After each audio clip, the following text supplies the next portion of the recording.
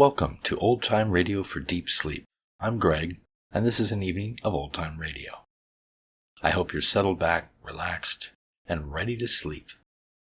A reminder that the screen fades to black at 30 minutes, and there are no mid-roll ads to disturb your rest. Let's dive into the first few OTR shows for you. Lux Radio Theater was one of the most popular drama anthology shows on radio, with top-notch writing, production values, and acting from some of Hollywood's biggest stars. Cecil B. DeMille began as the producer and host, followed by William Cayley and then Irving Cummings. It ran from 1934 to 1955 for 927 episodes. Here is the February 1st, 37 broadcast, Mr. Deeds Goes to Town, adapted from the 1936 film starring Gary Cooper and Jean Arthur. Both of them reprised their film roles in this radio version. Next, from Hollywood Players, or the Cresta Blanca Hollywood Players, Rebecca, starring Joan Fontaine and Joseph Cotton, originally broadcast on October 1st, 1946. The show had a cast of famous Hollywood stars that adapted famous films for radio. This one was based on the 1940 Alfred Hitchcock thriller, and Fontaine reprises a role from that film. And then one from the Silver Theater, that great old radio show that ran from 1937 to 1947, doing mostly original stories written for the show. It also featured famous Hollywood actors, such as James Stewart, Rosalind Russell, Helen Hayes, Mickey Rooney, and many, many more. The name derives from its sponsor, the International Silver Company. Here is Train Ride from May 7, 1939, starring Joan Crawford. Now settle back, close your eyes, and sleep. Hollywood, California, Monday, February 1st. The Lux Radio Theater presents Gary Cooper and Jean Arthur in Mr. Deeds Goes to Town with Lionel Sander. Lux presents Hollywood. Tonight, the makers of Lux Flakes bring you Gary Cooper, Jean Arthur, and Lionel Sander. As special guests, Sidney Skolsky, nationally known Hollywood columnist, and Fay Gillis, noted aviatrix and foreign correspondent. Our producer, Cecil B. DeMille. Our conductor, Louis Silvers. Welcome, everyone, to Hollywood and to another hour in the Lux Radio Theater. And now, before introducing Mr. DeMille, I'd like to share with you a letter from a California woman, one of our unseen radio audience, Mrs. Roberta Hurst of San Jose. I'd like to thank you not only for the treat you give us on the air Monday night, but for the boon Luxes to my household. I use Lux Flakes for all my lingerie, all fine laundering, and for dishes. In every instance where my hands come into contact with soapy water. I'm sorry we cannot give you the rest of Mrs. Hurst's enthusiastic letter, but I'd like to emphasize one point. Lux Flakes do protect the woman's hands just as they protect fine fabrics. So why not use Lux for all soap and water jobs, especially dishwashing? Lux protects the natural oils of the skin, leaves your hands soft and white. Start using Lux Flakes for your dishes tomorrow. And now, we present Hollywood's foremost producer. Ladies and gentlemen, Mr. Cecil B. DeMille.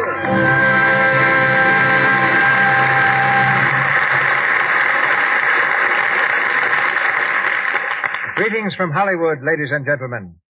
Gary Cooper and Jean Arthur were born to the roles they play tonight. Mandrake Falls, where our play opens, might have been any one of the prairie towns Gary once called home, while the town Mr. Deeds goes to is the town Jean Arthur came from, New York. As Babe Bennett, Jean writes lines for a New York paper, while before she came to Hollywood, she delivered lines from a New York stage. Longfellow Deeds devoted his spare moments to writing greeting card poetry. Gary also likes to use a pencil, but instead of making rhymes, he draws pictures. He confided to me that his artistry is merely a case of advanced doodling, which had its beginning when he filled in all the O's in his third-grade reader. Their work in Mr. Deeds convinced me that Mr. Cooper and Miss Arthur were definitely the stars I wanted for the roles of Wild Bill Hickok and Calamity Jane in our picture, The Plainsman. I knew that Gary, raised in a saddle, could be as western as sagebrush in the setting sun. Whatever hesitation I might have had about Jean Arthur was dispelled when I saw her practicing to snap a 15-foot bullwhip around a cowboy's wrist to make him drop a bottle. By letting her use my outstretched arm as a target, Jean had the chance to do what many stars have wanted to do, whip a director. Lionel Stander, in resuming his role of Corny Cobb, gives us another member of the original cast, together with the celebrated Pixelated Sisters. Mr. Deeds has been voted the best comedy of 1936 by the New York critics, a well-deserved feather in the cap of Columbia Pictures and director Frank Capra. We've had both its brilliant author and adapter on this program, Clarence Buddington Kelland and Robert Riskin. Now, we present the stars and the story. Ladies and gentlemen, Deluxe Radio Theater Spotlights, Mr. Deeds Goes to Town, starring Gary Cooper and Jean Arthur with Lionel Stander. Our story begins in the little town of Mandrake Falls, population 600. On the porch of an old-fashioned frame house, two men are waiting for an answer to their knock. They're clearly out of their element here, clearly city folks.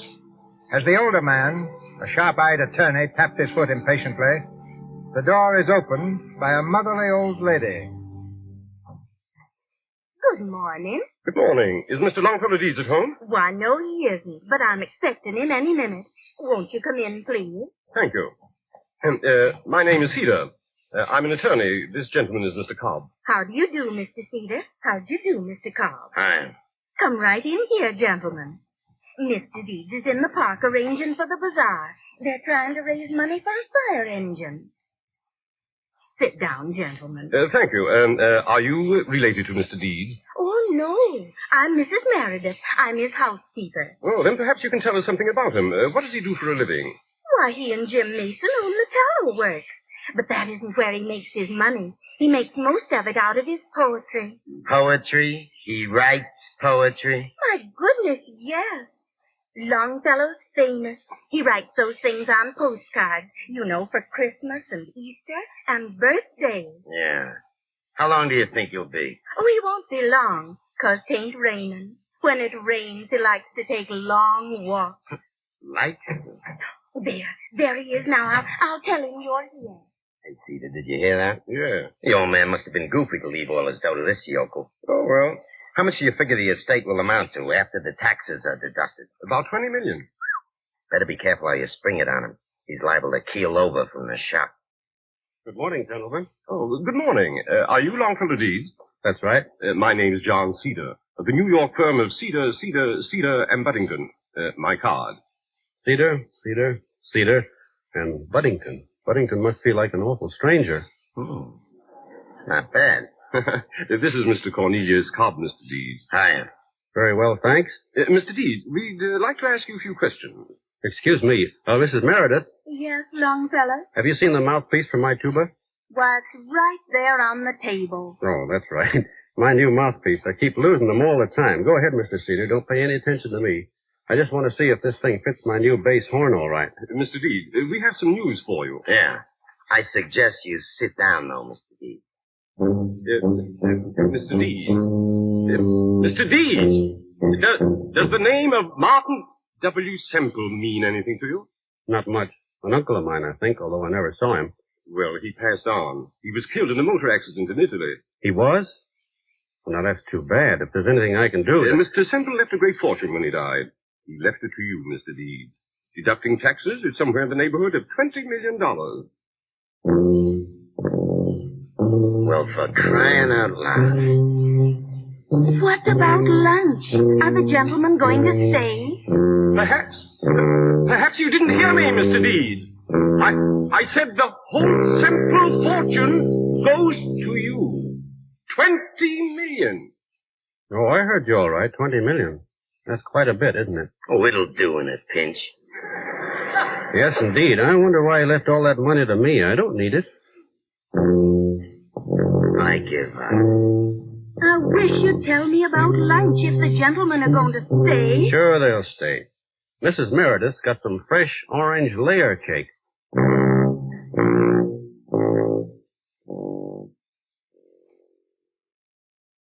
Some more coffee, Mr. Cedar? No thanks. You see, Mr. Deeds, Cobb here is an ex-newspaper man. Been associated with your uncle for years, as a sort of buffer. Buffer? Yeah, glorified doormat. You see, rich man needs someone to keep cranks away. Cedar, and Buddington. It's funny I can't think of a rhyme for Buddington. Why should you? Oh, whenever I run across a funny name, I always like to poke around for a rhyme. I've got one for Cobb. Huh? There once was a man named Cobb who kept Semple away from the mob. Came the turn of the tide, and Semple, he died. Now, poor Cobb is out of a job. Sounds like 2 weeks' notice to me. Huh? I've gotten a sackaroo in many ways, but never in rhyme. Oh, no. I didn't mean that. I'm sure I'm going to need your help. Are you married, Mr. Deeds? Who, me? No. He's too fussy. That's what's the matter with him. There are a lot of nice girls in Mandrake Falls who are just dying to... Don't pay any attention to her. Oh, he's got a lot of fool notions about saving a lady in distress. Is saving a lady in distress, huh? Well, we all have those dreams when we're young. Well, we'd better get started. You'll have to pack, Mr. Deeds. What for? You're coming to New York with us. When? Tonight, 6 o'clock train.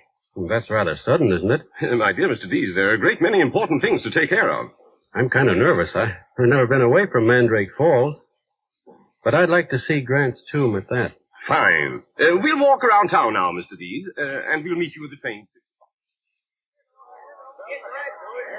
Once more now, boys, a farewell song to Longfellow Deeds, the pride of Mandrake Falls.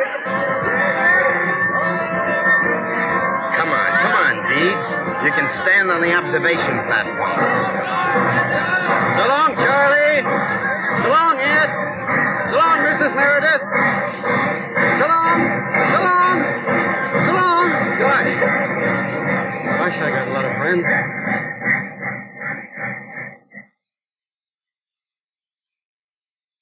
Cedar and Buddington. One moment, please. Good morning.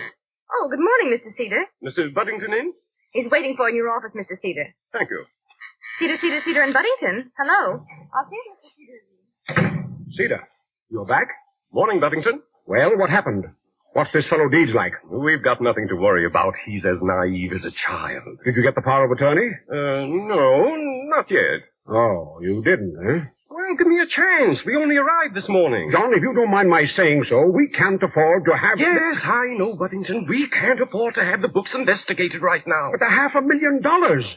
Goodness me, where are we going to get it? Will you stop worrying? Just relax and leave it to me. Those books will never leave this office. Well, I hope not. If they ever do, we'll all land in jail. Listen, I'm going to see Deeds this afternoon. I'll have that power of attorney the first thing in the morning. Leave it to me. I tell you, Buddington, the boy's a simpleton.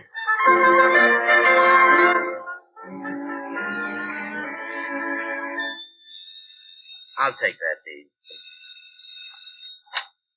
Hello? No. I said no. We ain't got any statements to make. Mr. Deeds has taken over his uncle's Fifth Avenue mansion, that's all. That was the press.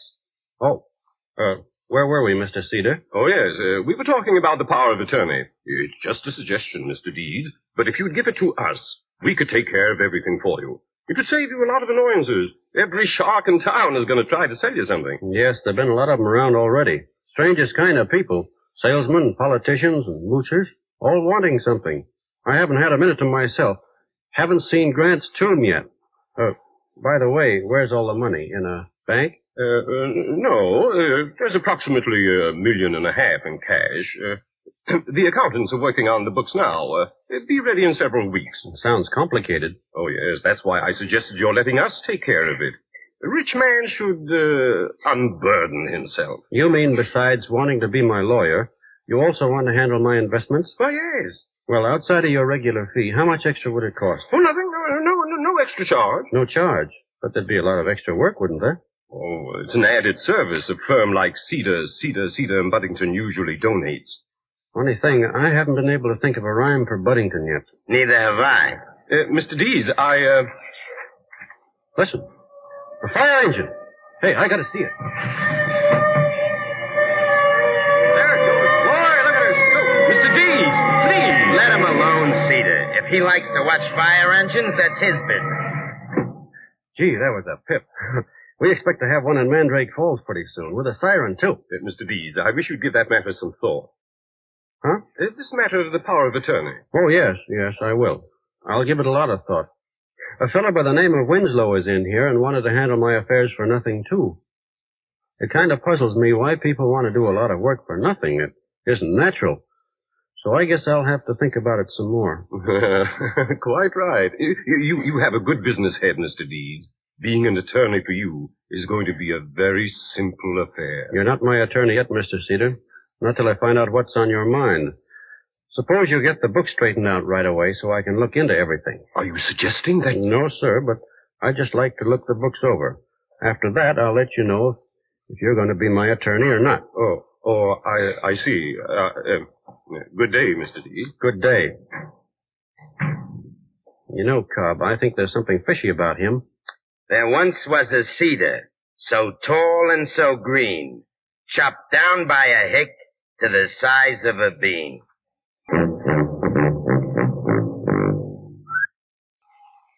New York Evening Mail. Hello? New York Evening Mail. Mr. McGowan, one moment. I'll connect you. Hello? New York Evening Mail. Hello, McGowan speaking. Oh, hello, Mr. Hines. Yeah? Yeah, sure, Mr. Hines. I'll get something on him right away. Well, that was a boss again, babe. He's yelling murder.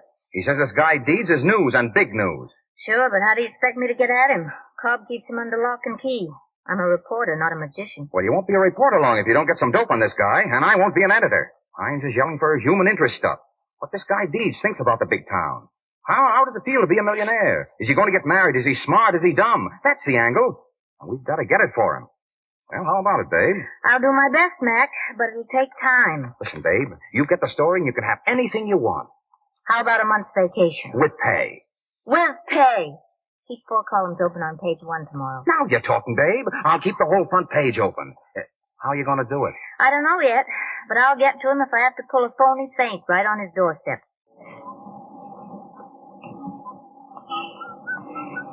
Hey, what's the matter here? Are you hurt, miss? Oh. Here, let me help you up. I must have fainted on the steps. I sat down for a moment and, I'm sorry. Can I help you? No, thank you. I'm all right. Well, this is my house. I'd like to... Oh, no, really, I'm all right. What happened? Well, I guess I walked too much. Been looking for a job all day. I found one, too. I start tomorrow. Oh, you've been very kind. Goodbye. Please, you must let me help you. I'm sorry. Have you had your dinner? Dinner? Why, isn't that funny? I forgot to eat. Forgot? Oh, yes, I do that lots of times. I just get to thinking about something and I forget. Well, look. I'm going to a place called Tulio's, and I think you better come along, too.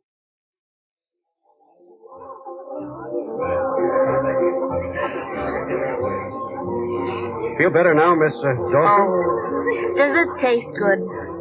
I don't know how to thank you, Mr. Deeds. I wish you'd let me help you some. Please. I asked you not to talk about it. I'm sorry. You know, you're the first person I've met in New York who didn't want something. Tell me more about yourself. Well, I've told you everything. My folks live in a small town near Hartford. I'm here alone trying to make a living. I'm really a nobody. You were a lady in distress, weren't you? What?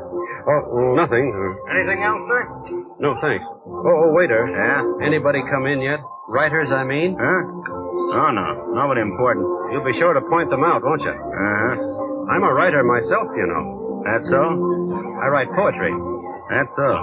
Well, I'll let you know. Thanks. He's a nice fellow, isn't he? Yes. Well, you've had quite an exciting time since you've been here, haven't you? All those meetings and business deals and society people. Aren't you having fun, Mr. Deeds? No, at least I didn't. Not till now. I like talking to you. It's funny, my finding you right on my doorstep. Yes, wasn't it? Oh, Mr. Deeds. Yes? Brookfield just came in. The poet? Where? Right over there. Look, Miss Dawson, there's Brookfield, the poet. Really? Yeah, who's that with him, waiter? Canterbury and Morrow. Canterbury and Morrow. Why, they're famous authors. Great liberals. Not with their tips, they ain't. Gee, that's marvelous. Right here in the same room with me. Gosh, I wish I could meet them. Well, I might be able to fix it for you. Could you? Sure. I'll be right back. You hear that, Miss Dawson? I'm going to meet them. Talk to them. Gosh, what a night. Deeds. Mr. Deeds, wake up, sir. It's late. Shut it off. Shut that alarm off. Yes, sir. Oh. It's very late, sir. 11 o'clock. In the morning? Yes, sir. You're my butler, aren't you? Yes, sir. I just wanted to make sure. If you permit me to say so, sir, you were out on quite a party last night. Was I? Oh, yeah. My head feels like it. Has Miss Dawson phoned? No, sir. She was a lady in distress, Walter, but she wouldn't let me help her. She's got pride. I like that. Deeds, Oh, hello, Cobb. I gotta speak to you right away. Get some coffee, will you please, Walter? Very good, sir. Now listen, where were you last night? Why, I met a young lady, Miss Dawson. Went to Tulio's. Did you sock somebody there? A poet? Yeah, a fellow named Brookfield. Why? Why? Well, I thought I'd better teach him some manners. You see, he invited me over to his table, but after I got there, I found out he only wanted to make fun of me. So you up and socked him? Not very hard. He said some things in front of Miss Dawson that I didn't like. Go on. After you socked him, what happened then? Well, another writer there, he was in the same party. He congratulated me. He said Brookfield should have been socked long ago. Well, this other writer, he invited me out to see the town, so we went. Yeah. And then what happened? Well, it's a little hazy after that. Well, take a look at the newspapers. They ought to refresh your memory. Look. Cinderella Man on spree. Punches literary light at Tulio's. Shows big city how to cut up. Holds up traffic at 3 a.m. feeding donuts to horses. Cinderella Man. What do they want to call me that for? They'd call you anything if you give them half a chance. They got you down for a sap. I think I'll go down and punch the editor on the nose. No, you don't. Listen, get this clear. Punching people is not the solution to anything. Sometimes it's the only solution. Not editors. Take my word for it. Not editors. But what about this Cinderella Man? That's my job. I'll keep that stuff out of the papers if you'll help me. But I can't do anything if you go around talking to people. Please, will you promise me to be careful from now on? Yes. I guess I'll have to. Thanks. If you feel the building rock, it'll be me blasting into this editor. Oh, excuse me, Mr. Cobb. Your coffee, Mr. Deeds. Thanks. You know, Cobb's right, Walter. I mustn't talk to anybody. Miss Dawson just called, sir. Who? Miss Dawson? She's on the phone now, sir. Fine, I'll talk to her. Hand me the phone, quick. And remember, Walter, I've got to play safe. She's the only one I'm going to talk to from now on.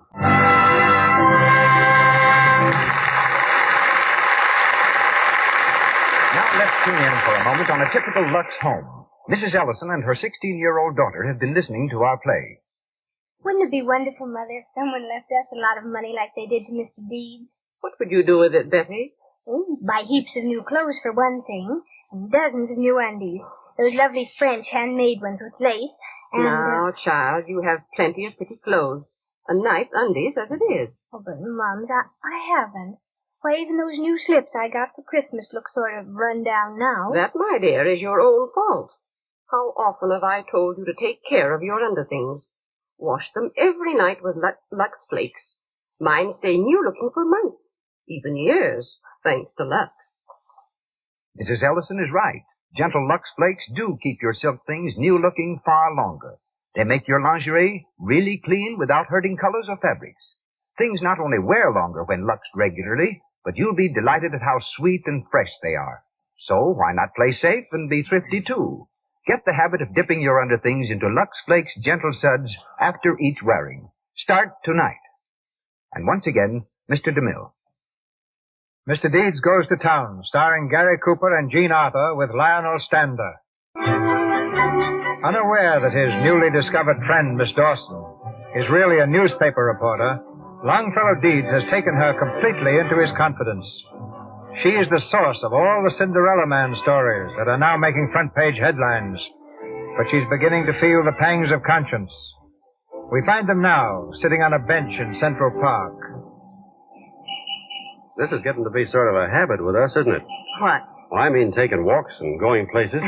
Yes. Here you are, people. Read all about it. Cinderella Man plays the tuba. To give reception to society. Read all about it. Cinderella Man There they go again. Cinderella Man. Does it hurt you so very much? I don't know. I've tried not to worry about it. They'll write those articles till they get tired. Only, I don't understand. Why do people have to go around hurting each other? Why don't they try liking each other for a change? You know, you said something when you met me, something I've thought about a great deal. What's that? You said I was a lady in distress. Oh, that. What did you mean by that? Oh, nothing.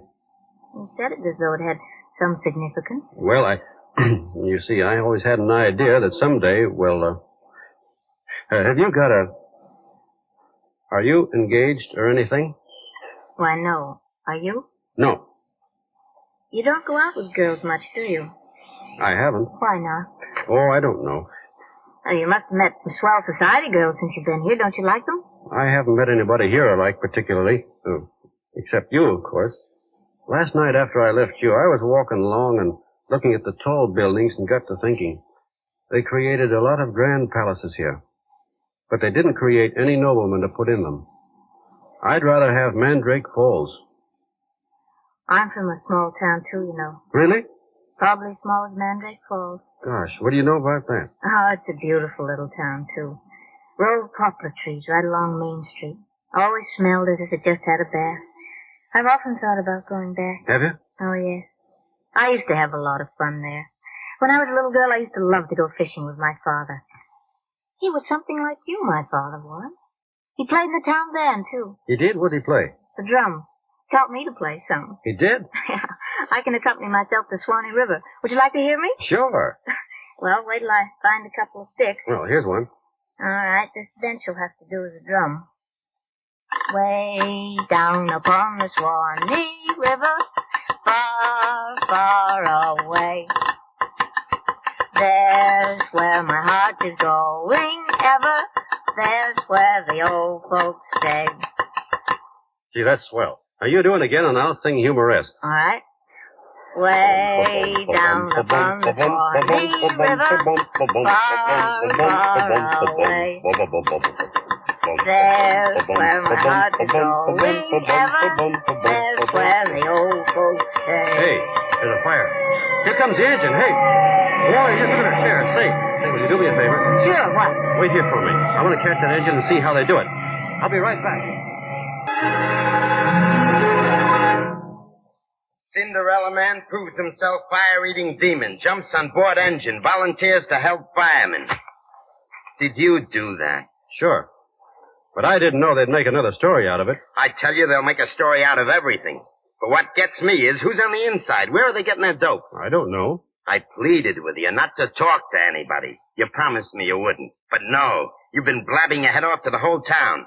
What have you been doing every night? Going out? So I noticed. You're not going out tonight, I hope. Yes? Why? Have you forgotten you've got a reception here? All the society people in town are coming. Gosh, that's right. I forgot. Well? I had an appointment. I was going to meet somebody for dinner. You can't dodge your own reception. It ain't etiquette. No, I suppose not. Only... Only what? Well, let me think it over. I'll let you know. Oh, it's you, Mr. Deeds. Hello. Can I come in? Of course. Oh, I didn't expect to see you this evening. I didn't think you could get away with your reception and everything. Oh, I wouldn't let them stop me from seeing you. I threw them out of the house. You threw them out? You mean bodily? Yes. They got on my nerves, so I threw them out. I guess that'll be in the paper tomorrow. Something else for them to laugh at. Yes, I suppose it'll have to be in the papers. I don't mind, though. I had too much fun doing it. Sit down. Thanks. I can't stay long, though. It's pretty late. It's all right. Is there anything wrong? No, why? Well, you just look sort of funny. I mean, sad. I get that way sometimes. How's everything going? Not so good. I'm finding things out. A lot of things. What? Well, first of all, it's not so much fun being a millionaire. I wouldn't mind if they'd let me alone, but you know how it is. Yes. I once had an idea I could do something with the money. Some good, I mean. But to keep me so busy here, I didn't get to figure anything out. I guess I'll think of something when I get home. Oh, you're going home? Well, a man ought to know where he fits in. I just don't seem to fit in around here. Mary? Yes? I was thinking of... Well, I wish you could come to Mandrake Falls sometime. Me? Yes. You know, within a couple of miles of my house, you can find nearly every kind of tree and bush and flower in the world. I used to spend hours in the woods just hiking around. It was wonderful. I'd generally take a girl with me. A girl? No, not a real one. I'd make one up, just to have somebody to talk to. She was beautiful, too. I always knew that someday I'd meet her. Mary. Oh, wait a minute. You said you found things out. Oh, so have I. The town gets you somehow. It makes you coarse, unfeeling. Done it to me. You? Listen, dear. Don't let anybody hurt you anymore. They can't. You're too real. And you go back to Mandrake Falls. You belong there. These stories about you will stop. They'll stop right now. Mary. Yes. Remember that poem I told you about? The one I was writing about you? Well, it's finished. Would you like to read it? Of course. It's to you. But you don't have to say anything after you read it. You can tell me tomorrow what you think. I tramped the earth with hopeless feet, searching in vain for a glimpse of you. Then heaven thrust you at my very feet, a lovely angel, too lovely to woo.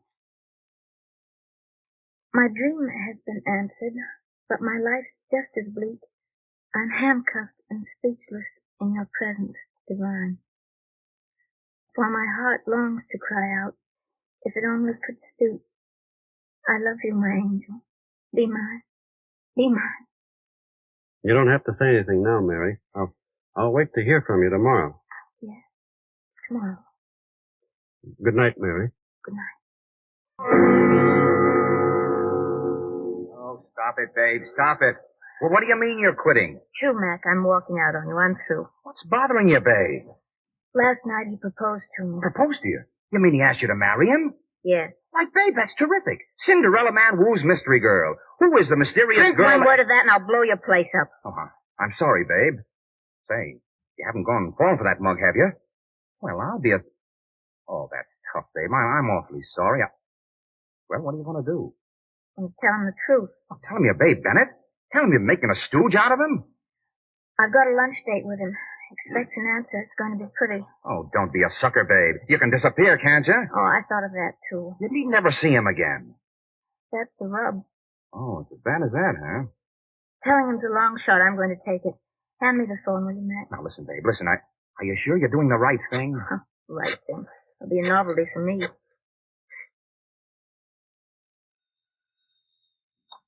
Hello?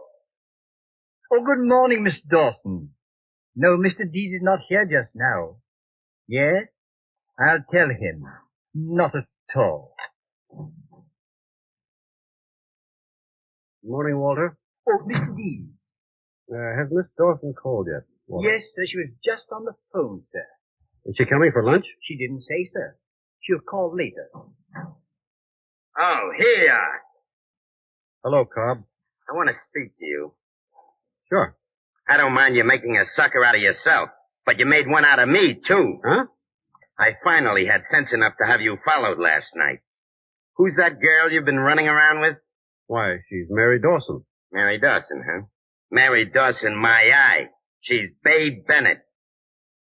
Babe Bennett? Yeah, she's the star reporter on the Mail. And every time you opened your kisser, you were giving her another story. That's the dame that slapped the moniker on you, Cinderella Man. You've been making love to a double dose of cyanide. Shut up. Get me the newspaper on the phone. Sure. Hello?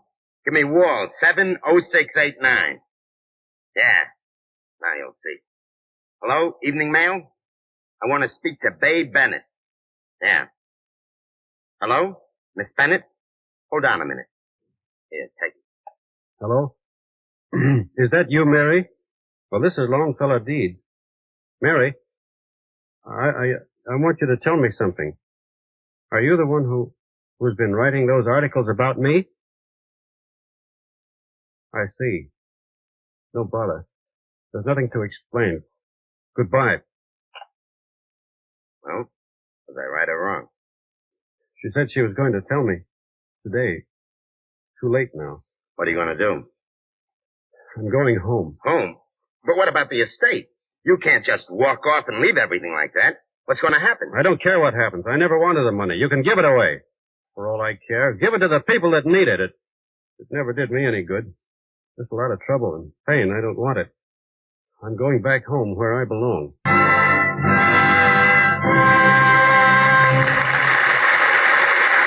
We pause for station identification. This is the Columbia Broadcasting System.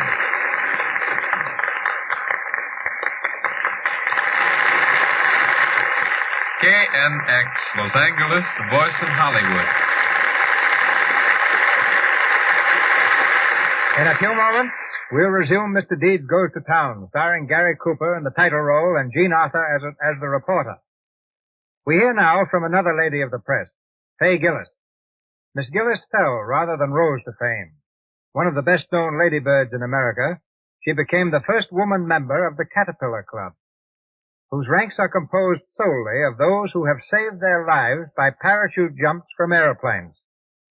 When Wiley Post made his record-breaking flight around the world, it was Miss Gillis who met him in Siberia with food and fuel, the place occupied by Will Rogers, and his tragic flight with Wiley Post was relinquished to Mr. Rogers at the last moment by Miss Gillis.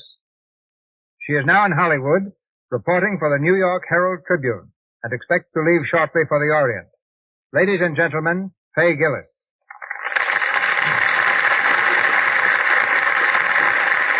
Thank you, Mr. DeMille. Becoming a member of the Caterpillar Club, Miss Gillis, must have been a very exalting experience. On the contrary, it was decidedly a come-down. I still think flying is the safest means of transportation and use commercial planes whenever I can. But I've had to give up private flying temporarily because it's too much of a luxury. Oh. Which do you consider the most important syllable of luxury? Lux, of course. Oh. And I'll never give that up. In fact, I carry it with me wherever I go, though it's hardly necessary anymore, for I find it everywhere, from Vladivostok to Pamanoke and Java. By the way, here's another use for Lux Flakes. Washing leopards. I've had my pet leopard Snooks ever since she was a little bundle of fur caught in the African jungle, and she's with me now in Hollywood. Snooks has the most beautiful coat you ever saw. There's a reason. Since babyhood, she's had a bath twice a month with Lux Flakes and loves it. Trying to put Lux on the spot, huh? Faye, you must find Hollywood rather dull after reporting wars, coronations, and other exciting events. Why, no. When my feet start itching, I can take a trip around the world by touring the studios. I can visit Tibet on the Columbia lot, where Harry Cohen has erected spectacular Shangri-La for Lost Horizons, the magnificent new film directed by Frank Capra, who also directed the screen version of tonight's play, Mr. Deeds. I can visit Naples on the set of Dodsworth, India and Afghanistan in Shirley Temple's new film, Wee Willie Winkie, Berlin in The Road Back, Westminster Abbey in The Prince and the Pauper, Dublin in The Plough and the Stars, and China in The Good Earth. And now, thanks very much, Mr. DeMille. I'll be seeing you at Paramount before long, slinking through the bayous of Louisiana with Lafitte, the buccaneer. Good night, Globetrotter. Mr. Deeds Goes to Town, starring Gary Cooper and Jean Arthur with Lionel Stander.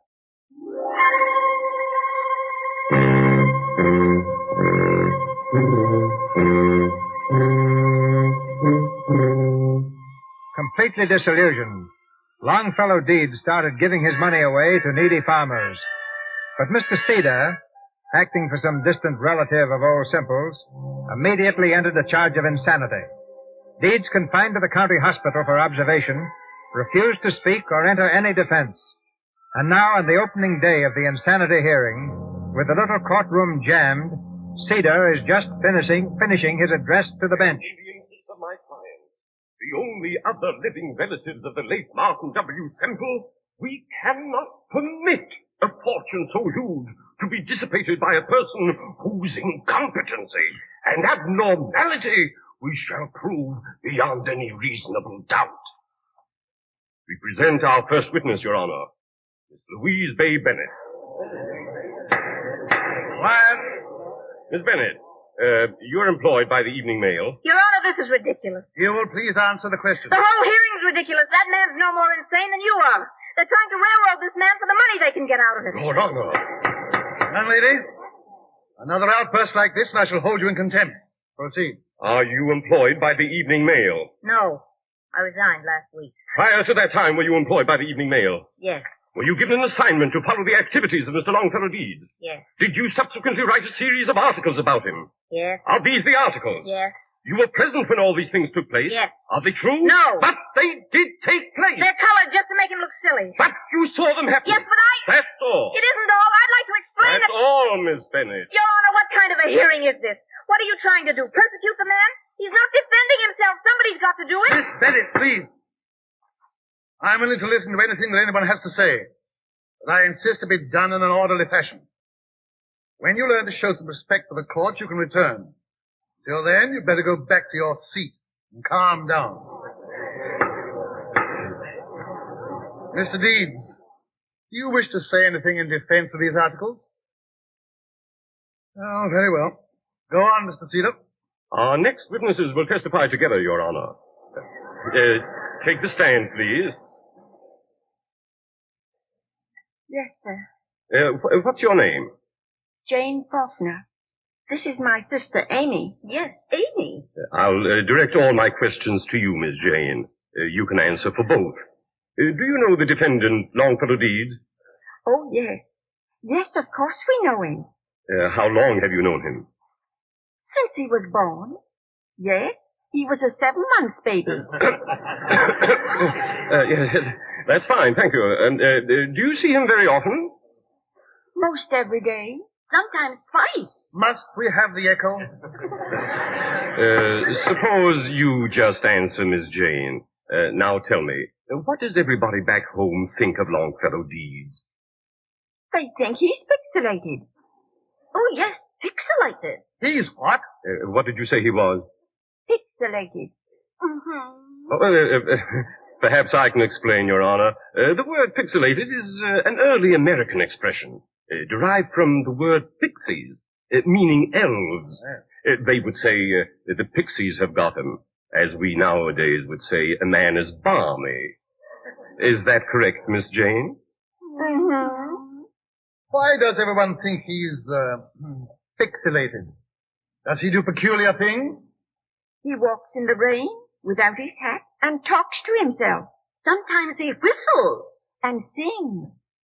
He always runs in the house when we see him coming. He sure is pixelated. Oh, yes, he's pixelated all right. Thank you, ladies. Thank you. That'll be all. You see, Your Honor, the man's actions speak for themselves. I have one more witness whom I'd like to present at this point. Dr. Emil Fraser, the eminent Austrian psychiatrist. Dr. Fraser, will you give us your opinion, please, in simple terminology, if possible? Certainly. It is my opinion that Longfellow Deeds is a manic depressive. In cases of this kind, patients sometimes go on for years before they are detected. Why is that, Dr. Fraser? That is because their moods change so quickly and so often. First, they are extremely depressed, melancholy. Then the mood changes again in the other direction until they reach a state of high exaltation. Here, everything is fine. Here, the world is beautiful. How would you say, Dr. Fraser, that this applies to Mr. Deeds? The symptoms are obvious. When he is on top of the wave, he plays his tuba, writes his childish poems, chases fire engines in his desire to help humanity. This is contrasted with his present mood, which is so low that even the instinct for self-preservation is lacking. Another significant point was his desire to give away every bit of his fortune. Oh, yes, there's no doubt. He is an obvious case of manic depressive. Thank you, Dr. Fraser, thank you. That is all, Your Honor. Deeds, you're not going to let him get away with this, are you? At least let me ask for a postponement. Cedar will settle out of court for $2 million. He told me that. Mr. Deeds, before I arrive at a decision, isn't there anything you want to say? Come on, don't be a sucker. Oh, very well, if you won't speak. Mr. Deeds, in view of the testimony, I think it advisable for your own safety that you be sent to a state hospital. You need medical attention, Mr. Deeds. Perhaps in a little while... No, wait a a minute. You can't do it. Please, you've got to make him talk. Let me try. Darling, please. I know everything I've done. I know how horrible I've been. If you'll never see me again, no matter what happens, do this for me. Miss Bennett, please. You said I could speak. You said I could have my say if I'm irrational. I'm rational. I'll take the witness chair. Your Honor, what she's saying has no bearing on the case. Let her speak. I know why he won't defend himself. That has a bearing on the case, hasn't it? He's been hurt. He's been hurt by everybody he's met since he came here. Principally by me. He's been the victim of every conniving crook in town. The newspapers pounced on him, made him a target for their feeble humor. I was smarter than the rest of them. I got closer to him so I could laugh louder. Why shouldn't he keep quiet? Every time he said anything was twisted around to sound imbecilic. He can thank me for it. Your Honor, this is preposterous. Certainly I wrote those articles, but I stopped writing them when I found out what he was all about. When I realized how real he was. When I found out he could never fit in with our distorted viewpoint, because his was honest and sincere and good. If that man's crazy, Your Honor, the rest of us belong in straitjackets. This is absurd, Your Honor. The woman is obviously in love with him. What's that got to do with it? But you are in love with him, aren't you? Yes!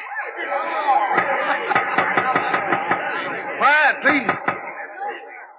In the interest of this defendant, I've tolerated a great deal of informality. If there's one more outburst, I shall have the courtroom cleared. Your Honor, I'd like to put in my 2 cents. I've known this man, Quiet. fellow. Sit down. Your Honor, Yes, Mr. Deeds? I'd like to put in my 2 cents worth. Go ahead, Mr. Deeds. Well, I don't know where to begin. There have been so many things said about me. Of course, Mr. Cedar has a right to think I'm loony. I once considered paying him $100,000 a year for his services.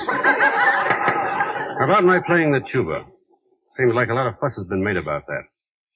If a man's crazy just because he plays the tuba, somebody better look into it, because there are a lot of tuba players running around loose. Of course, I don't see any harm in it. I play mine whenever I want to concentrate. That may sound funny to some people, but most everybody does something silly when they're thinking. For instance, the judge here is an O filler. What? An O filler. You fill in all the spaces in the O's with your pencil. I was watching you. Proceed, Mr. Deeds. Yes, sir. Well, that may make you look a little crazy, Your Honor, just sitting around and filling in O's, but I don't see anything wrong because that helps you think. Other people are doodlers. Doodlers? Well, that's a name we made up back home for people who make foolish designs on paper when they're thinking. It's called doodling. Almost everybody's a doodler. Did you ever see a scratch pad in a telephone booth? People draw the most idiotic pictures when they're thinking. Dr. Fraser here could probably think up a long name for it, because he doodles all the time. I picked up this paper he was scribbling on. I can't figure out what it is. One minute it looks like a chimpanzee, and the next it looks like a picture of Mr. Cedar. Quiet, please. Quiet. Looks kind of stupid, doesn't it, Judge? But I guess it's all right. If Dr. Fraser has to doodle to help him think, that's his business. Everybody does something different. Some people are ear pullers, some are nail biters. Mr. Cedar is a nose twitcher. See him? So you see, Your Honor, everybody does funny things to help them think. Well, I play the tuba. Your Honor, this is becoming farcical. I suggest Mr. Deeds dispense with his side remarks. Let him stick to facts. Be quiet, please. Go on, Mr. Deeds. Now, about the Faulkner sisters. That's funny. I mean, about Mr. Cedar going all the way to Mandrake Falls to bring them here. Do you mind if I talk to them? Not at all. Jane, who owns the house you live in? Why, you do, Longfellow. Yes, you own it. Do you pay any rent? No, we don't pay any rent. Good heavens, no. We never pay rent. Are you happy there? Oh, yes. Yes, indeed. Now, a little while ago, you said I was pixelated. You still think so? Oh, yes. You've always been pixelated, Longfellow. Always. No, that's fine. I guess maybe I am. Now tell me something, Jane. Who else in Mandrake Falls is pixelated? Come on. Who else in Mandrake Falls is pixelated? Why, everybody in Mandrake Falls is pixelated. Except us. All except us. There's just one more question. Do you see the judge here? He's a nice man, isn't he? Mm-hmm. Do you think he's pixelated? Oh, yes. Yes, indeedy. Well, that's all, ladies. You haven't touched on the most important thing, Mr. Deeds. This rather fantastic plan of yours to want to give away your entire fortune is, to say the least, most uncommon. Well, I was getting to that, Your Honor, of course. I don't know why all this hullabaloo has been raised about my giving the money away. The plain fact is I don't want it. I never earned it, and so far it's brought me nothing but hard luck. Now, my idea was very simple. I was going to give each farmer who needed help 10 acres of land, a horse, a cow, and some seed. And if they work the farm for 3 years, it's theirs. Now, if that's crazy, maybe I ought to be sent to an institution, but I don't think it is. And what's more, Mr. Cedar doesn't either. Right before the hearing started, he offered to call the whole thing off if I made a settlement with him for $2 million. So you see, he wouldn't think I was crazy if he got paid off. It's a lie. Mr. Deeds is drawing on his warped imagination. You will please permit Mr. Deeds to finish? Anything else, Mr. Deeds? No. Yes. There's one thing more I'd like to get off my chest before I finish. Go ahead, Mr. Deeds. Thank you. Mr. Cedar, I've tried to teach a few people some manners here lately. You're next. Don't sock him, Deeds. Don't!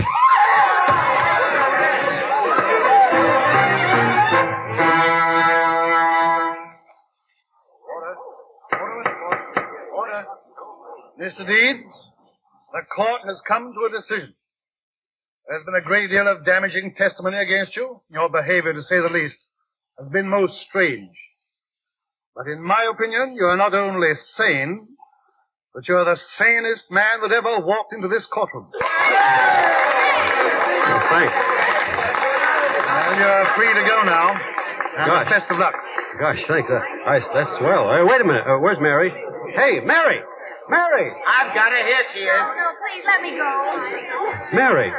You don't want to speak to me. Yes, I do. I can leave now, Mary. Look, the judge said so, and I'd like you to come with me back to Mandrake Falls. Mandrake Falls? Will you, Mary? Mandrake Falls? Don't get hysterical, kid. It ain't as bad as that. It's a beautiful place. I know it is. And I'd love it. Oh, gosh, Mary. Well, I guess that's settled. I'll get the tickets and pack up your things, Deeds. Gosh, you're wonderful, Mary. I said I'll get the tickets and pack up your things, Deeds. Huh? Oh, thanks. And Cobb. Yeah? Don't forget my tuba, will you?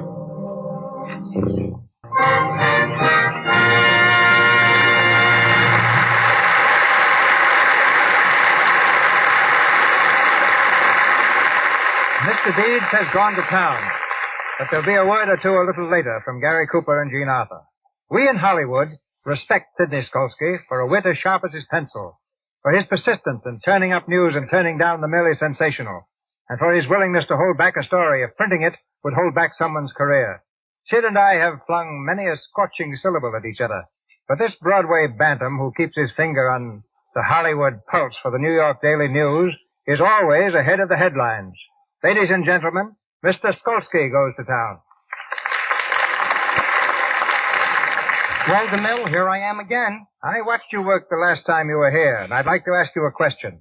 What is a columnist? That's a little difficult. Columnists are born, not made. You're the perfect size for a columnist. You're just tall enough to reach the keyhole. I like that line even when I used it. You columnists know everything, don't you? I know enough to know that while peeping through keyholes, I have observed the wardrobe departments in all leading Hollywood studios using Lux Flakes to wash the silk stockings of the movie actresses. Very nice, Skolsky. If you'll answer my question, what is a columnist, I'll let you get on with your specialty. All right. A columnist is the only person who is minding his own business when he is minding your business. Good enough, Mr. Skolsky. Now, go to town. I hope I don't have any detours. Hollywood is a place where Carol Lombard doesn't close her dressing room door, where Myrna Loy, while waiting on the set to play a sophisticated lady, knits. It's a town where a producer, advised to take a trip around the world, said, "No, there are plenty of other places I'd rather see first." It's a town where a sign on the road to Gene Harlow's house reads, "Danger, curves ahead." Where Harpo Marx declared that he wanted to keep his marriage a secret until after the divorce. But don't get me wrong, I love Hollywood. Hollywood is a place where the billboards read, "Garbo loves Taylor." But Greta would like you to know that that they should read Taylor Loves Garbo. It's a town where Grace Moore stands in an evening gown and cooks, where a person whispering a secret says, I'll tell you this if you promise to let it go further. Where Simone likes the gags about her name and gave her boyfriend, John Swope, a watch inscribed to Swope. Where James K. McGinnis, when invited to dinner by an actor he didn't like, answered, I'd like to go, but I have a previous engagement, which I will arrange as soon as possible. But don't get me wrong, I love Hollywood. Hollywood is a place where Ginger Rogers, after dancing all day with Fred Astaire, goes dancing at the Trocadero with James Stewart for fun. It's a town where Jack McGowan sits on a permanent New York street at Metro and wishes he were in California. It's a town where Joseph von Sternberg presses a button in his house and creates the effect of rain beating on the roof. Where a Hollywood biggie complained to his wife saying, I work for you, I slave for you, and what do I get? Nothing but thanks. But don't get me wrong, I love Hollywood. Hollywood is a place where Joan Crawford always has a favorite dish for every guest at dinner, where William Powell, the Thin Man, hates detective stories. It's a town where a bank on Hollywood Boulevard advertised picture night and gave away a 7-reel film with every deposit. It's a town where Billy Rose, on his way to stage the Texas Centennial, declared, Boys, I'm going to make Texas the biggest state in the Union. Where Ernst Lubitsch said to a group of writers, now what this scenario needs is a scene with a typical Lubitsch touch. Got any suggestions? But don't get me wrong, I love Hollywood. Hollywood is a place where Mary Astor sat in the Brown Derby gaping at a tourist. Where the Earl of Warwick was suggested for the role of an Earl in Parnell, who was turned down because he wasn't the type. It's a town where you can wear a Palm Beach suit with woolen underwear. Where Robert Taylor's landlady reduced his rent because she wanted Robert Taylor in the house. Where Groucho Marx, on meeting an actress, said, I never forget a face, but I'm going to make an exception in your case. But don't get me wrong, I love Hollywood. Thanks. Good night. Good night, Mr. Skulski. Once more, our stars. Ladies and gentlemen, Gary Cooper and Jean Arthur. This has been great, and I've had a swell time. Not at all, Gary. The pleasure's been mine. In case you don't know it, you're talking in rhyme. Maybe that's just what this interview needs. It must be the spirit of Longfellow Deeds. Excuse me for breaking the meter, Mr. DeMille, but this program doesn't need a thing, not even that elegant poetry. As one of your most loyal Monday nighters, I think the Lux Radio Theater is one of the finest contributions that's ever come from Hollywood. Mr. DeMille, this is the first time the three of us have been together since we made The Plainsman. The Fade Out on The Plainsman. What have you been doing? Well, I'm preparing to film The Buccaneer, the story of Jean Lafitte. How about playing that pirate for me, Gary, if you're free? Well, there's nothing I'd like better. I've been getting my sea legs now, playing in Souls at Sea, but I see Mr. Ruick approaching, so it must be time for me to get along. Thanks for this opportunity to appear again on what I think is the air's #1 program. Good night. Good night, Mr. DeMille. Good night, Wild Bill. Good night, Calamity Jane. Ladies and gentlemen, this is your announcer, Melville Ruick. Before Mr. DeMille tells us of next week's play and stars, may I say that Mr. Cooper and Mr. DeMille appeared through courtesy of Paramount Pictures, Mr. Stander, Columbia Pictures, and Mr. Silver's 20th Century Fox, where he was in charge of music for the new film On the Avenue. And now, Mr. DeMille. Next Monday night, the Lux Radio Theater brings you a story of love behind the throne. A story that starts in New York through the chance meeting of a young American with a strange and beautiful girl, then crosses the Atlantic to a tottering kingdom torn with revolt. Graustark, a tense drama of romance and royalty, starring Gene Raymond and Anna Sten with James Gleason. Our sponsors, the makers of Lux Flakes, join me in inviting you to be with us again next Monday night when the Lux Radio Theater brings you Gene Raymond and Anna Sten in Graustark with James Gleason.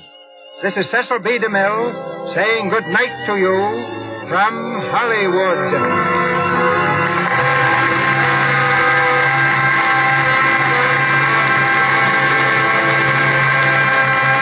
This is the Columbia Broadcasting System.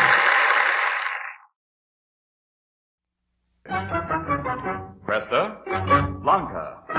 Cresta Blanca. Tonight, the Cresta Blanca Hollywood Players present Rebecca, starring Joan Fontaine and Joseph Cotton. The Hollywood Players, Each week, a great star. Each week, a great story. Tonight and every Tuesday night, Cresta Blanca brings you the Hollywood Players, a group of Hollywood's greatest stars. Claudette Colbert, Joseph Cotton, Betty Davis, Joan Fontaine, John Garfield, Paulette Goddard, Gene Kelly, and Gregory Peck. Presented for your enjoyment by a great name in wine, Schenley's Cresta Blanca wine. And for your enjoyment every day, Cresta Blanca presents a whole family of fine wines. Wines of every type for every taste.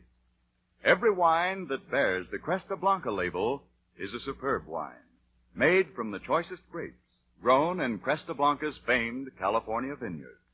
Each wine is carefully created for your pleasure by master winemakers. From the finest of the vines, Cresta Blanca wine. Now the Cresta Blanca Hollywood Players present Joan Fontaine and Joseph Cotton in Rebecca.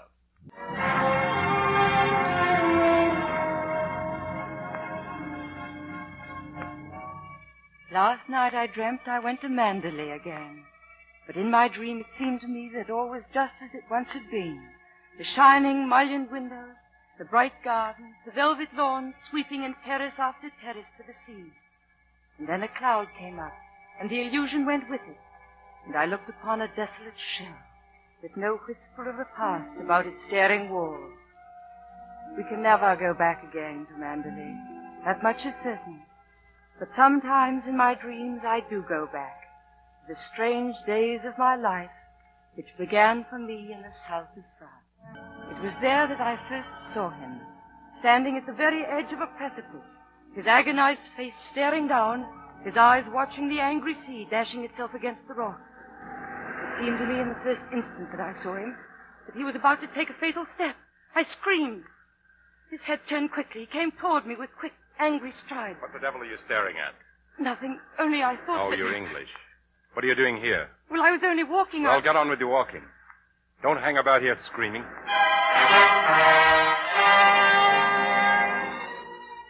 That was my first meeting with Maxim de Winter. I learned later that he had lost his wife the year before, and that he had come to Monte Carlo to forget. The days that followed were all too short to contain the happiness I had never heretofore known. For they were gay, carefree days, stolen from my employer, Mrs. Van Hopper, and spent in long drives and long walks with Maxim. And then it came to an end, for Mrs. Van Hopper decided suddenly to return to America. I could not bear the thought of leaving Maxim, yet somehow I found the courage and the strength to tell him. I've come to say goodbye. We're going to New York. Which would you prefer, New York or Mandalay? Oh, please don't joke about it. I'll repeat what I said. Please don't joke about it. I'll repeat what I said. Please don't joke about it. I'll repeat what I said. Hopper, or you come home to Mandalay with me. You mean you want a secretary or something? I'm asking you to marry me, you little fool. Marry you? Yes. Oh, but... If my suggestion doesn't go well, I'm sorry. Oh, but you don't understand. It's that, well, I'm not the kind of person men marry. What on earth do you mean? Well, I don't belong to your sort of world, for one thing. What is my sort of world? Well, Mandalay, you know what I mean. Well, I'm the best judge of whether you belong here or not. Of course, if you don't love me, that's the difference. Oh, I do love you. I love you most dreadfully. I've been crying all night because I thought I'd never see you again. All right, then, it's settled. My heart leapt with joy. I was to be Mrs. De Winter. We were married almost immediately. And then came the day that Maxim took me home as the new mistress of Mandalay. Here we are, darling. This is Matt. I'm glad to see you keeping well. Thank you, Fritz. How do you do, madam? And this is Frank Crawley. He manages things for me here. Oh, how do you do? I can't tell you how pleased I am for Maxim. Thank you. This is Mrs. Danvers. How do you do, madam? I have everything. Good of you, I'm sure. I didn't expect. I think we'd like some tea, Fritz. Ready? Cup of hot tea first, then you can run up and change. I've disposed of Madame's traveling suit. Do you wish me to help you put on this dinner frock, madam? Oh, please don't trouble. Yes, if you wouldn't mind, Alice. Very good, madam. Oh, Maxim, come in. Oh, good evening, Mrs. Danvers. Good evening, madam. I hope you approve the new decorations of these rooms, madam. Oh, I didn't know they'd been changed. I hope you haven't gone to too much trouble. I only followed out Mr. D.'s instructions. These rooms were never used much, except for occasional visitors. Oh, then these weren't Mr. De Winter's rooms originally? No, madam. He has never used the east wing before. As you can see, there is no view from the sea from here. The only good view of the sea is from the west wing. Mrs. De Winter's room. Oh. Well, this is a very charming room, and I'm sure I shall be most comfortable. If there is anything you want done, madam, you've only to tell me. Thank you, Mrs. Danvers. I suppose you've been at Mandalay for many years, longer than anyone else. Not so long as Frith. I came here when the first Mrs. De Winter was a bride. Mrs. De Winter. Mrs. De Winter. I soon learned that name wasn't mine. It belonged to the first Mrs. De Winter, Rebecca. Everywhere I turned, there were the indelible imprints of Rebecca's continuing hold on Mandalay and on Maxim. Everything, everyone reminded me always of Rebecca, and most especially Mrs. Danvers. When I started for a stroll after breakfast, it was Mrs. Danvers who informed me. Mrs. De Winter always did her correspondence right after breakfast. When I made out the menus, it was Mrs. Danvers again who pointed out. Mrs. De Winter was most particular about sauces. When I started to light a fire in the library one morning, it was she who stopped me. Mrs. De Winter never permitted the fire to be lighted in the library until afternoon. Always Mrs. De Winter, the first Mrs. De Winter. Rebecca's monogrammed R was on the notepaper in the morning room. The name Rebecca engraved on the address book in her desk. Rebecca's initials on the glasses, dinner service, the silver. Everywhere Rebecca, Rebecca, Rebecca. Even Maxim changed with the passing weeks.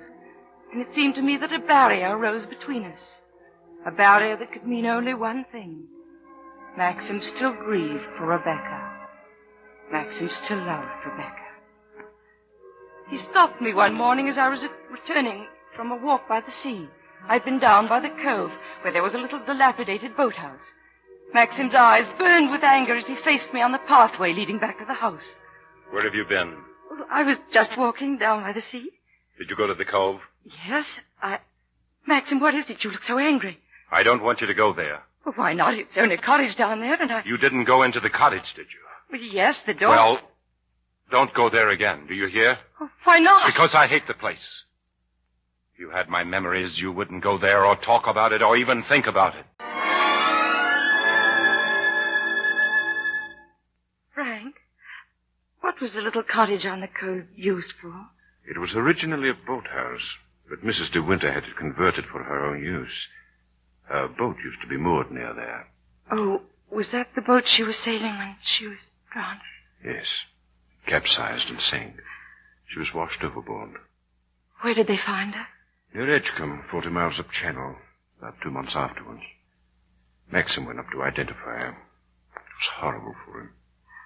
Frank, may I ask you just one more question? Well, certainly. What was Rebecca really like?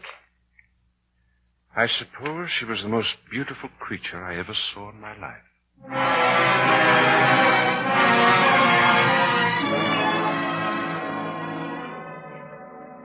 She was beautiful.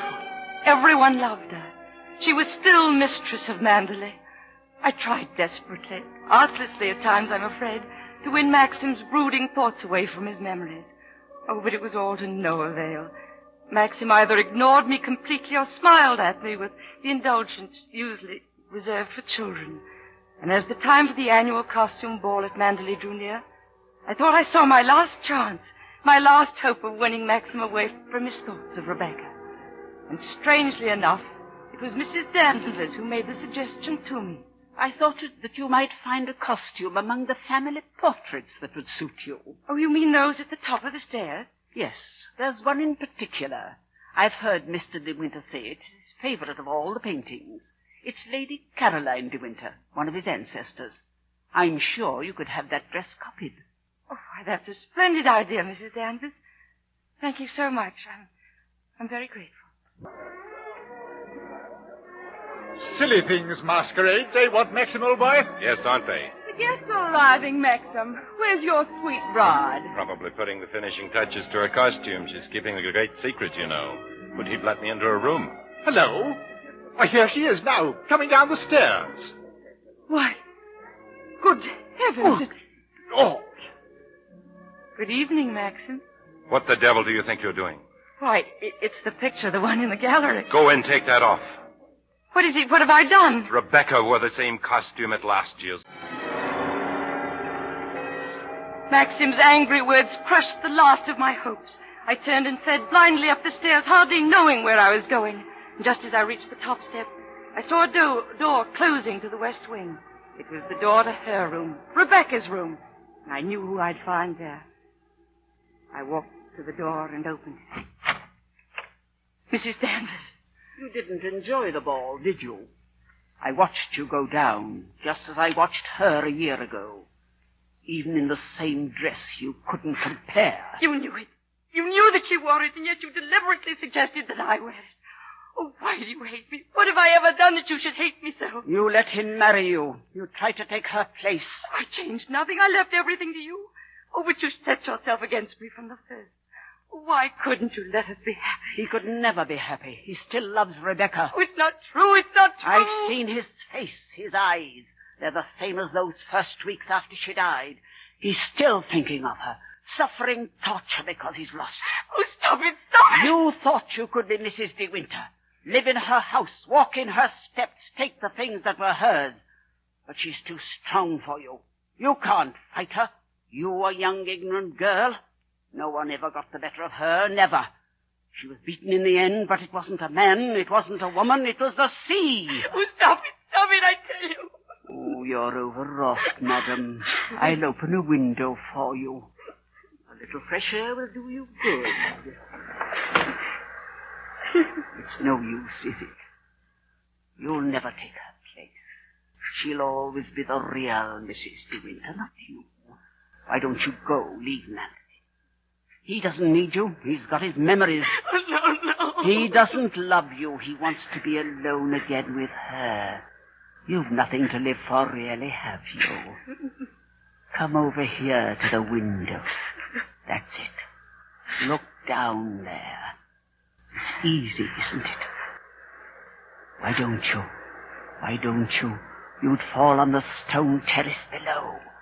It would be over so quickly. Go on. Don't be afraid. It's a rocket. It must be a ship in distress. Maxim! Come on, everybody, down to the bay. Ship ashore. Oh, Maxim!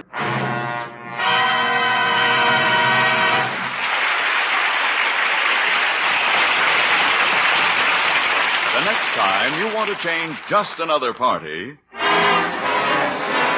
into a very special occasion, just open a bottle of Cresta Blanca champagne and see what a wonderful party it becomes. Cresta Blanca California champagne is bubbling gaiety in a glass. It's the wine of celebration, the wine that means music and laughter and dancing, filled with the joy of living.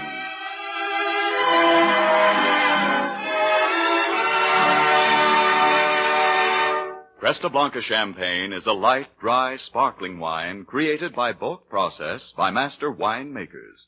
And you'll find that it has a delicate and superb flavor. It's delightful.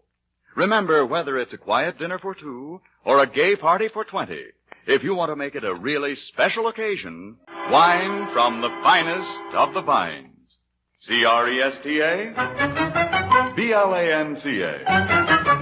Cresta Blanca. Cresta Blanca. Cresta Blanca.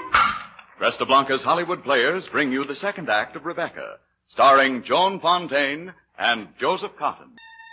The remembrance of that night in the west wing of Mandalay will be with me always. The open window with the swirling fog below, the raging surf beating relentlessly against the breakwater in the little cove, and Mrs. Danvers urging me on, and then suddenly the sound of the rocket.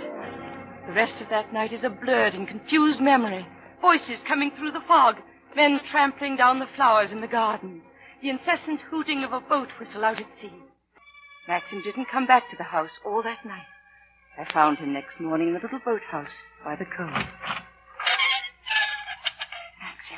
Hello?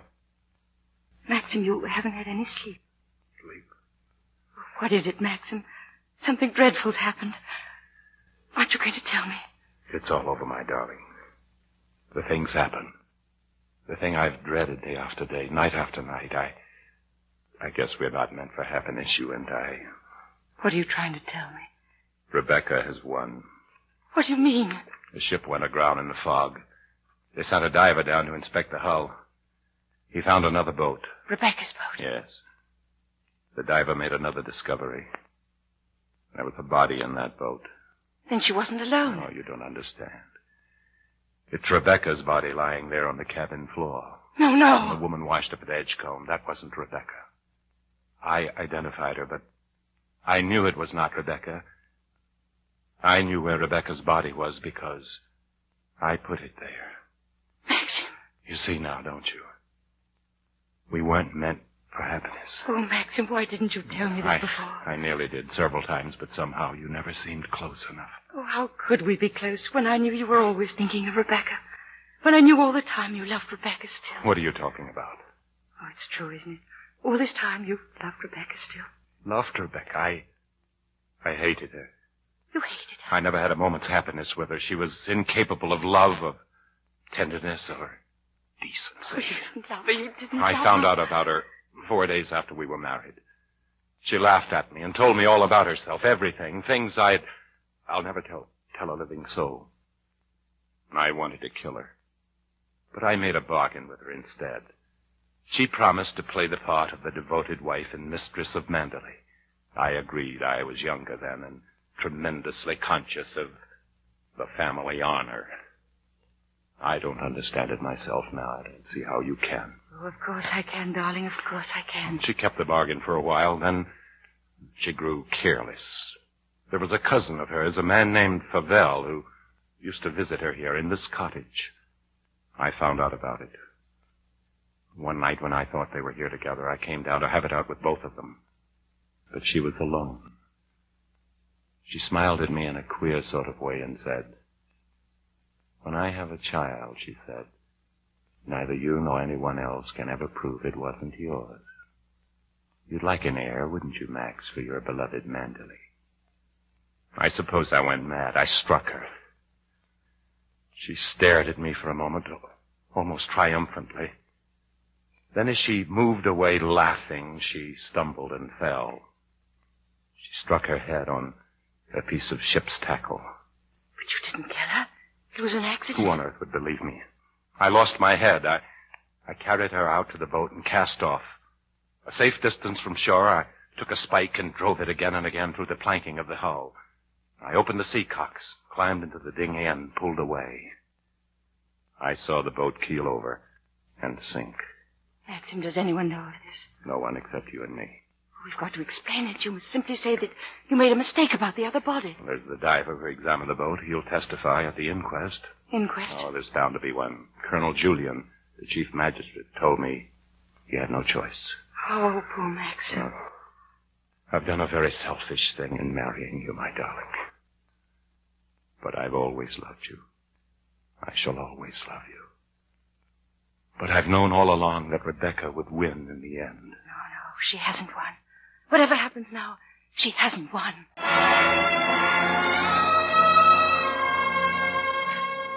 I'm sorry to have the inquest drag along so for your sake, Maxim, but it should be all over soon after this recess. I'm glad you came along, Colonel Julian.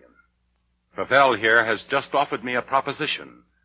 A proposition involving the withholding of certain evidence from the inquest. A note written to him by Rebecca on the day she died. I don't know what you mean. Let's have it, Favell.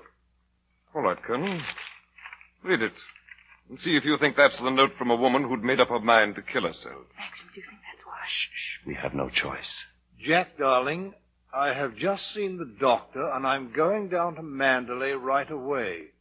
I shall be at the cottage all this evening and shall leave the door open for you.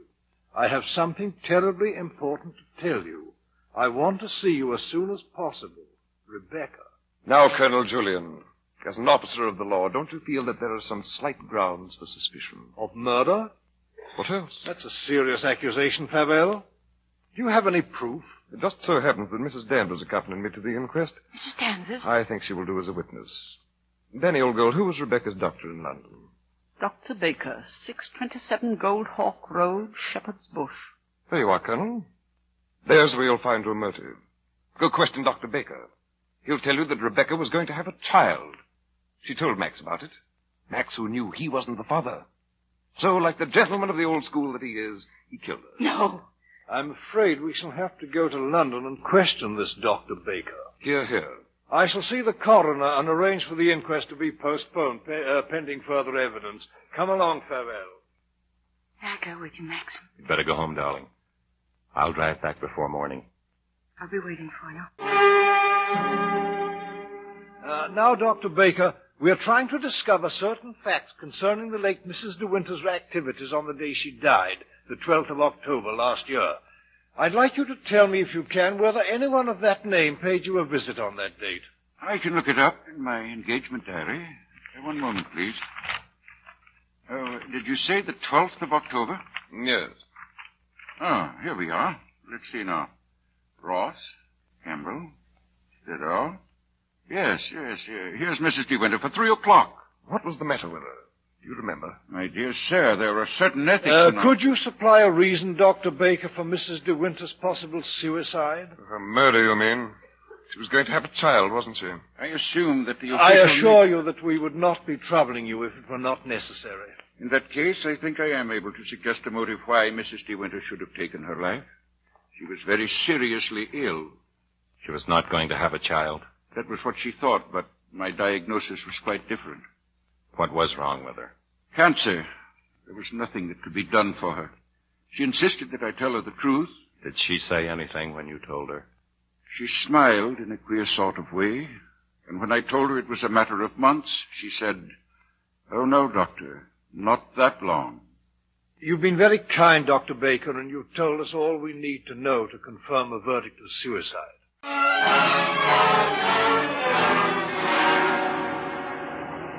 Well, practically home, Maxim. Yes. When you phoned her, did she say she'd wait up? Yes, I told her to go to bed, but she wouldn't hear of it. The strangest thing, Frank, that I can't get over the feeling that something's wrong. Oh, you're tired. Better... Oh, Frank, the sky, it's all red. That can't be dawn breaking. No, Look, no. Frank, it's a fire. Good Lord, it's Mandalay.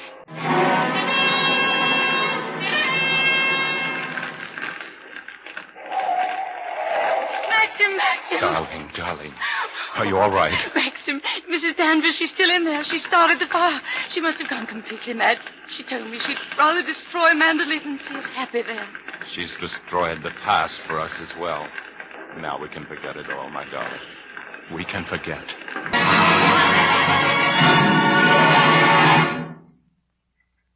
And so Mandalay is no more. We do not mind, for we are through with fears and loneliness, and the devil does not ride us anymore.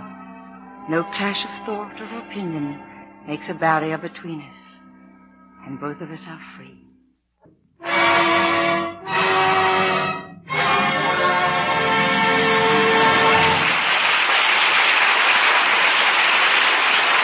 Kenley's Cresta Blanca wine joins our audience here in Hollywood in applauding Joan Fontaine and Joseph Cotton for their performances in Rebecca.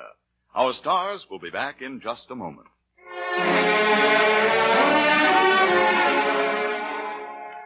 These are the first days of fall, the pleasant season that mixes the summer past with the coming winter, a time for enjoyment and friendship. And when friends visit, honor them by serving the golden goodness of Cresta Blanca, California Palomino Sherry. Only from the finest grapes of the finest vines, only through the skill of master winemakers can there come such a wine as Cresta Blanca Palomino Sherry. Naturally, you'll pay a little more for the finest, but you'll find that the difference in pleasure is far more than the difference in price. Sip, taste, compare. And you'll know why Cresta Blanca Palomino Sherry is America's finest. And now our stars, Miss Joan Fontaine and Mr. Joseph Cotton. Thank you very much.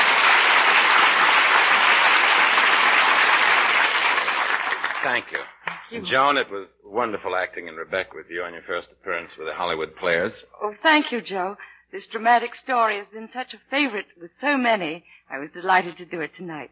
And by the way, I note that on next week's agenda of Hollywood Players, John Garfield is slated to appear as the star of that very fine play, Golden Boy. A fine part for John, and I know it'll be an exciting show. I, for one, will tune in. You too? I certainly will. And so, good night, Joe. Good night, Joni. Ladies and gentlemen, each Tuesday at this same time, you hear the Hollywood Players. Claudette Colbert, Joseph Cotton, Betty Davis, Joan Fontaine, John Garfield, Paulette Goddard, Gene Kelly, and Gregory Peck. Each week, a great star. Each week, a great story. This evening, you have heard Joan Fontaine and Joseph Cotton in a radio version of Rebecca, adapted from the screenplay of Daphne du Maurier's novel, as originally produced by David O. Selznick, and which is now returning to theaters throughout the country by popular demand. Joseph Cotton, who appears through the courtesy of Mr. Selznick, soon will be seen as one of the stars in the Technicolor production, Duel in the Sun.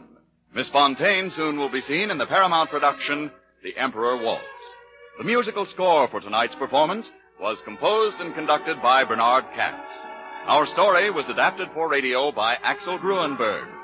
Don't forget, next week at this same time, when the Cresta Blanca Hollywood Players present John Garfield in Golden Boy. And remember, whenever you dine, dine with wine. And make it the best wine. C-R-E-S-T-A? B-L-A-N-C-A. Cresta Blanca. Cresta Blanca. International Silver Company presents The Silver Theater. Starring Joan Crawford in Train Ride, directed by Conrad Nagel. Brought to you on behalf of two of the greatest names in silverware. International Sterling, world-famous solid silver, and 1847 Rogers Brothers, America's finest silver plate. Good afternoon, ladies and gentlemen. This is Conrad Nagel greeting you from the stage of the Silver Theater in Hollywood and bringing you the 32nd in our new series of dramatic productions.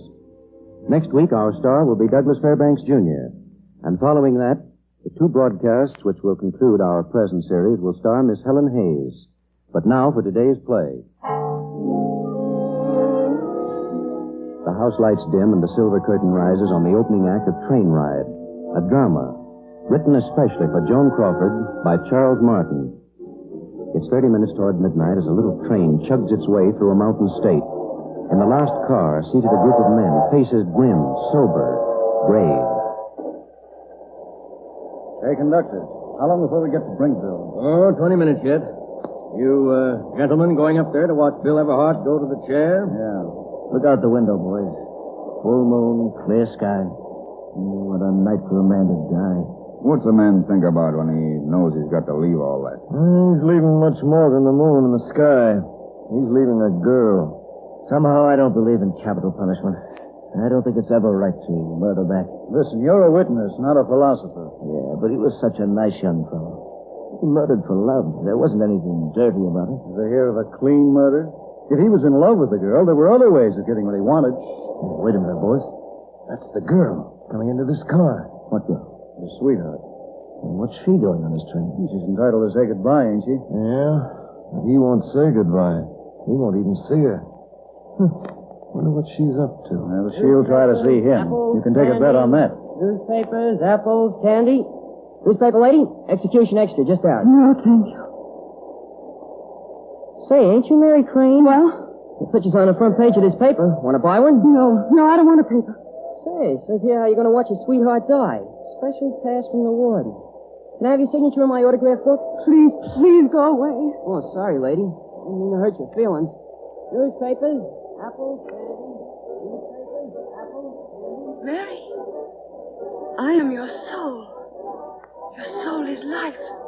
And you have life yet. What do you want? Why are you letting him die? Well, how can I stop it? He's still alive, isn't he? He's still a part of your sun and your moon. Keep the moon from going down, the sun from coming up, the earth from turning round. How can I stop the earth? Make him tell. The earth will stop once he tells. Oh, but I've tried. Shh, quiet. Don't lose control. Father Malone is on the street. He's coming in this car now. Be careful, Mary. Hello, Mary. Hello, Father Malone. Bill's asked the warden if he could have me by his side instead of the prison chaplain. Mind if I sit down with you? Please do. Mary, don't lie. Life is truth. Cling to life. Oh, I've tried to, and it doesn't help. What doesn't help, Mary? Oh, Father, my head, it's pounding so. Oh. Lean back, Mary. Shut your eyes. Say a prayer with me. Father, I've got something to tell you. What is it, Mary? Bill's innocent. Bill's what? Bill's innocent. He didn't commit the murder. How do you know? Oh, I know. Have you told anyone about this? I've told everyone, and no one will believe me. Tell me, Mary. I'll believe you. Everything's so black and hazy as if it happened so long ago, and yet it was only yesterday. Or was it 1,000 years ago? The telephone bell, the electric railroad.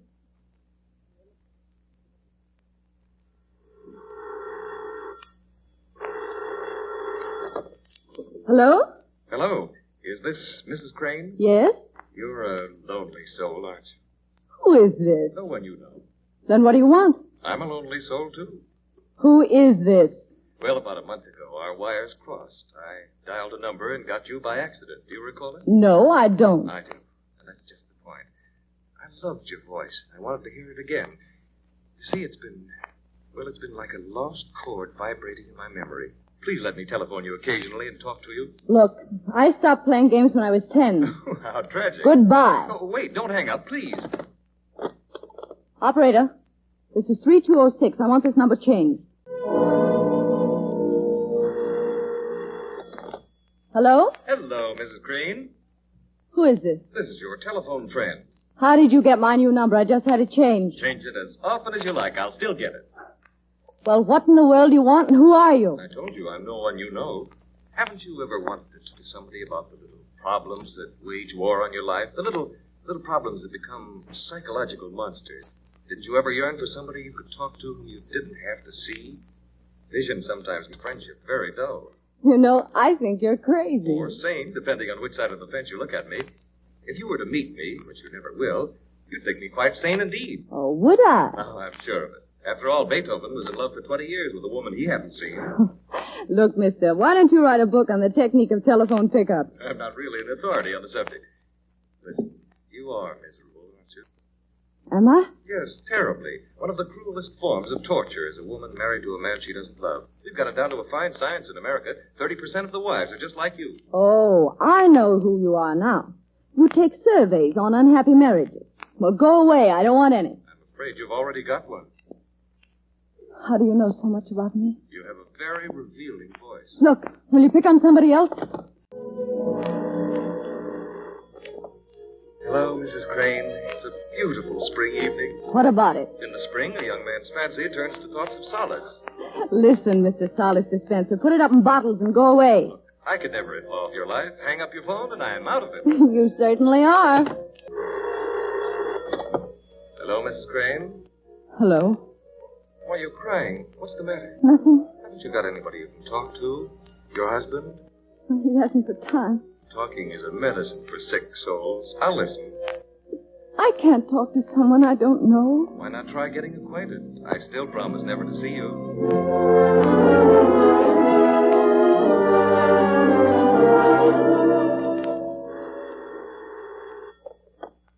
Hello, Mary.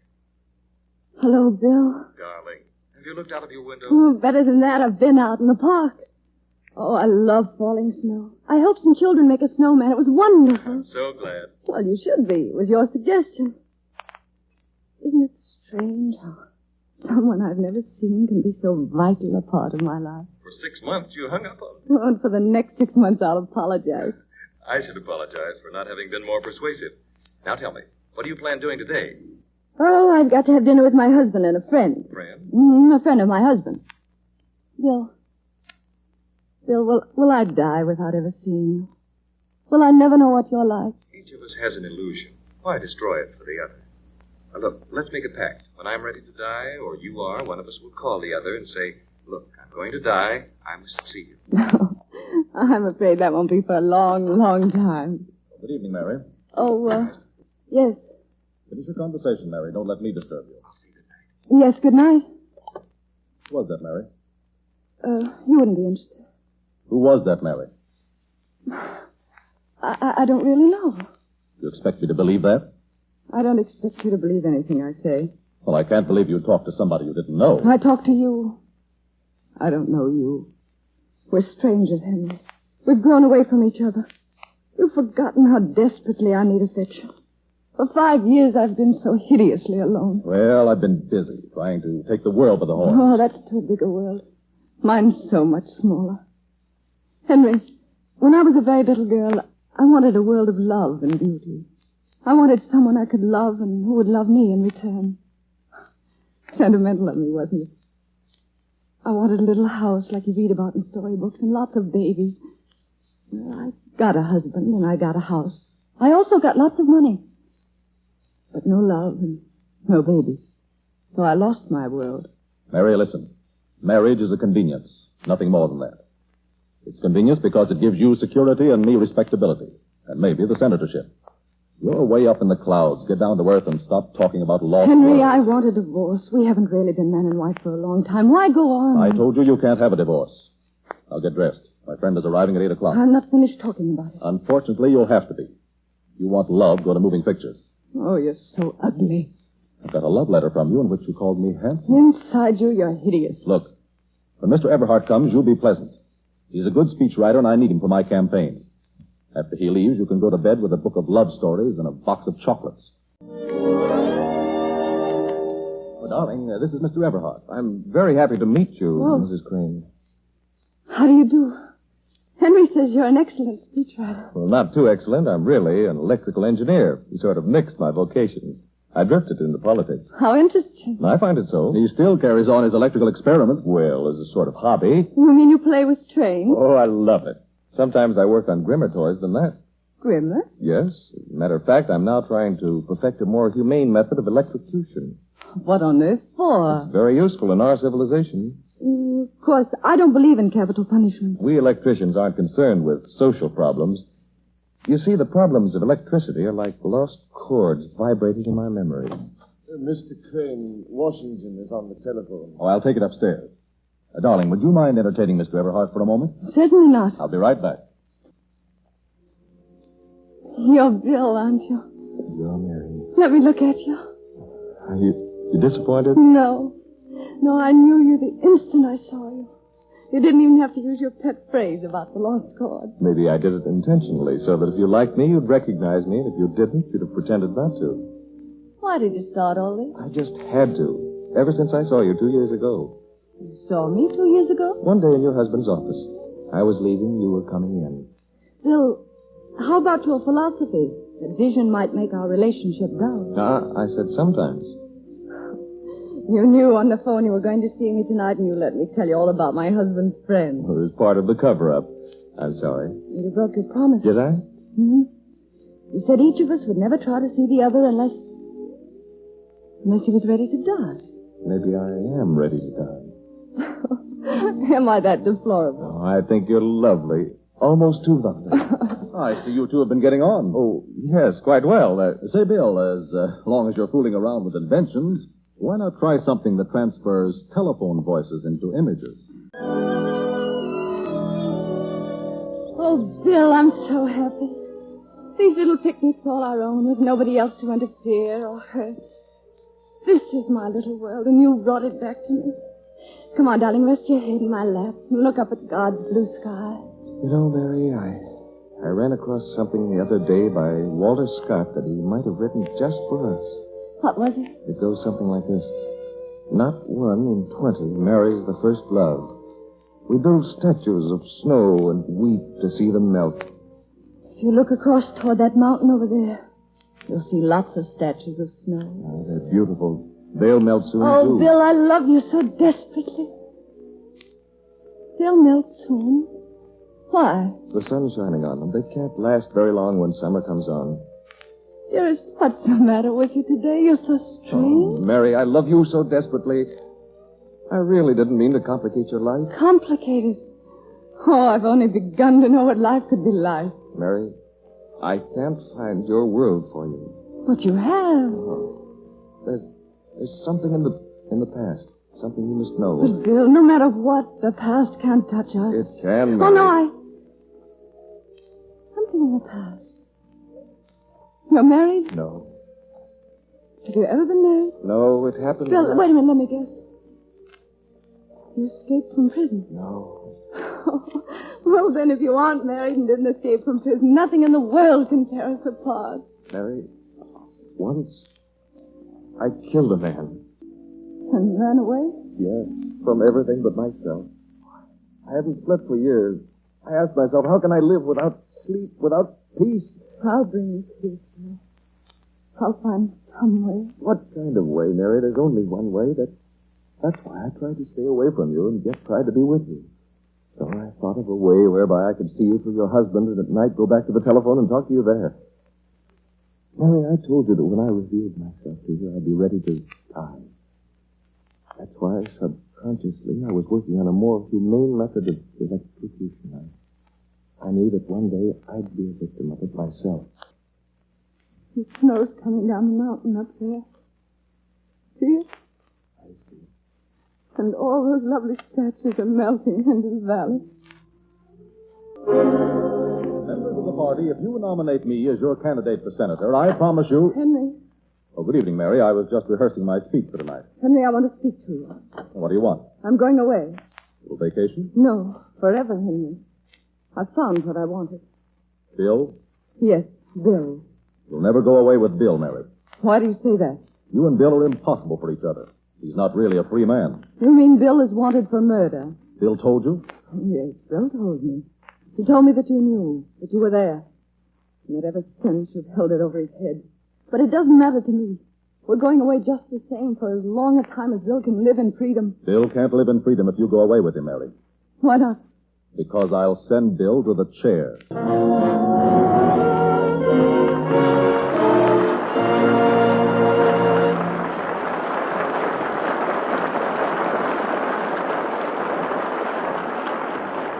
And now, before we bring you Act Two of Train Ride, I wonder if I might say just a few words about impressions. Because there's hardly one of us, I think, who doesn't like to make a good impression. To be admired by our friends and neighbors, even to be envied a little, perhaps. And one of the first things by which women judge other women is their silverware. So to you who will buy your first silver soon, I'd like to suggest sterling silver, solid silver, through and through, that speaks eloquently of your taste and background, and your love for genuine, permanent possessions. Choose Prelude Sterling, triumphant new creation of International Sterling's gifted silversmiths. For believe me, ladies and gentlemen, Prelude is a joy to behold, a delight to own.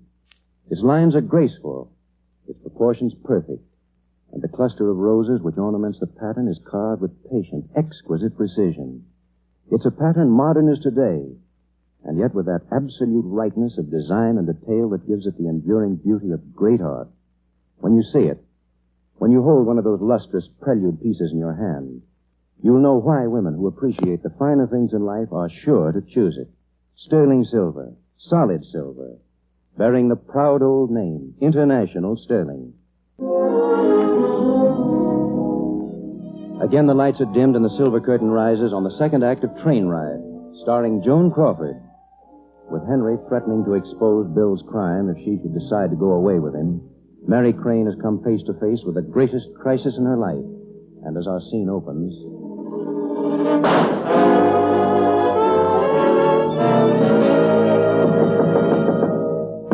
Mary, open the door. Who is it? It's Bill. Coming up the stairs, I heard some screaming. A shot. Bill.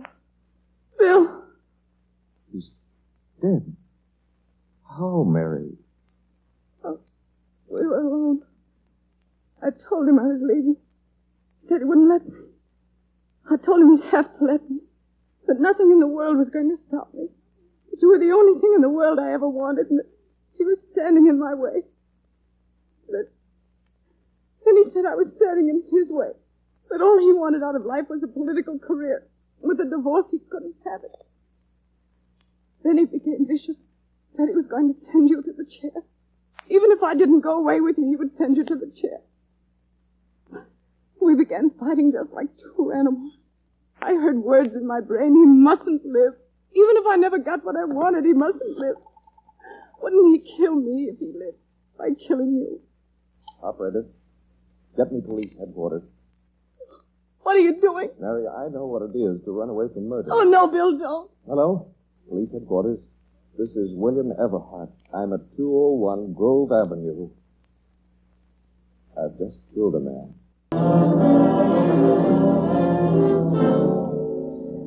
Listen. I'm sorry. If you're the district attorney of this county, you've got to listen to me. He didn't do it. I'm sorry. He was trying to clear me by taking the blame. I'm sorry. He's telling a lie to save my life. Your Honor, how can you let this case go to trial? I'm sorry. You wouldn't let them try a man for a murder I've committed. I'm sorry. Why don't you believe me? I'm sorry. But Governor Richards, I'm sorry. They're sending him to the chair for something I did. I'm sorry. It's against all laws of justice. I'm sorry. I'm the only one who's told the truth, and I'm being called a liar. I'm sorry. Oh, won't anybody in the world believe me? I'm sorry.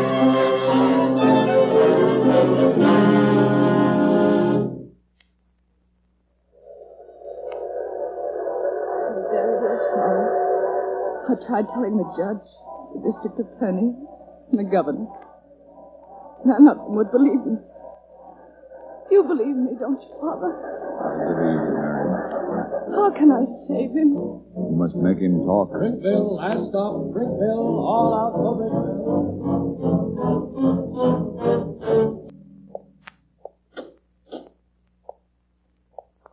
Hello, Bill. Hello. Bill, I took the liberty of bringing somebody here to see you. I know you'll forgive me for it, but you should see her. If it's Mary, I don't want to see her. But you've got to. I'm insisting on it, Bill. Hello, Bill. There's very little time. I'm going to let you spend it with Mary. I hope you do what she wants.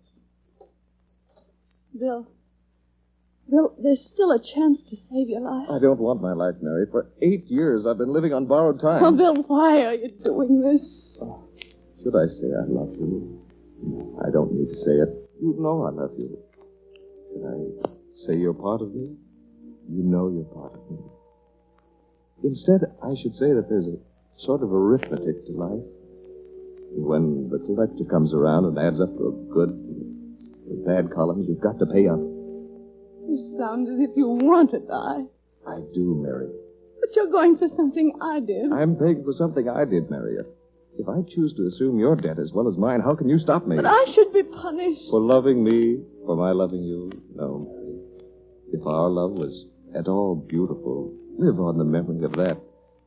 That's all life is, really. A collection of memories that we store up to take with us on another journey. Take mine with you as I'll take yours with me, and be thankful that we both shared a great beauty. Oh, but only for a few moments. Beauty comes only for a few moments. Beauty and ugliness, they're both parts of life. We shouldn't grieve that we traded one for the other. The exchange was worth the price. I'm sorry, but it's time. Mary, they've asked me to make a last request. I haven't made one, but I'd like to now. What is it, Bill? Promise me you'll live. Bill, I don't want to live. Promise me, Mary. It's the only thing I want. I love you so, Bill. I'll promise anything. Live, Mary. Remember, live. I won't let you go. I won't let them take you. Sorry, Mrs. Crane. You'll have to stay here. No. He can't go without me like that. He needs me by his side even when he dies. See that she stays here. Oh, no. No, don't take him. Live, Mary. Live.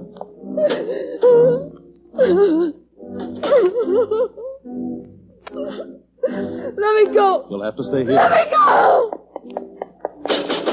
Oh, Bill.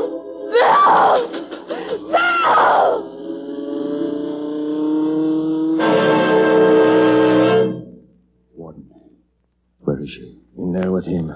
She hasn't left him for the last 4 hours. Sitting and mumbling to him just as though he could understand what she's saying. May I open the door and see? Oh, certainly, Father. Oh, you died. Who killed you? What killed you? You're smiling, aren't you? Do you really think it's better? Did you know when you picked up the phone you were dying? You were dying all through our love. But you still live in my world. Even though you're dead, I know you hear me. Even though you're dead, I know you understand. I promised you I'd live, Bill, but I've died too.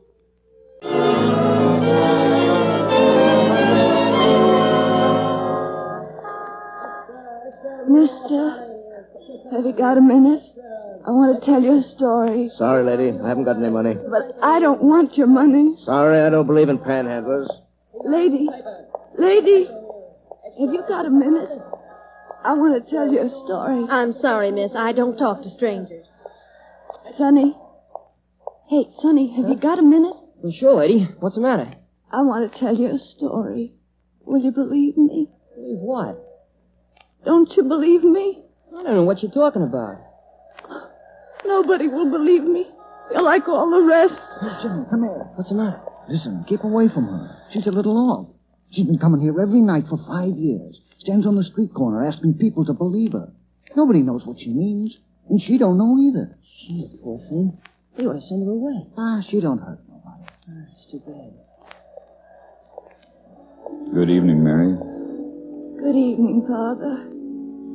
Do you know what it is to tell the truth and not be believed? Yes, Mary. I know what it is. Do you believe me? Yes, Mary, I believe you. I've been believing you for 5 years. Then why won't somebody punish me? Mary, you have been punished.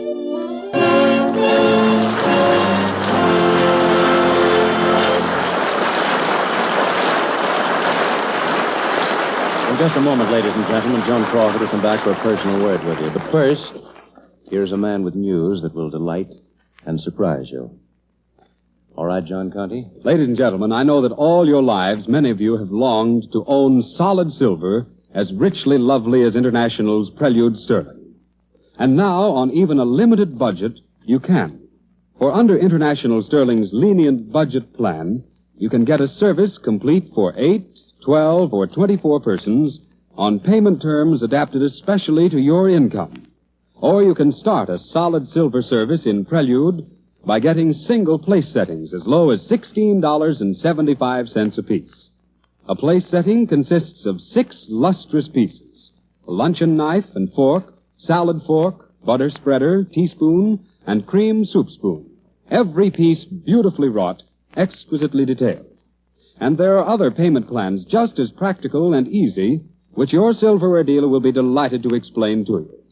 So tomorrow, Monday, go wherever the very best in silverware is sold and look at complete sets of this magnificent solid silver. Ask for the pattern by name. The pattern Prelude, spelled P-R-E-L-U-D-E. Prelude, acclaimed the most radiant of International Sterling's new creations. And here once again is our host and director, Conrad Nagel. Thank you, John. As is customary, ladies and gentlemen, we're going to ask our star to step out in front of the silver curtain to greet you in person. All right, Joan? Thank you, Conrad. And thank you, everyone. Thank you, Joan, for a magnificent performance. We hope you'll be with us again next season. Assisting Miss Crawford today were John Heaston, who played Bill, Carlton Cadell, who portrayed the role of Henry Crane, and Lindsay McCary, who was heard as Father Malone. Miss Crawford will soon be seen in the new Metro-Goldwyn-Mayer production, The Women. Next Sunday at the same time, Silver Theater stars Douglas Fairbanks, Jr. in a romantic story which we know you'll enjoy. Be sure to listen. All names and designations of persons and of places used in the course of this broadcast are entirely fictitious, and no actual place and no living person is thereby actually referred to or designated. Silver Theater originates at Columbia Square in Hollywood. John Conte speaking. This is the Columbia Broadcasting System. If you're still awake, I hope you're enjoying the shows. And if you're off in dreamland, I hope the radio shows are providing a nice background for your dreams. Continuing on, we bring you a unique radio show called Biography in Sound, which ran from 1954 to 1958 on NBC and featured documentary-style stories of famous people, including sound bites, interviews, and stories from the people who actually knew them. Here is their broadcast on Alexander Woolcott, the drama critic for the New York Times and the New Yorker magazine, actor, playwright, and radio personality. It was broadcast on April 23, 1957. Next, one from MGM Theater of the Air, which presented radio adaptations of its most successful films. It ran from 49 to 52. It had a very large production budget, and it was used not only to promote its own films, but also to reach more rural listeners who couldn't get to a theater to see them.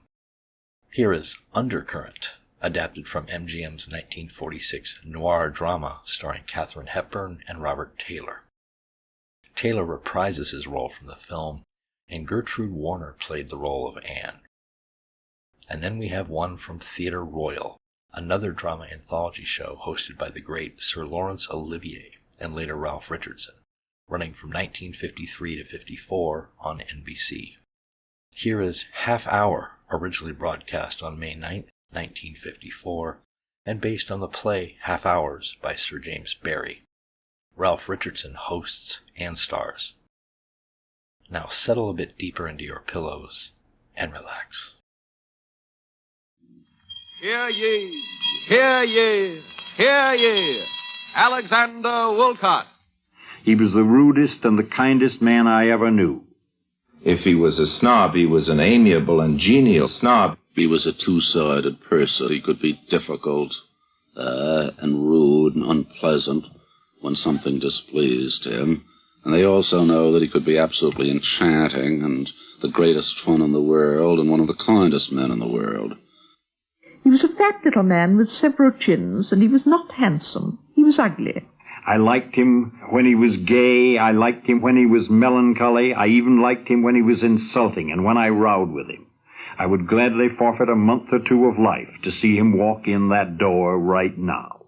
The National Broadcasting Company presents A Biography in Sound, an impression of Alexander Woolcott, created by the voices of those who knew him.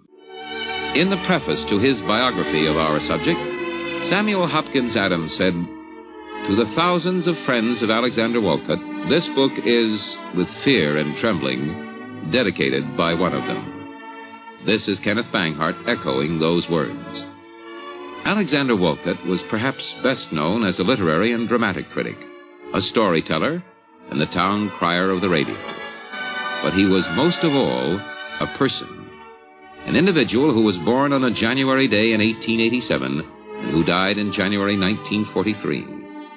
He had a restless childhood and later on a restless life as his family moved from Phalanx, New Jersey to Kansas City, to Germantown, Pennsylvania, and then back to Phalanx again. He was a chubby, nearsighted boy who spent most of his time reading because he wasn't very good at athletic games. I knew him pretty well. We were good friends through college and ever after. This is Professor Robert Barnes Rudd, Tompkins Professor of English Literature at Hamilton College in Clinton, New York. In 1905, some 50 years ago, Professor Rudd was a classmate of Alexander Woolcott. He was companionable and fun to be with. He was the most individualistic, I think, of that herd that was the class of 1909. There was a regulation garb of corduroy trousers and a turtleneck sweater. And Alec soon adopted that wear and finished it off with a fez that he got somewhere. And some very dirty sneakers. And he really was a sight. I shall never forget that costume. Although fundamentally it was the correct garb, he added the fez and the dirty sneakers as an extra Woolcott touch that was all his own. I think he realized all sorts of things about himself. For instance, his odd appearance, his lack of athletic ability, which was a great sin in the college of my days. And this was a kind, his hard-boiled attitude toward everything, his willingness to attack, I think was a way of squaring himself for those deficiencies that he felt he had. He was the first one of our class to appear in the literary magazine. freshman year. That was an extraordinary feat, we all thought. And he began to publish little sketches in that magazine very early after he reached the Hill. Alec was a person of countless generosities and kindnesses to all sorts and conditions of people. People that no one ever heard of or would ever hear of, benefited by his thoughtfulness and his consideration. Alec became a very powerful person the last year and a half in college, not only through his outspoken frankness on all occasions, which people came to dread, but through his writing. He gave a very good tone to the class because he despised cheating or cribbing or things of that sort. It was he and his friend Hawley Truax started the honor system here at college and put it through with a good deal of opposition. Alec had a kind of contempt, a terrible scorn that he didn't hesitate to express for certain kinds of generally accepted cribbing that went on at Hamilton during his underclassmen years. After leaving the college he never forgot, Alexander Woolcott came to New York with the bright hopes and dreams shared by thousands of others every year. The dream of making good in the big city. Well, Alec and I first met when we were on the staff of the New York Times. By the early 20s, our friendship was pretty well established.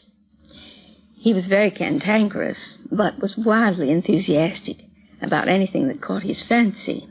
This is Jane Grant, who was very much a part of what is now known as the Algonquin set of the 1920s.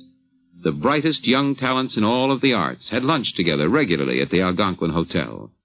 She and her late husband, Harold Ross, helped to found the New Yorker magazine. In their struggling days, she and Harold Ross, along with Alec Woolcott and his college roommate, Hawley Truax, bought a cooperative house at 412 West 47th Street in New York. The community dining room, kitchen, and servant quarters were on the first floor. The dining room was 25 feet square and opened into a large garden. This big room not only served for the stream of callers who dropped in for meals, but for gambling. We all of us gambled a great deal. The room soon became the headquarters for the Thanatopsis literary and inside straight poker game, which usually continued through the weekend. Ross and I had the parlor floor. Alec and Hawley had 2 apartments above us, and the top floor was occupied by Kate Ogilvy and Bill Powell, Alec's selections, of course, who, of course, had our entire approval, too. Alec insisted that we have open house, and it certainly was as open a house as you can possibly imagine. We were always prepared for 4 extra dinner guests, ostensibly 1 for each one of us, you see. That rule was pretty elastic, though, for on one Sunday I remember feeding 30 unexpected guests. For Alec, the only time open house did not apply was when we had our housewarming. We refused to permit his supervision of the guest list, so he announced he just wouldn't come at all. He stuck it out until about 10:30, when he appeared sheepishly and gathered up some of his favorite actresses, repaired to his apartment, and locked the door. Our large gatherings caused the neighborhood to believe that 412 West 47th Street was a new speakeasy. The 47th Street police station was in the next block, and inevitably the law took an interest in us. My male companions were hilarious when a marshal delivered a summons to me. "Let's not raise a finger to help her," was Alec's chivalrous reaction. But Hawley, a kindlier fellow, said his brother-in-law, Lloyd Stryker, the famous lawyer, would go with me to the district attorney's office. It developed that my name was in the book of an arrested bootlegger. I bought all the liquor for the house, and the amount was certainly large enough to be incriminating. Alec just couldn't stand solitude. He and I worked on morning papers, reporting for work at 1 o'clock in the afternoon, and Ross did some of his editing at home. But if no one was around, Alec would phone frantically for companions. All morning long, in untidy pajamas, he would sit like a Buddha, tossing out witticisms, some of them good, some awful. But he would chuckle and was delighted at any appreciative listeners. No matter how late he returned home at night, Alec would scour the house for someone to play a game of cribbage or backgammon or casino or anything he wanted to suggest.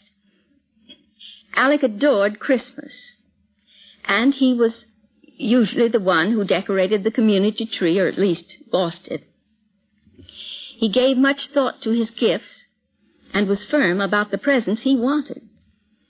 One Christmas he told us we could give him an Oxford English dictionary. Not too much to ask, he said, if a dozen of us would give him each one an alphabetical section. I usually did the legwork for these pranks, so I bought 12 volumes of the letter A, which we all wrapped up separately and elaborately and put under the tree. Alec was keen about amateur theatricals, a holdover from his Hamilton college days. He turned us all into actors, and we rehearsed like mad any skit he wrote. Many of them were really quite good. At first, we limited our performances to our own home. We'd celebrate a birthday or a friend's new job or a sale of a manuscript, but that became too confining for Alec. When Morris Guest imported the show Cerie, Alec was enchanted with the show and became more stage-struck than ever. He asked Morris Guest for the use of his theater, and after weeks of rehearsals all over our house, the No Cerie was presented one Sunday evening before an invited audience. Alec demoted our professional acting friends to the chorus and the orchestra and other menial jobs. We amateurs played the leading parts in skits or songs done by Haywood Broun, Alice Duer Miller, Bob Sherwood, Nisa MacMean, Arthur Samuels, and, of course, Alec. George Kaufman and Mark Connolly, who were then coming along as playwrights, sang We're Kaufman and Connolly from Pittsburgh. Bob Benchley did one of his now famous monologues. The chorus included Helen Hayes, Ruth Gordon, June Walker, Margalo Gilmore, and Tallulah Bankhead. The No Cerie was such a success that Alec couldn't wait to give another performance. He decided upon a benefit for Mrs. Fisk's Humane Society and decided to charge a stiff admission. With that added responsibility, Alec became less confident about us amateurs, so he replaced us by professionals. We did the ushering this time. The only exception was a part Alec gave himself in a skit on Henry VIII, which he played with Madge Kennedy. Long after we gave up 412 West 47th Street, we heard the house was haunted. The ghost, a male figure, is said to appear mostly on the second floor back, Alec's living room. I hope he has as much fun there now as we did during those 5 years. During those hectic youthful years that Jane Grant recalls, and the years that followed, Alexander Woolcott became a familiar figure in the New York scene. When he attended first nights as a critic, he wore a flowing cape, an opera hat, a colorful scarf, and strode down the aisles in flopping galoshes. He was a show-off, but he had another side to his nature. I met Alexander Woolcott first during World War I. I was stationed in Nantes, France, and he was a sergeant at a base hospital at the little town of Savonay. Someone asked me down to the hospital for the Thanksgiving dinner the personnel were putting on. It was an amazing celebration for an organization of that kind. and I learned that the motivating force was Alexander Woolcott, a young newspaper man and a dramatic critic who was there. I met him that night. He came and lunched with me in Nantes, and we were friends from that day until he died. I don't think I qualify as having been one of the greatest of his friends, because we always spoke. To be a great friend of Woolcott, you usually had to have a gigantic, gargantuan row with him. He was a desperately unhappy young man as a sergeant at Savonay. He felt that he wasn't doing his part in the war. He hated carrying bedpans as his contribution to the war effort. I remember a sergeant who looked like a very heavy owl. This is Charles Brackett, a newspaperman, author, scriptwriter, and Hollywood motion picture producer. Woolcott was the first intimate celebrity America had. I don't think anybody today is loved quite as dearly as he was by the radio listeners of his generation. I had some aunts in Kentucky who worshipped him from afar. And I'd told them about him, and he'd felt that they were a little bit like his family in the town of Phalanx, New Jersey, where he grew up. A lecturing date took him to Louisville, Kentucky. And suddenly, without any warning, their doorbell was rung, and there stood Alexander Woolcott. To their astonishment and eternal delight. He'd stayed to tea, he enchanted them, and he dropped me a note saying, naturally, I called on the aunts when I was in Kentucky. Even his best friends could not understand Alexander Woolcott. As a child, when he was asked what he wanted to be, a policeman, a fireman, or a motorman, he said, I would rather be a fabulous monster. He almost achieved that ambition and a great deal more. But it's doubtful if anyone ever really knew him. I can't say whether he was melancholy or happy. I should say he combined both elements in excess more than anyone I ever knew. His eyes were bad, he was enormously heavy, and his nerves were on edge toward the end of his life. He just lived in the public eye too much. I remember one picture of Woolcott with great affection. A group of us had dinner with him beside the casino in Monte Carlo. At that time, there was a dance floor near the place where the tables were set. And suddenly, the little orchestra there began playing the Dance of the Hours. And Woolcott got up and performed the Dance of the Hours for us solo on that dance floor. One of the most amusing memories I have of Woolcott was seeing him getting shaved. He couldn't shave himself for some reason or other. I think he said it tickled his upper lip or something. So he went to great expense to have a barber drive over from the St. Regis Hotel, and I think his fee was about $5 plus taxi fare, perhaps even more. And since his phone was ringing all the time, Woolcott would be sitting in his bathroom, covered with lather. The bathroom was right next to his study, while he had his valet hopping about answering the telephone, and he would get up in the middle of the shaving operation and answer the phone. He had a secretary working there. He had an extra typist. He had his cook running around, as well as his valet. And I was in there to do some spare research for him. This is Danton Walker, a well-known columnist and author of several books. He knew Alexander Woolcott well. And after he died, this is what Walker wrote in his newspaper column. Alexander Woolcott is dead, and a great many things are now being written about him which I believe would amuse him if he were still around to read them. It was to be expected that most of the remarks quoted about him would be the wisecracks of the self-conscious wits of his own circle, and it would be characteristic of Woolcott to sneer at the sentiment and laugh heartily at the jibes. I knew Woolcott rather better than most, and from an entirely different angle, that of a paid employee. It is traditional that no man is a hero to his valet, even less so to his secretary. Yet it was as his secretary for 2 years, back in 1928 and 1929, that I came to know and admire him as a person, respect him as an employer, and regard him with something like awe for his amazing mastery of the English language. It may seem fatuous, I wrote to a friend at that time, to speak of the Dean of American Drama Critics as a case of arrested development, yet this is not as far-fetched as it sounds. In the Alexander Woolcott of today are traces of a little boy little fat boy, impish, disagreeable, even obnoxious at times, yet one who creates amusement and manages to win friends. Brought up in the mauve decade, he is irrevocably stamped with its tastes, its ideals in art, and its sentimentalities. Everything, in fact, but its manners, though he can be surprisingly tactful and courteous when he chooses. Petty, irascible, and unreasonable he certainly is at times, but principally because he sets a standard for himself and expects everyone else to live up to it. His prejudice would furnish a field day for a psychoanalyst. Why, for example, should he so dislike Christmas cards? Well, I don't know today any more than I did then why Alexander Woolcott disliked Christmas cards, but it's easy to understand why he did like croquet, parcheesi, and anagrams, and the collected works of a forgotten Scottish author named Ian McLaren.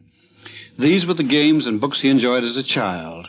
Yes, Alexander Woolcott was sentimental, and he liked to recall the past.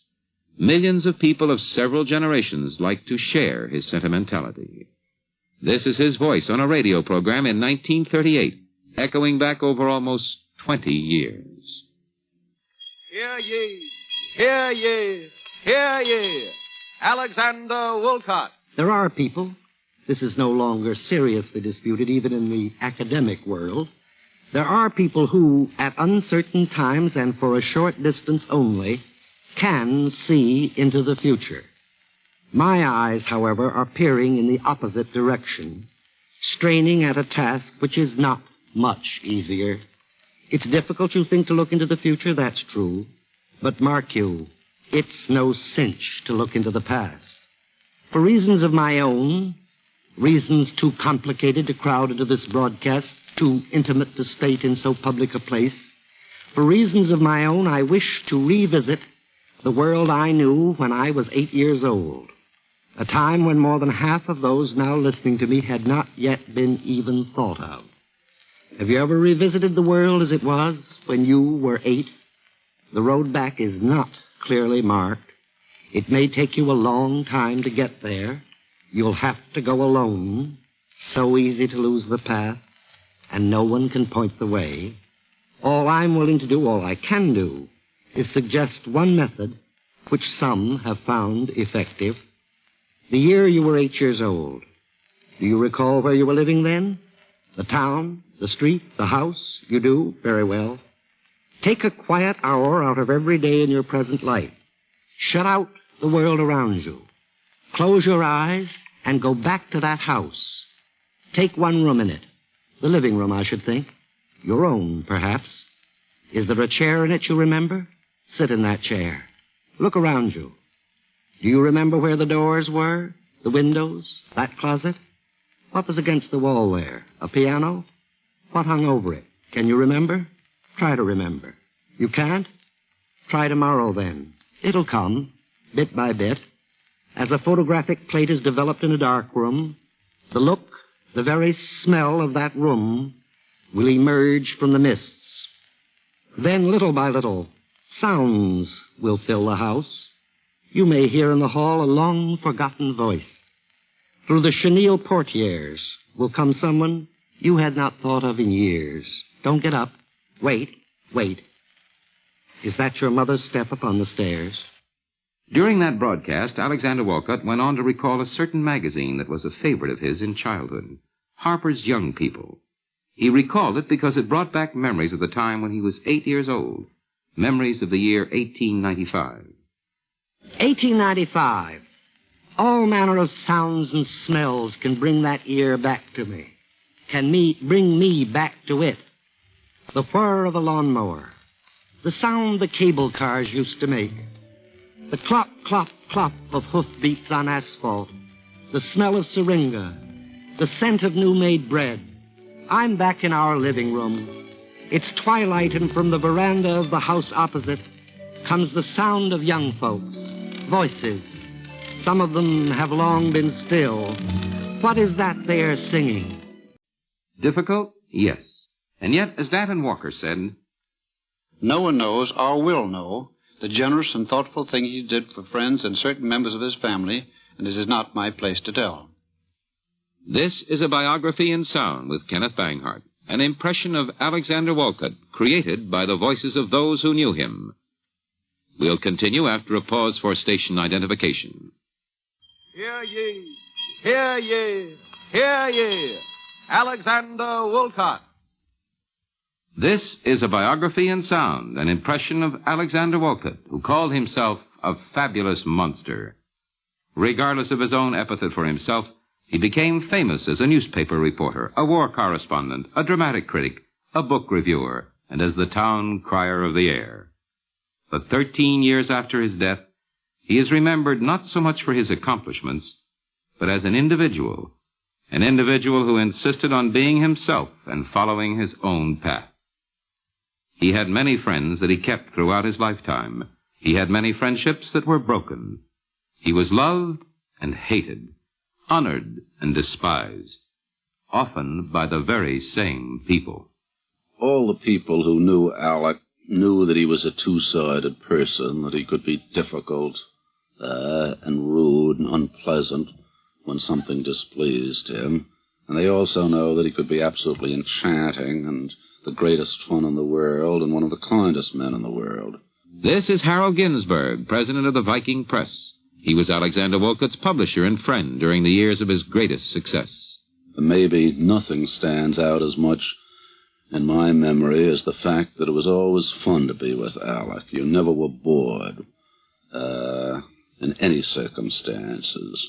There was an enthusiasm there and a vigor that he brought to everything he did, which keyed up and brought out the best in most of the people he was with.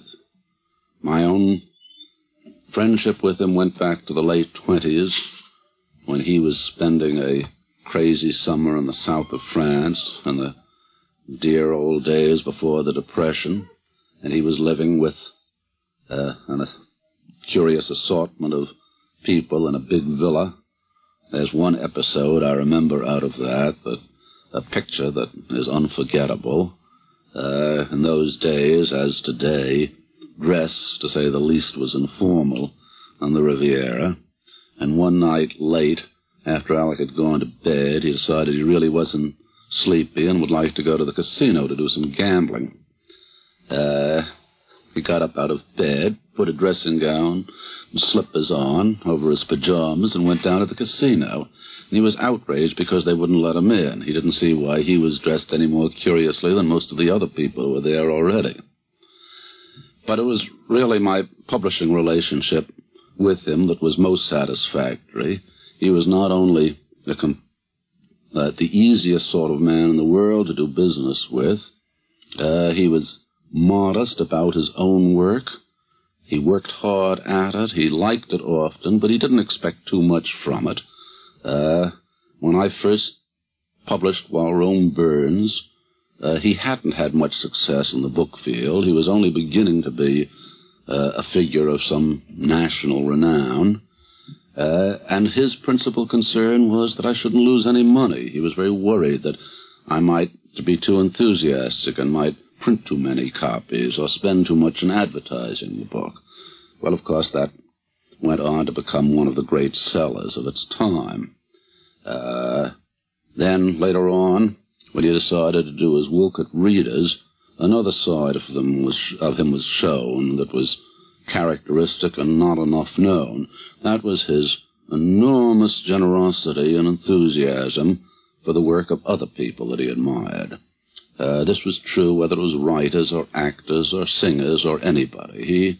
He was a zealous missionary in terms of trying to get his friends and the public to see and hear and read the things that he liked. Many of us thought that his taste was not necessarily the best in the world, but that wasn't important. He was this wonderful enthusiast who, when he liked something, went to work to make other people know about it, went to work to see that the work that he himself admired would get a wide audience, and that all the people he liked, and the public as well, should try it and see whether they didn't agree with him.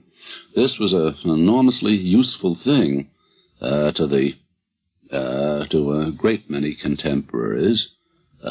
He was responsible for launching or stimulating or enlarging the careers of a great many people in all the fields that engaged his interest. In his own time, Alexander Woolcott became a legend that was dramatized by his friends George Kaufman and Morse Hart in a play called The Man Who Came to Dinner. The central character was called Sheridan Whiteside and was originally played by Monty Woolley. It was a caricature of Woolcott at his worst, meddling, insulting, domineering, but he enjoyed it. Later on, as a matter of fact, he played the part himself in road companies. Thus he achieved his dream of being on the other side of the footlights. But to a degree, he was still Alexander Woolcott.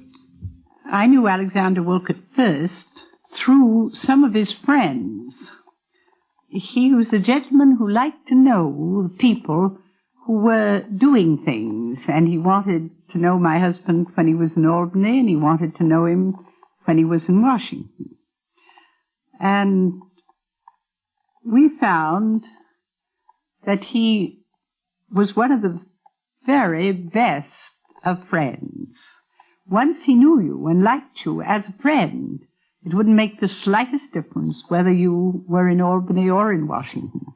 But that happened to be, I think, the thing which first made him pay any attention to us.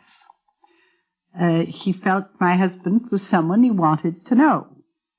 And so he calmly went about getting to know him. This is Mrs. Eleanor Roosevelt, the former First Lady of our land. Both she and President Franklin Delano Roosevelt were friends of Alexander Woolcott, although it wasn't always an easy friendship. He liked to be your guest, but only if he could have exactly what he wanted. That meant coffee at any hour in the day or night. It meant being able to invite anyone he desired to have breakfast with him in his room, or to have lunch, or to have dinner if he didn't want to have it with you and he happened to be staying with you. He was a very amusing person, a very well-read person, a man of great intellectual interests. He stayed with us a great deal in the White House, evidently liked our guests very often, because he would sometimes announce that he was not going to come down for lunch, but he was having so-and-so who was staying with us lunch with him in his room. He did stay with us, and we were not in the White House, in Hyde Park, and he was always not an easy guest, but a pleasant guest. You were willing to take the trouble to give him the things he wanted because you enjoyed having him so much. But you did have to have a good deal of service to meet his needs. He liked to be the center of the stage. Even with the President of the United States, he was still the center of the stage. And I enjoyed him, and so did my husband, more than I can say.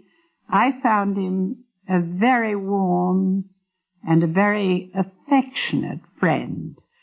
It was a joyous thing to meet him, and when he died, I really felt a great void in the pleasant things that come to you in life. I'm glad to have this opportunity to recall what to me will always be a very pleasant memory. Yes, Alexander Woolcott was difficult sometimes, but he had a gift for leaving pleasant memories. That was partly because he could take a joke on himself as well as make a joke about someone else. Alec Woolcott was about the only man I ever knew who loved to be the butt of a joke. This is Ben Hecht, reporter, author, playwright, and motion picture writer. Charlie MacArthur and I played one on him once in his chateau in Lake Bombazine in Vermont. Charlie and I had gone up there to write a movie script called Wuthering Heights from the novel of that name. And we were in high disfavor with Alec because he presumed that we weren't delicate enough fellows to handle such a job. Present at Woolcott's house at the time was Alice Miller and Noel Coward, Mr. Woolcott, and some other very flossy gentlemen. Charlie and I decided we would have a little fun with Alec about Wuthering Heights, so we wrote two different versions of Wuthering Heights. The one we wanted Alec to see took up Mr. Heathcliff's adventures among the Indians in New York. And we wrote about 15 pages of Heathcliff bargaining with the Indians to buy great areas of territory. About the third day, Woolcott, who was always snooping, found these 15 pages, and when we arrived at dinner that night, dinner passed in utter silence. Towards the end of the dinner, Mr. Woolcott suggested we leave the island. He refused to entertain two literary igorotis any further. So we pretended to go away, and we solved the matter by showing him the actual script, of which later he kind of approved, having been paid very highly for his approval by Mr. Goldwyn. Alec always had a premonition that he was not long for our world, and this made him very bold in discussions of death and disaster that might happen to other people.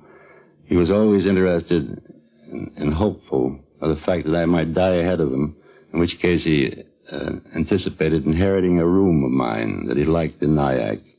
The only letters I ever received from him were solicitous inquiries into my disease, which he fancied was going to carry me off any month. And they were kind of morbid because I never was feeling very well in those times. A letter from Woolcott was like one from the undertaker. He would say, "You think you'll last till spring? I'm ready to move in as soon as you leave." And I always forgave him these things. I knew that behind them was Alec's own notion of his own mortality, which was coming a little too soon. Although he was very much a part of the New York scene for many, many years, Alexander Woolcott never really liked the city. He had grown up mainly in the small town of Phalanx, New Jersey, and had gone to Hamilton College, a small college on a hill outside of Clinton, New York. In the 1920s, he and a few friends bought Neshobe Island, a little island which became his empire in Lake Bomoseen in Vermont. For the rest of the years of his life, he considered the island his home, although he traveled all over this nation and the world. Well, when I first knew the island was back in the early 30s. And Woolcott and I went up there, and a few other people, I guess. If I remember correctly, B. Kaufman was up. Some others, and they had a man and a woman running the place at that time. The island was then a small club, just a summer cottage type of thing, with very primitive furniture, though it did have necessary sanitary facilities, let us say. The place was very simple, was mostly wooded. It was kept that way. There was a little lawn in front of the place, and that's about all. There was a badminton court on the island, which everyone enjoyed, and of course a dock where they did all the swimming. This is Joseph Hennessy, who was Alexander Woolcott's business manager, friend, and general factotum for many years.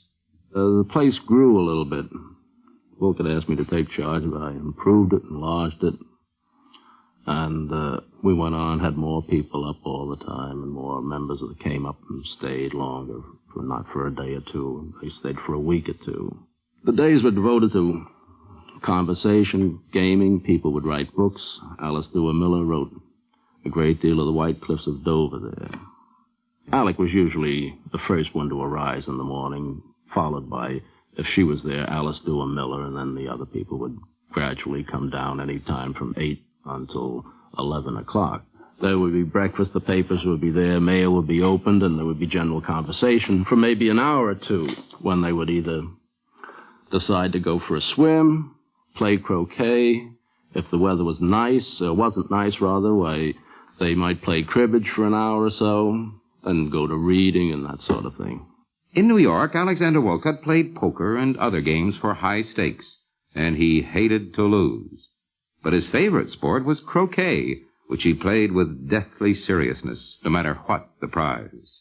Well, the croquet layout was played on the badminton court, which was very rough. It was nothing like old English turf that had been laid down for 500 years. It was a little grass with some clay and stones here and there, and bits of branches, and the usual hazards of sort of a woodland course.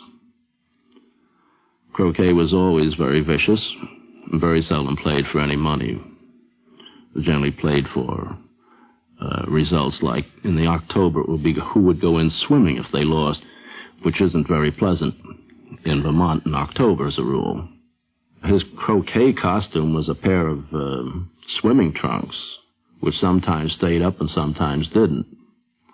His general costume was pajamas that were always falling off or always coming unbuttoned, You know, Alec weighed about 230 pounds. He was fairly short. And he always wore a dressing gown over it, which was never tied and would always come untied if it was tied. He used to try to embarrass people on the dock when they come around to visit the island and stare at the so-called celebrities by removing his bathing trunks and diving gracefully into the lake. I met Alec Woolcott through Thornton Wilder. He sent me with a letter. This is Orson Welles, actor, director, and, well, Orson Welles. He was 18 years old at the time, and his only success as an actor had been in Dublin. But Alexander Woolcott, with his interest in anything that was going on anywhere, had heard of him. As a result, he was given a chance to tour with Catherine Cornell in Romeo and Juliet in Canada. I went to New York to Alex's apartment, and a day later he had bamboozled and generally forced poor Miss Catherine Cornell into signing me up, and thus I went back into the theater, and that's how I met him. The nicest thing about Alec was his capacity for finding people that were tremendously talented and unhailed and uncelebrated, and then conducting a series of campaigns to put them over. When Noel Coward was in, I don't know, a small play with the Lunts, had written nothing, was a totally unknown name, Alec said he had the marks of greatness and proceeded to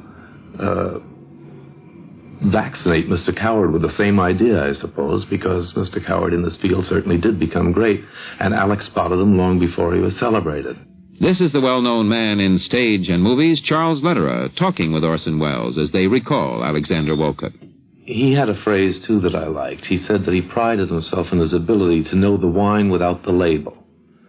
And, again, that was true in the case of such wine as the Marx Brothers, who, when they came to New York for the first time, received an endorsement from Alec in the Sunday Times, for which he was then the dramatic critic, saying, "Dancing in the streets, the Marx Brothers are in town." If he was a snob, he was an amiable and genial snob. He liked to be in the company of success, and if the people he loved weren't success, he very soon saw to it that they belonged to the successful world. He's been greatly libeled, I think, in a lot that's been written about him since his death. I think one of the biggest libels is to leave it that he was an egomaniac. Well, anybody who is functions as he did has to be interested in himself, but he was so immensely interested in everybody else, and that's the capacity of his which doesn't come through in a book I'm thinking of and in a few semi-obituary remarks, because he really was tremendously taken up with the world and his friends in it.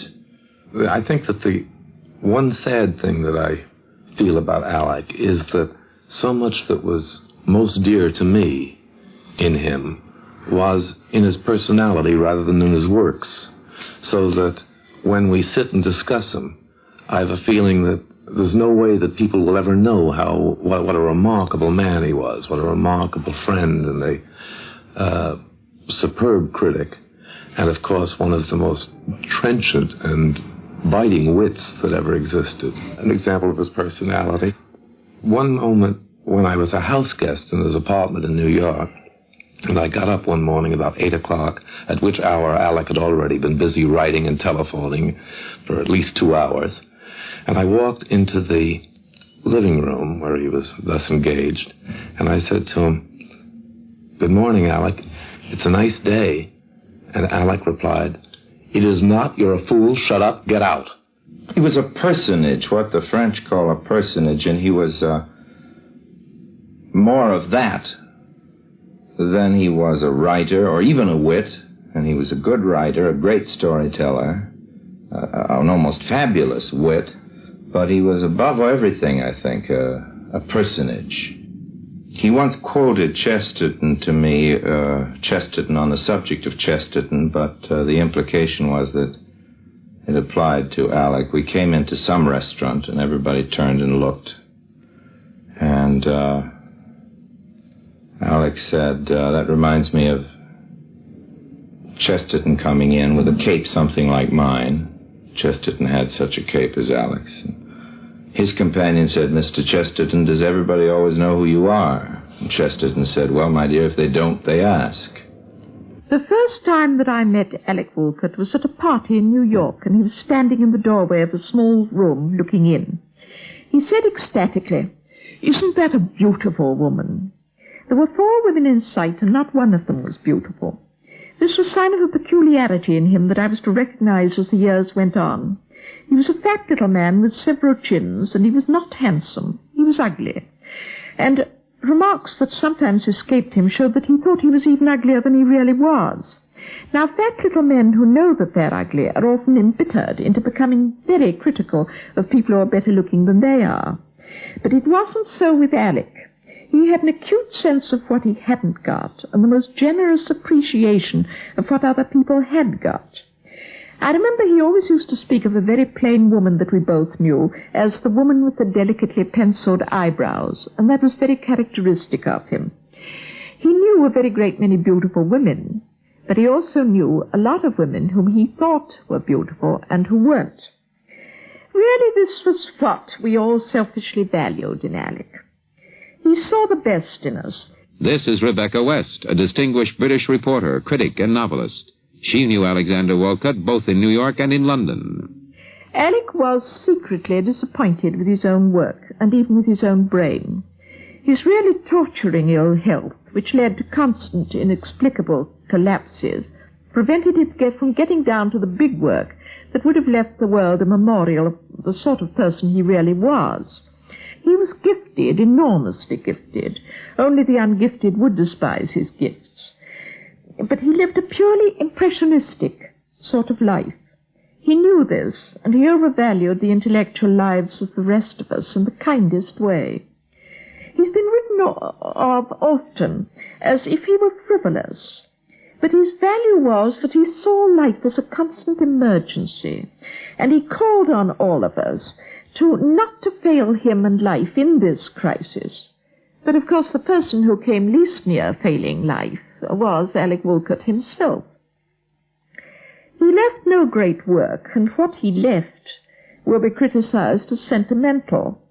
He praised the old-fashioned virtues, kindliness, giving away money to people who needed it, remembering people who were ill, and various forms of loyalty to friends. And he praised these without restraint. He often wept as he praised them, and his listeners often wept. Well, was this sentimentality, was this emotional waste?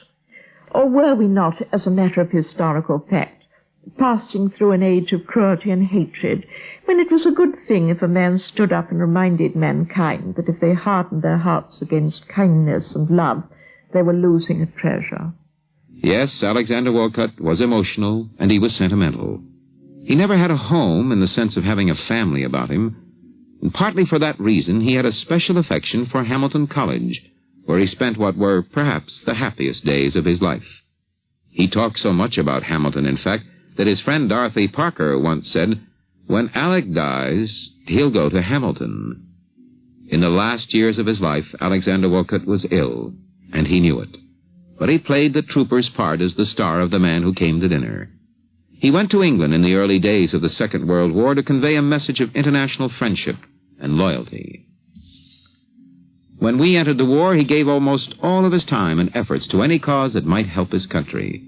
His doctors told him to slow down, but he only increased his efforts. In 1943, the Writers' War Board and the People's Platform program invited him to express his opinions about Nazism and fascism on a radio forum. The last time I saw Alec was the day of his last and fatal illness.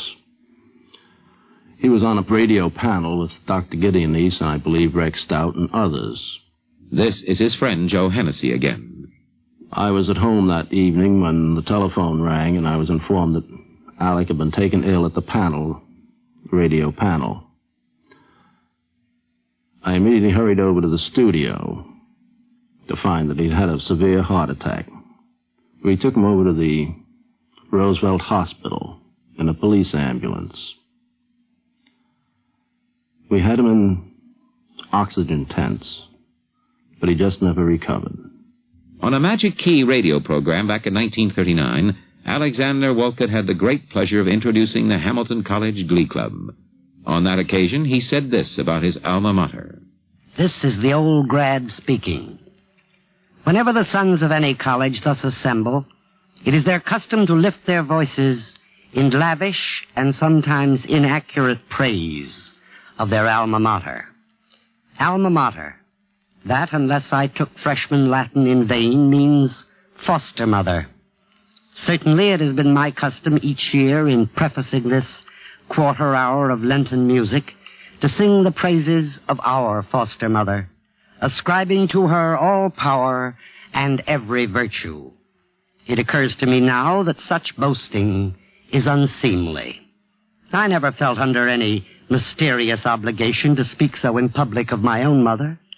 It so happens that never anywhere have I found anyone to love so dearly or admire so much. To others, my mother may have seemed less beautiful than a certain contemporary of hers named Lillian Russell. Intellectually, she fell short of Madame Curie. Poor dear, she was nowhere near so rich as Hetty Green. True, she had great courage and a most hospitable heart. But the point is, she was mine.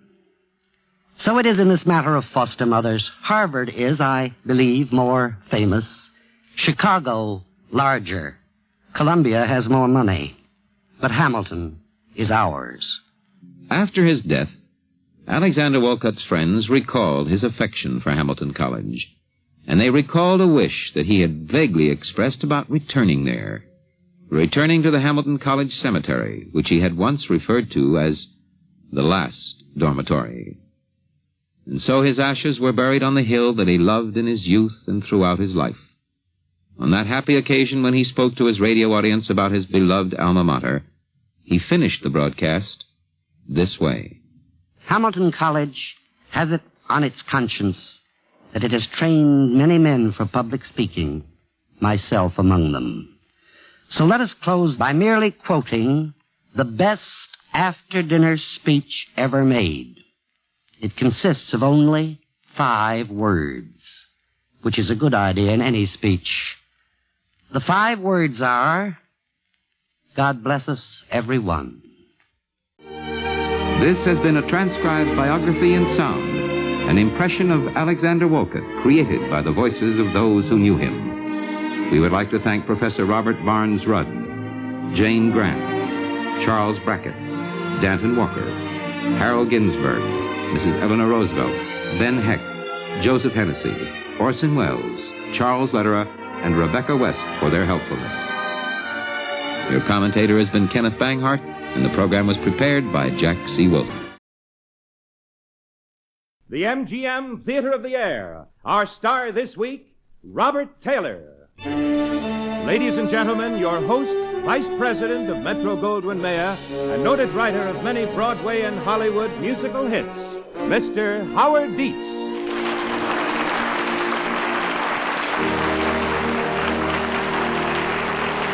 Thank you. The MGM Theater of the Air presents this week a dramatization of the screenplay Undercurrent. Those of you who remember Undercurrent will not forget the remarkable performance by Robert Taylor, the star who enacted the interestingly sinister role of Alan Garraway. Bob Taylor is on the air now, in person, recreating this unusual characterization. In just a moment, you will hear Robert Taylor in Undercurrent as presented on the MGM Theater of the Air. On board the plane sweeping over the Potomac toward the National Airport in Washington, D.C., are Mr. and Mrs. Alan Garraway. They are bride and groom. If you read the papers, the columns, the rotogravure sections, and the magazines, you'd know who they were. You'd recognize them, but you'd never recognize, and understandably so, the invisible ghost that rode with them, the ghost that cast an atmospheric shadow of danger, mystery, and even murder. Fasten your safety belts, please. Fasten your safety belts, sir. Oh, Alan. Alan, we're here. This is Washington. Let me help you with that buckle. Alan, golly. All right, Doc? Oh, yes, but I'm so impressed. By Washington? I've never been closer than a letter to my congressman. I wired Walmsley to meet us. He's East, the manager of my San Francisco plant. Here we go. Nose down. Just relax, Mrs. Garraway. What did you say? I wired Walmsley What you called me? Mrs. who? Really? You sweet. Mrs. Garraway? The Mrs. Garraway? Juniper, I still can't believe it. I just can't.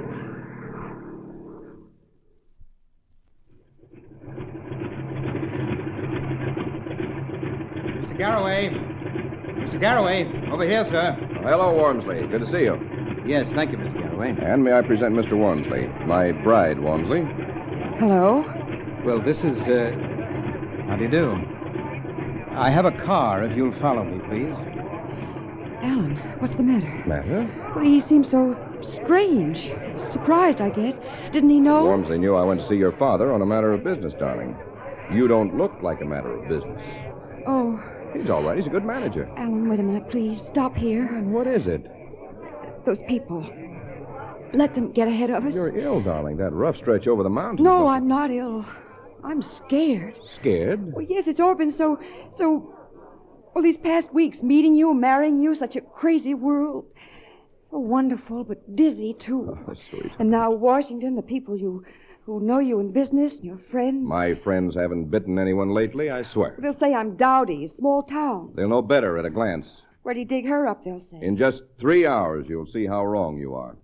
What? We'll have dinner at the hotel, then a few of those friends are coming in to meet you. No, not so soon. I'm sorry to be acting so silly, Alan. It's just that all of a sudden All of a sudden, if you don't stop being silly, you'll be kissed right here before the watching thousands. Huh? Oh, golly, people are watching. Come on. That's better.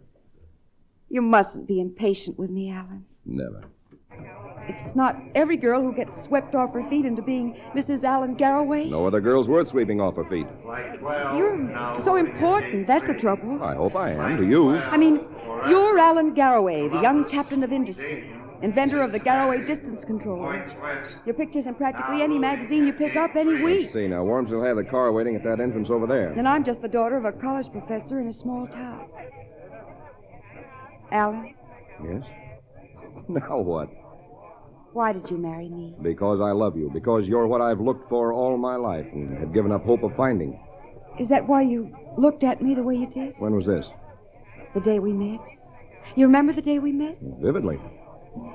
You looked at me as if I reminded you of someone else. You married me not for myself, but for my resemblance. Oh, you're making fun of me. Well, a little, yes. No, but I'm serious. You're tired and adorable and asking for this right here and now. Oh, Alan. Alan, I'll try so hard to make you a good wife. Come along. I will, really. I'll try. You'll be happy and I'll be happy. Here we are, Walmsley. I sent the luggage on ahead, Mr. Garraway. Good. Walmsley, you're a shrewd man. Sir? Your judgment's sound. Mrs. Garraway's worried about meeting people this evening. I say she'll be the most beautiful woman in the place. Am I right? Oh, Alan, please. I should say, sir, that Mrs. Garraway has, nothing to fear. Nothing. No one. In you go, darling. On your way to conquer Washington.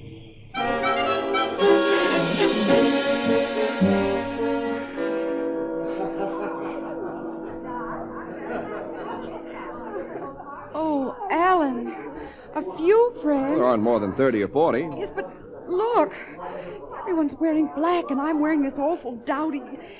My hair. You're stunning. Come on, Mrs. Garraway. Chin up. Oh. Ah, Senator Pelly. My wife, Senator, Mrs. Pelly. Hello. How do you do? Alan Galloway. Where's Alan? Where is Alan Galloway? Oh, here you are. Hello, Mrs. Foster. So, this is the girl. And this is our neighbor in Middleburg, an old friend of my mother's, Mrs. Foster, my wife. Good evening. Delighted. Read you were married. Heard you were back in Washington.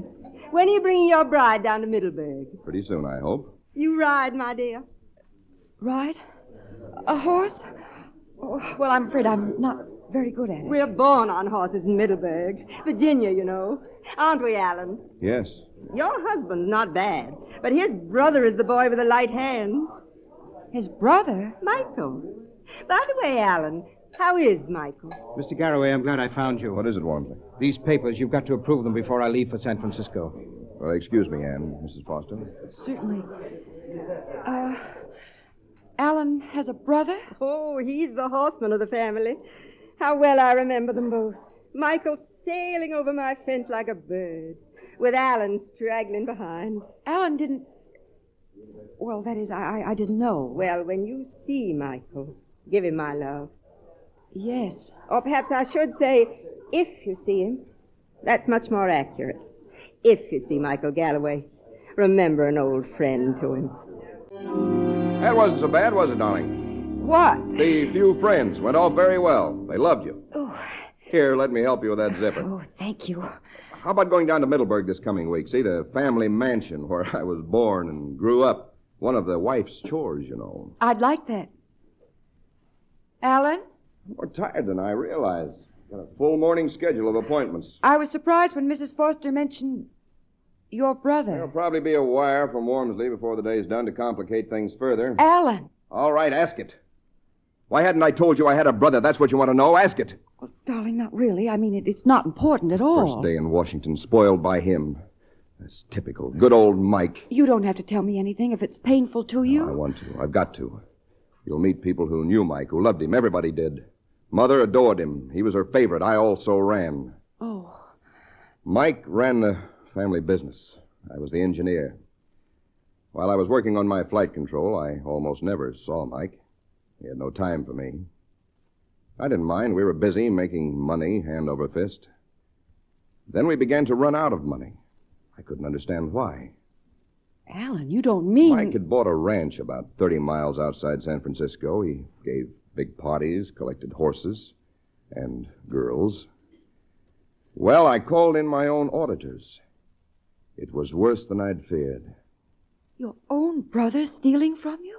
Oh, Alan. He laughed at me. I had the proof, but he knew I'd never do anything while Mother was alive. And when she died, Mike disappeared. I don't know where he went. He disappeared because he was afraid of what you might do. Maybe. But Mike's not afraid of me. I keep remembering his face the last time I saw him, the hate that was on it for me. Oh, don't, darling. You're punishing yourself. If anything, I'm afraid of him. He can't hurt us. Don't you see? If we hold on to each other and never let him come between us. Why should he? What has he to do with us? Well, I only meant Nothing must come between us, ever. No, Alan. I need you, Anne, more than you know. Oh, that makes me so proud. You may have a no-good brother, but you'll have a good wife, Alan. I'll learn. I'll be like your friends to please you. As smart as they are, as knowing If as... you do, I'll kill you. Come here to me. Oh, Alan, Alan. Who do you belong to, darling? You. Well, that's all that matters to me. Is it, darling? Is it? Yes.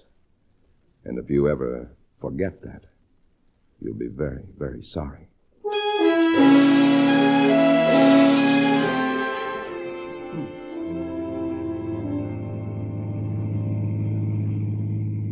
What beautiful country, Alan. I've never been in Virginia before.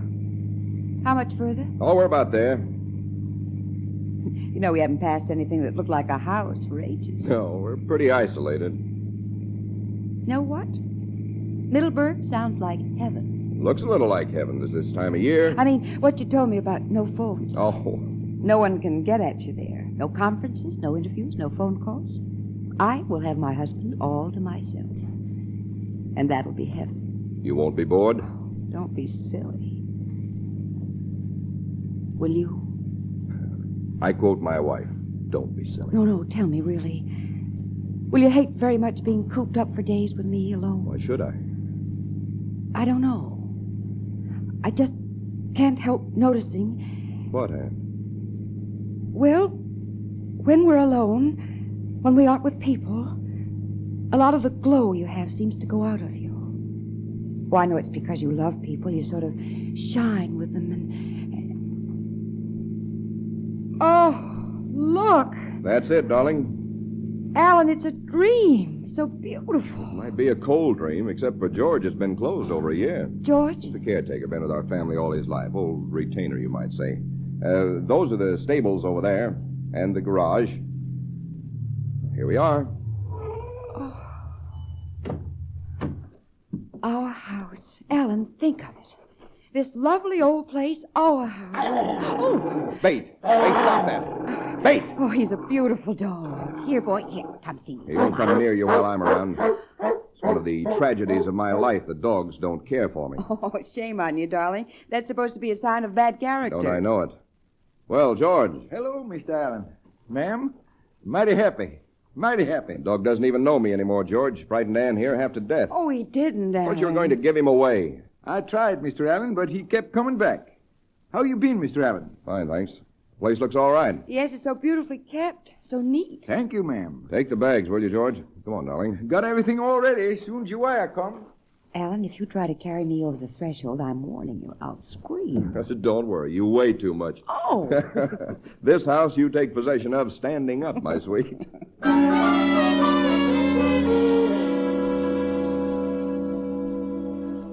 Darling, I was noticing from our bedroom window... Oh, George. Yes, ma'am. I thought you were Mr. Allen. He going out to the stables, ma'am. Anything I can get for you, ma'am? Well, you can open all the shutters you find closed. I've been doing that, and the house is coming to life already. Yes, ma'am. House needed to be lived in, or it's close to being like a tomb. What a gloomy thought, George. I'm going to put flowers around. Yes, ma'am. I got some outside. And a fire in the fireplace would help. I'll get a fire going pretty quick. Pretty quick, ma'am. Oh, George. Ma'am? I've been noticing there are no family pictures around anywhere. No, ma'am. I've heard about Mr. Allen's mother. I'd like to know what she looked like. Well, there used to be pictures, ma'am, but Mr. Allen took 'em all up to the attic. Maybe a cup of tea, ma'am, to warm you. Well, that would be nice. George. Eh?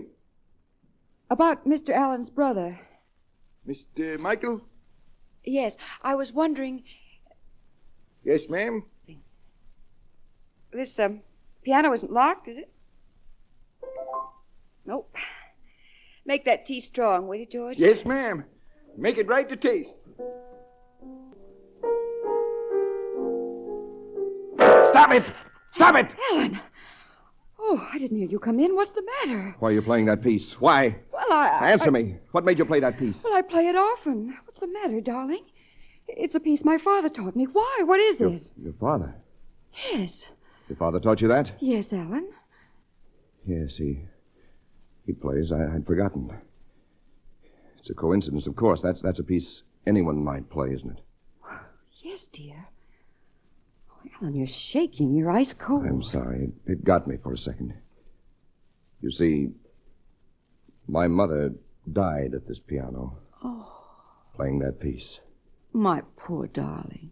You know, Middleburg isn't all happy memories for me. I know. I wish I could have known your mother. She must have been a wonderful person. Just think, you grew up hearing that piece played by her. I grew up hearing it played by my father. That's a sort of bond between us, one we didn't know about, isn't it? Yes. Well, I'll clean him a bit. It's messy down at the stables. Here, the tea, ma'am. Strong, like I say. Did you bring the cocktails too, George? Yes, sir, Mr. Allen. Got 'em all ready for shaking. Good boy. I won't be 2 minutes, darling. All right. Oh, George, you set a table there by the fire and let me shake the cocktails. Yes, ma'am. Mrs. Garraway must have been a wonderful woman, George. Yes, ma'am, she was. She was an invalid for years, Mr. Allen said. That's right. She lay up there in the bed, never complaining, always smiling. This piano must have been a great comfort to her when she did get up. Piano, ma'am? I know what it can mean to an invalid to be able to play. My mother did a little, and she got... Oh, no, ma'am. Miss Garraway never played the piano. She used to say she knowed only 2 things, flowers and boys. Mrs. Garraway never played the piano. She never touched no piano no time. But she died sitting at this piano, didn't she? No, ma'am. She died upstairs. In bed. Well, was I as good as my word, or was I? 2 minutes flat. Those cocktails ready, darling? Yes. We can use these, huh? George, bring on the food. We're eating by the fire, aren't we? Yes. Good, I'm starved. Yes, sir. Right away, Mr. Allen. George's cocktails, the best. Almost good enough for you. Well, here we are. A toast. Toast? To us, darling. To us. And a better understanding of your husband. That isn't always easy, Anne. But you've got to try. For both our sakes, you've got to try.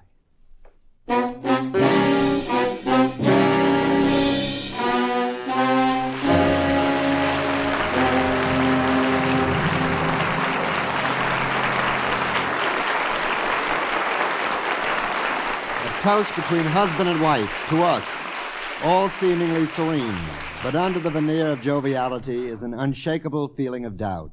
Is this distrust well-founded? We will return shortly to discover. Now, Act 2 of the MGM Theater of the Air, starring Robert Taylor with Gertrude Warner. In the 4 months of their marriage, Alan had revealed many things to Anne. Washington society, the family house at Middleburg, the prestige that went with the Garraway name. But also he had revealed to her a sense of fear of a shadow, of a ghost, for the brother Alan hated so bitterly kept looking in from the past. 4 crowded months, and now Mr. and Mrs. Garraway are in San Francisco in one of the better restaurants. There is a line of waiting patrons. Alan and Anne move toward the velvet rope that is guarded by the maitre d'hotel. But see here, Captain, I have 5 guests. We've been waiting 20 minutes already. I am sorry, sir, but without a reservation. Evening, Antoine. Mr. Garraway, how do you do, sir? This way, please, Mr. Garraway. We didn't have a reservation. No. Well, that captain's a cheat. No, not quite. This happens to be my favorite spot in San Francisco. He knows me. I always... I don't blame you, darling. What? That girl who robbed you suddenly of the power of speech. She's stunning. Do you know her?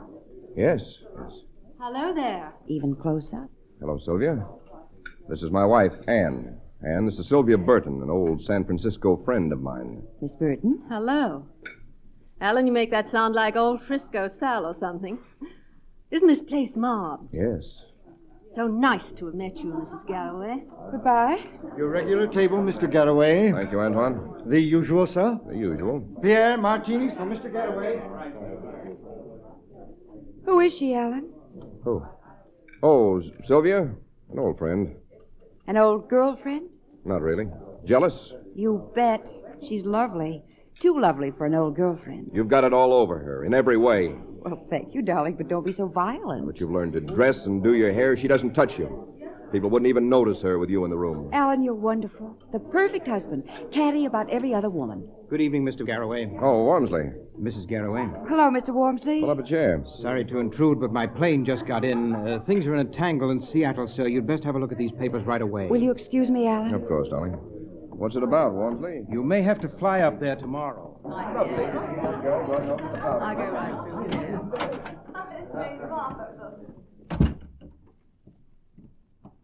Well, hello again. Oh, hello, Miss Burton. How do you like San Francisco, Mrs. Garraway? Wonderful. So many bridges. Yes. So many to cross. What do you hear from Michael? Oh, nothing much. The light here isn't too good for powdering, is it? Soft lights are kind to women everywhere except in powder rooms.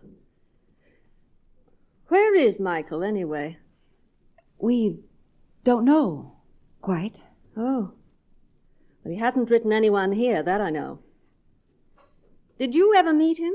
No, I'm looking forward to it. What's he like, Miss Burton? Well, he isn't handsome. Oh, I thought not. I imagine he and Alan are quite different. Quite. You know, there have been some pretty unpleasant rumors about Michael. Have there? I hate rumors. Gossip. So do I. Rumor wasn't the right word. I've had a funny feeling lately that Michael might be dead. Oh, no. I'm sure Alan would know. Yes.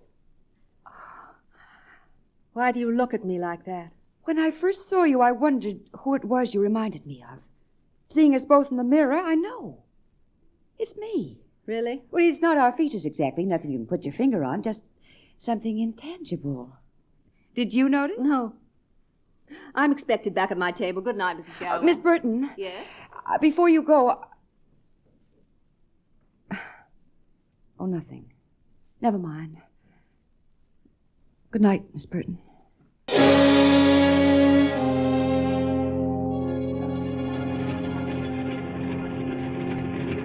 That is a rotten time to be taking off to Seattle, 8 o'clock in the morning. Well, the time's not as bad as the weather. Looks like rain. Don't come out the airstrip with me. Wormsley. Everything you'll need is in this briefcase, sir. Thank you.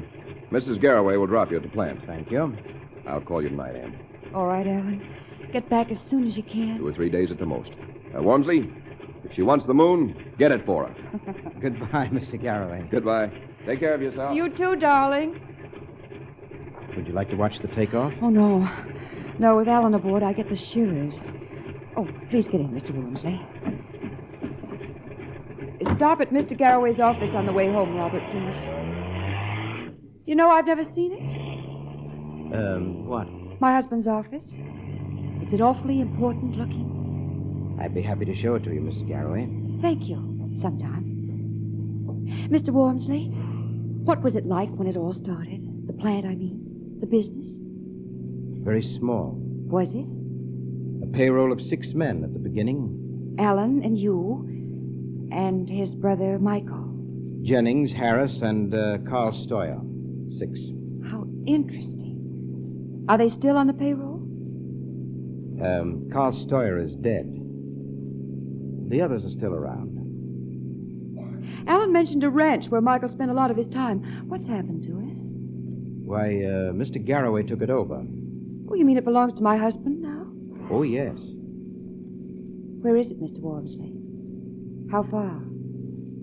Oh, about 30 miles. That might be a nice drive someday. Did you know Michael very well? No, the plant property begins here. It covers 4 acres now. I'd be happy to show you through the plant whenever you like, Mrs. Garraway. Thank you. You know, I'd like to drive out to the ranch. Well, I'm afraid that's not very practical. Why? Well, I mean to say it's isolated. The fog is bad at this time of year. There's a caretaker, but he doesn't live there. It sounds lovely. Will you get the keys for me, please? Mrs. Garraway. Yes? If you'll ask the chauffeur to pull up here, please. My office is in this building. Oh, yes, certainly. Robert, stop at this building, please. And, about the keys. I'll send them to you first thing in the morning. Thank you, Mr. Wormsley. That's very nice of you. Goodbye.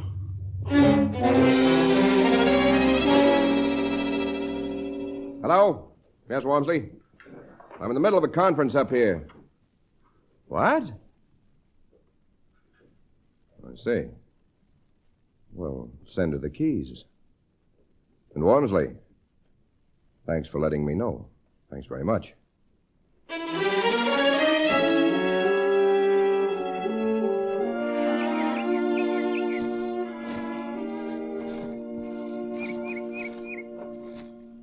Oh, it's lovely.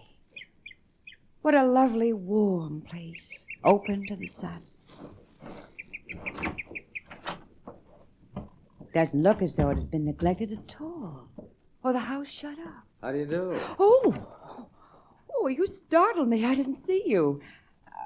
I'm Mrs. Alan Garraway. Are you the caretaker? Yes. Well, please go ahead with what you're doing. I'm just going to look around the house, Mr. Gordon. Do you mind telling me, did you know Michael Garraway? Yes, I'm a close neighbor up the road. What was he like to you?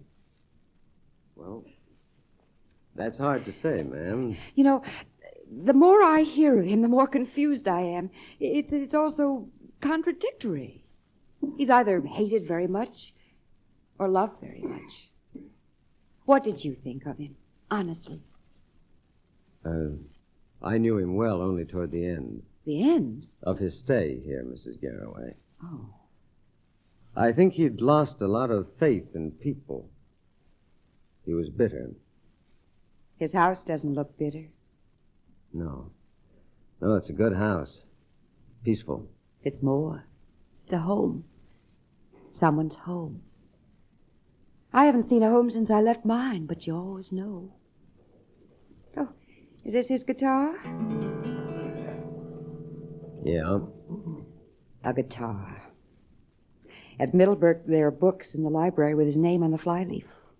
Books of poetry. What kind of songs did he play? Almost anything, I suppose. That was silly of me. What kind of songs do you play on a guitar? Well, he had no reason to be. I beg pardon, Miss Garraway? Bitter. I don't see what he had to be bitter about. I think he's a very foolish man. My husband says... Well, I'm sorry. I don't know why I'm bothering you with all this. No, it's very interesting, Mrs. Garraway. And you're very patient, Mr. Gordon. Thank you. You'll be all right here in the house alone? Oh, yes, quite all right. Goodbye, Mr. Gordon. Goodbye, Mrs. Garraway.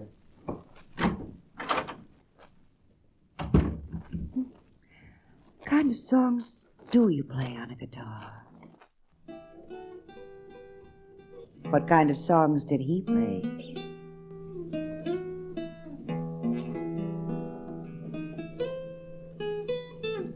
Very pretty, Mrs. Garraway. Oh. Beautiful music. My favorite. Thank you. Alan, when did you...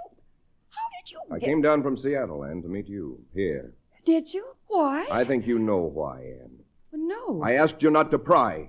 I asked you to forget Mike, not to let him or anything else come between us. Alan, dearest, you didn't come back just because... Wormsley telephoned. He said you'd asked for the keys. I thought it was important to come. If we don't understand each other now, Anne, we'd better before something else happens. Was it so wrong of me to come here? You're my wife. You've never even seen him, and yet he's got a hold on you. He always knew how to make trouble for me. He had a diabolical cleverness about that. You keep saying had and knew as if... Is Michael dead, Alan? How should I know if he's dead? I hope so. How I hope so. Alan, how can How much you? do you think I can stand? All my life, and now this, now you. All right, you came here to find out about him. What have you found? I'm here to help. Let's find it together. Oh, darling, don't. This room was his. What's in it that is Mike? Shelves of books and phonograph records. What's this one? Schubert's Trio in B-flat major? Well, he won't need that. Alan! Books on philosophy, poetry, pretty little volumes of verse like this one, paper covered. You'd like this, Anne, but you don't want to read it, do you? You don't want to read it? Don't. What else? Here's his guitar. Give it to me. Oh.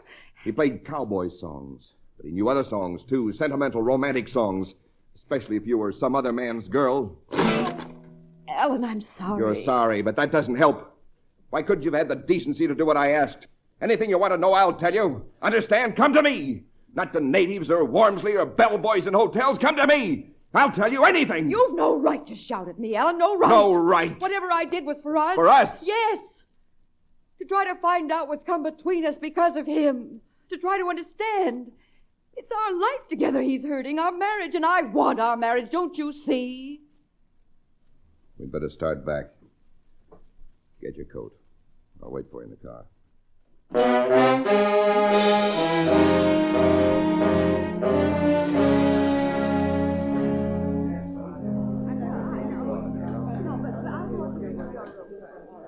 Are you going to check the desk for messages? No one knows I'm back. Garraway. Oh, Mr. Garraway. Someone does. Wormsley, it can wait. Going up, please. Step back in the car. Oh, for Mr. Garraway. 10, please. 12, please. Garraway. Didn't I hear him being paged yesterday in Seattle? Probably. He gets around. I don't know him, but I hear he's worked the same magic with his wife that he does with everything else. Sensational renovation. My dear, Harriet saw her in Washington when they were first married. She says the girl couldn't have looked dowdier. 10th floor. Pardon us, please. Oh, sorry. Gossiping old women.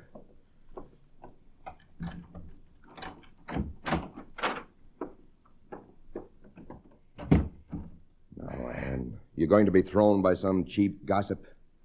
No. I'm thrown by the truth. Meaning what? I was pretty dowdy that first night in Washington. You expected me to be, didn't you, Alan? What? Yes.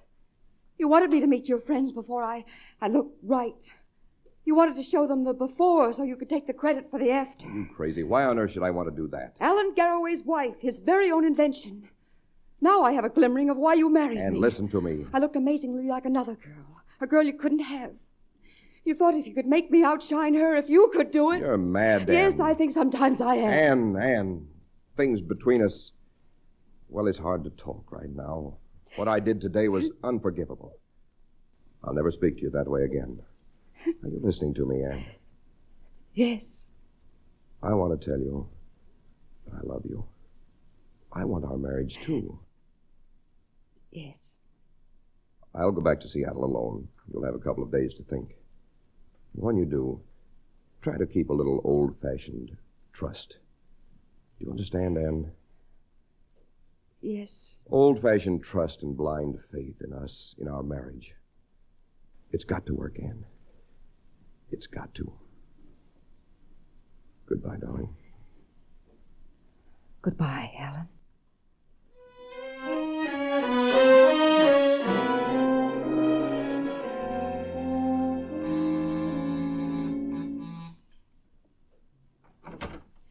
Oh, Miss Burton. Come in. It was awfully nice of you to see me. You wanted to ask me something, Mrs. Garraway, and I'm curious about a few things myself. Won't you sit down? Oh, thank you. You're a funny girl to get tied up with Alan Garraway. Miss Burton, the reason I came here... I don't like him, you know. In fact, I despise him. Does that answer one of your questions? Not quite. I love him. All right, you love him. Then what can I tell you about him?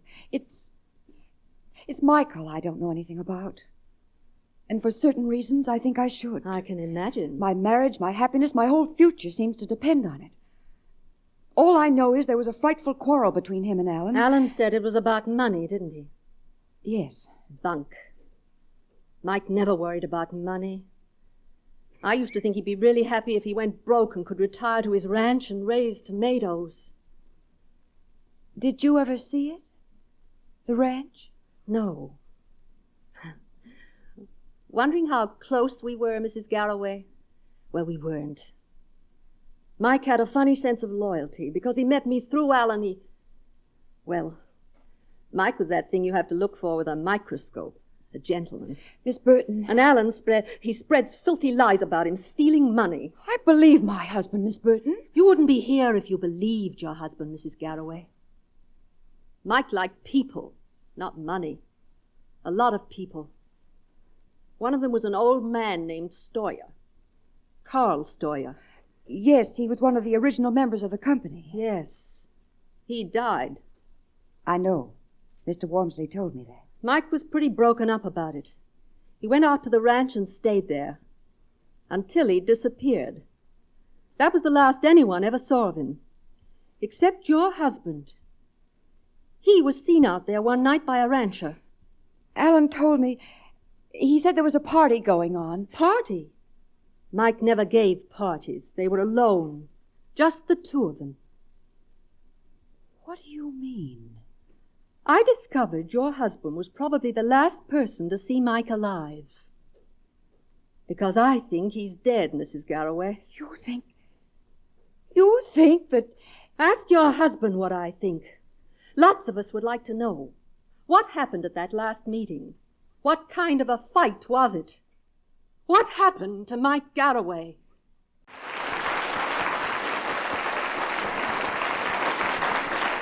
What happened to Mike Garraway? When our play resumes, we will hear the answer to the burning question. Now, Act 3 of Undercurrent, the MGM Theater of the Air presentation starring Robert Taylor with Gertrude Warner.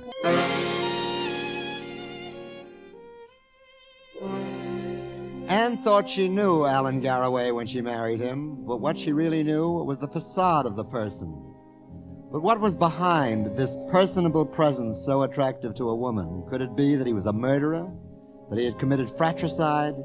Why had Alan's brother Michael disappeared? An event of importance happened at Michael's ranch that only Alan was aware of, and Alan was a sphinx. But why? Haunted by doubt and uncertainty, Anne decided to return to the peace and quiet of Middleburg. There she finds the faithful George, strangely disturbed and not happy at the intrusion. I'm mighty sorry, Miss Garraway. Didn't know he was coming till an hour ago. Mrs. Foster's boy come over. It's all right, George. Wish I had a little time. Fix things up. It's all right. He be along soon? Mr. Allen? Yes. Yes, I came by train from San Francisco. He's flying in from Seattle. Kind of wish he told me. Told you what, George? Well, ma'am, that you both was coming. George, I don't think you're very pleased to see me. Oh, yes, ma'am. Real pleased. Listen. A place likes you, Miss Garraway. Seems to... Isn't that your dog? Bait? Yes, ma'am.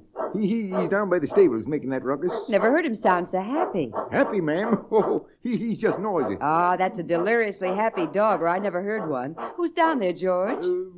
Nobody, ma'am. Nobody, only Bait. How do you know? Ain't nobody at the place, ma'am. Only me and Bait. I'll just go down and have a look. Ma'am, don't. George, what is it? What is it? Nothing, Mrs. Garraway. Take my bags in the house, please. I'll be in a minute. Won't be nothing in those stables, ma'am. You see. Bait? Here, boy. Here, come see me. Here, Bait. Well, Bait, you are happy. I knew it. Oh, that tail of yours does wag after all. We're friends, aren't we, Bait? What are you trying to tell me? Bait, is he here? Michael? He is. Isn't he, Bait? Of course he is. That's why you're so happy. Michael's here. He's alive. And he's hiding. He's hiding because everything Alan said about him is true. He doesn't dare show his face. But he's alive. And I thought Alan had... Oh, Alan, darling. Forgive me.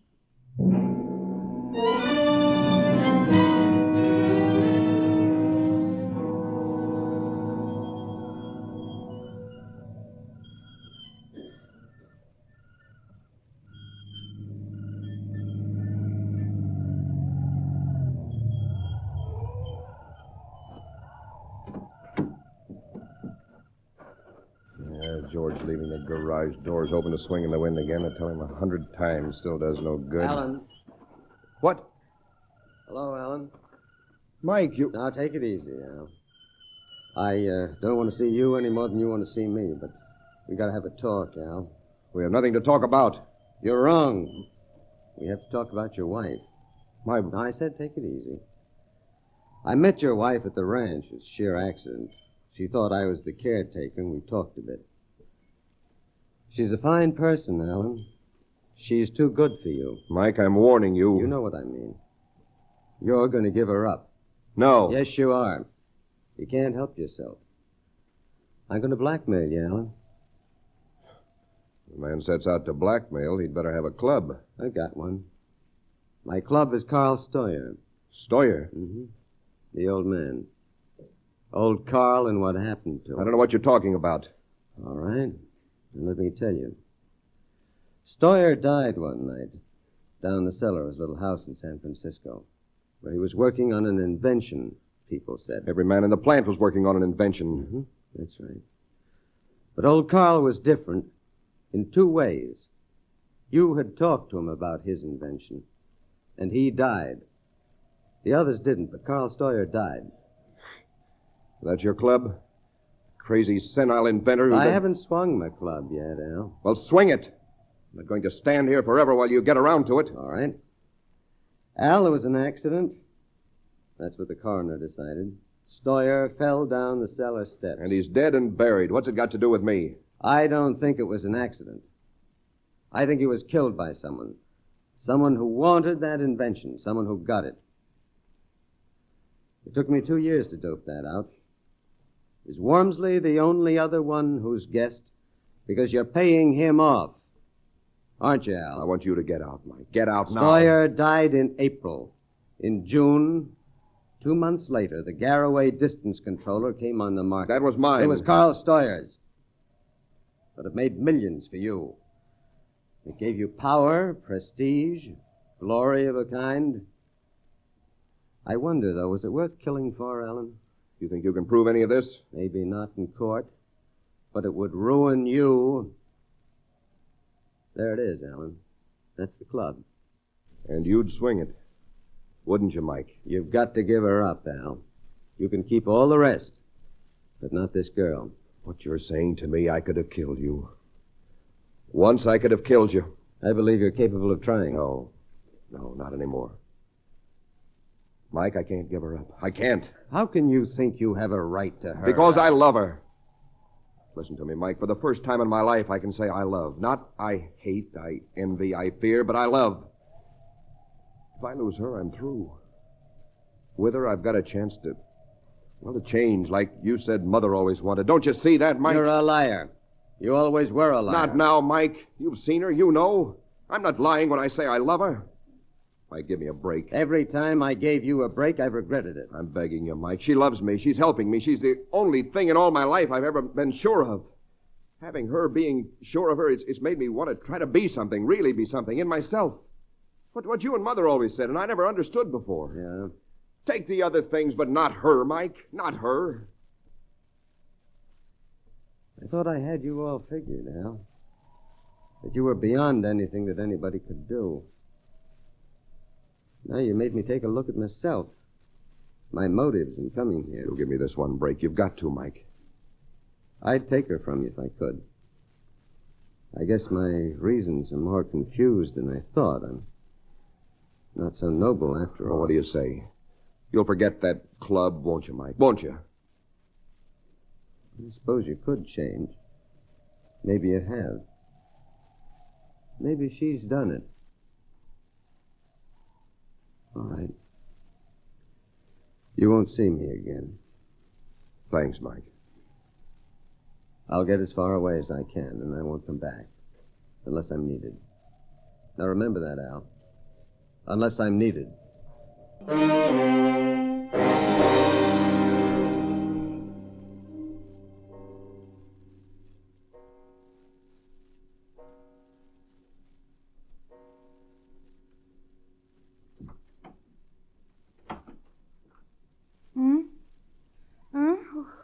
Who's there? Who is it? Oh, Ellen. Hello, Anne. I didn't hear you. So late, I thought you'd waited over till morning. Oh, what time is it? Almost 5 o'clock. Oh, you came in so quietly. I want to wake you. Come over here near the light. Yes?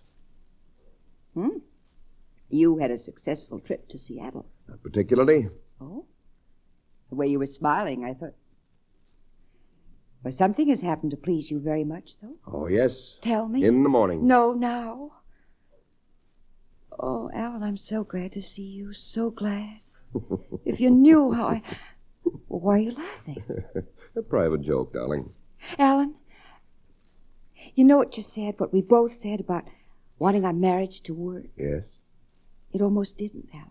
It almost didn't. Because I couldn't have the blind faith and old-fashioned trust you mentioned. You couldn't, Anne? But now, I must tell you this tonight. Now it's all right, darling. Yes, it is. You can see that, can't you? I must tell you something, too, Anne. Oh, no. Just say you love him. I've seen him. I've seen him, and he's gone. You've seen who? Michael. I've seen him, and I've beaten him. Alan, what? How? Beaten? Yes, because he's a fool. He's always been. A stupid, sentimental fool. I'm rid of him, do you, Anne? I'm free, and he's gone. He's gone, Anne. He was here then. Oh, yes. Be happy, darling. For me, for us, be happy. You've beaten him? What's the matter? Nothing. You aren't happy. Yes, Alan, I am. You aren't. Why? Well, I'm so confused. Why should you be confused? Well, I don't know what I thought, but people told me you lied about Michael. You believed I lied about him? Yes. Well, no. Oh, it doesn't matter now. It does matter now.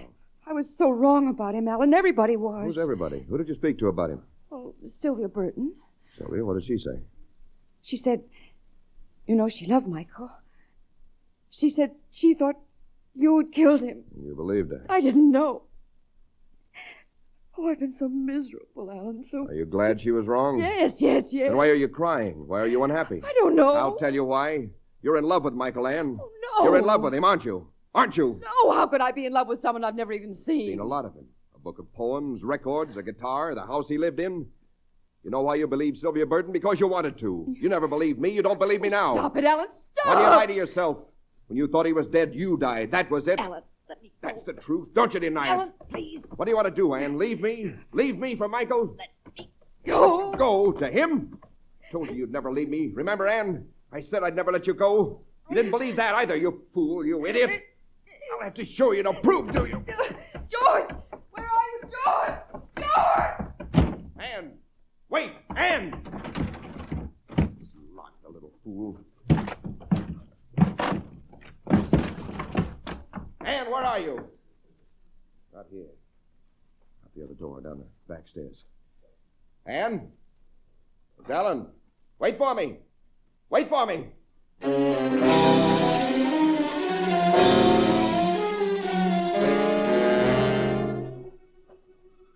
The garden's no place to hide, Ann. I'll find you. It's getting light. Don't call for George. I send George away into town. You're alone, Ann. You and me. Ann! Where are you? Wait for me!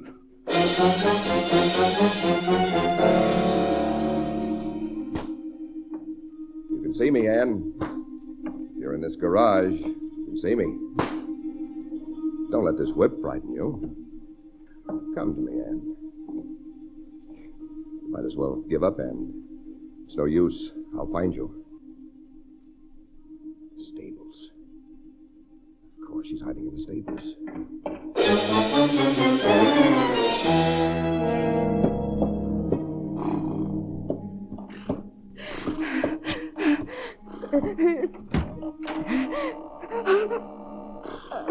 Ann? Did you hear me? About the whip? Don't be afraid of the whip, Ann. Fear's no good. I know. I've lived with it a long time. Now I'm rid of it.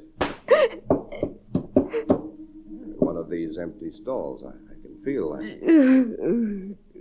So, I go from stall to stall. Shut up, you black devil. Black devil, yes, I know you. You're Michael's stallion, aren't you? The horse I could never break. Only Michael. You'd never carry me, would you? You should have. You should have. You should have. Stop it! Stop it! Stop it! Well, next stall. Crouching down in the next stall to the devil horse, huh? Two of a kind, aren't you? Both belong to Michael. You've got to have the same treatment. Two of the kind. Ellen, never felt a whip, but you will. You will. Look out! The stallion! Come for me, will you? He's rearing! Look out!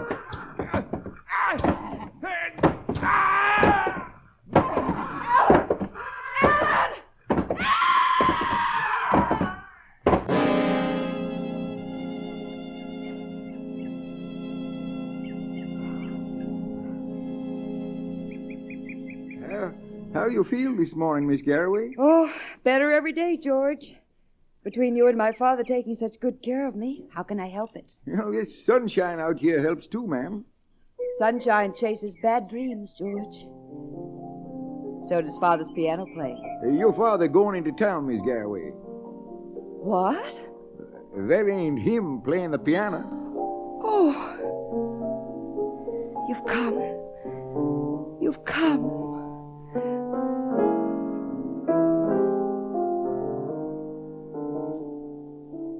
Hello, Ann. The caretaker at the ranch. You're Michael. Mm-hmm. You sent for me, Ann? Yes, I wanted to see you. It seems I'm a very rich woman. I don't know how much there is, but I don't want it. It belongs to you. We can arrange all that later. Yes, later. Oh, but the ranch, that belongs to you. That could never belong to anyone else. Seemed to belong to you that day. You know, I didn't send for you just about the money. I wanted to know you. Now that you do? I'm happy to know you, Michael. We have a lot to talk about. Yes. We'll have a long time to do it. Won't we? I hope so, Mike. I hope a very long time.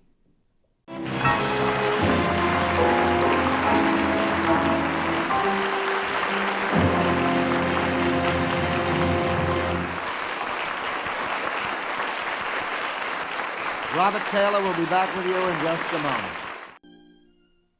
Well, Bob, it's quite a thing for the MGM Theater of the Air to have you as the star. Well, from the way these shows are going, it's quite a privilege to be on one. It's nice of you to say that, Bob. We like a little plug. As who doesn't? Well, your name is a household word, and there's no point in plugging your wonderful career because the audience is ahead of us. But it's Rather interesting to note that you've gone Western on us. Yes, I've made 2 Westerns. One is Ambush, which is playing around now. And doing very well, I might add. The other is Devil's Doorway, where I play an Indian. A UGH Indian? Well, no, not exactly. The studio boys think that Devil's Doorway is a little more realistic and gives more of a picture of the true plight of the Indian at the time when they were being crowded off this part of the map. Well, that sounds like entertaining film fare. Everybody likes cowboys and Indians. I hope you're right. Well, Ambush has proved something already, and I think Devil's Doorway will clinch it. Thank you, Howard. And thank you, Robert Taylor. Robert Taylor appeared by arrangement with Metro-Goldwyn-Mayer, producers of Key to the City, starring Clark Gable, Loretta Young, Frank Morgan, and Marilyn Maxwell. Gertrude Warner was heard as Anne, and Carl Swenson played Michael. Original music composed and conducted by Joel Herron. The program was directed by Marks B. Loeb and produced by Raymond Katz.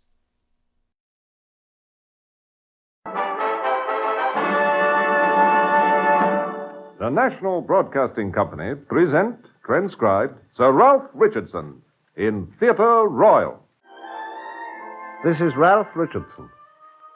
Our play today is Sir James Barrie's Half an Hour. It was originally written in the form of a one-act play, and so it lends itself easily to our purpose. Barrie invariably wrote his stage directions in a personal and descriptive manner. I don't think I can do better than to borrow from his own stage direction to make the introduction. I myself shall play the part of Richard Garson in Sir James Barrie's Half an Hour. The place is London, and the time a more leisured age than we know today.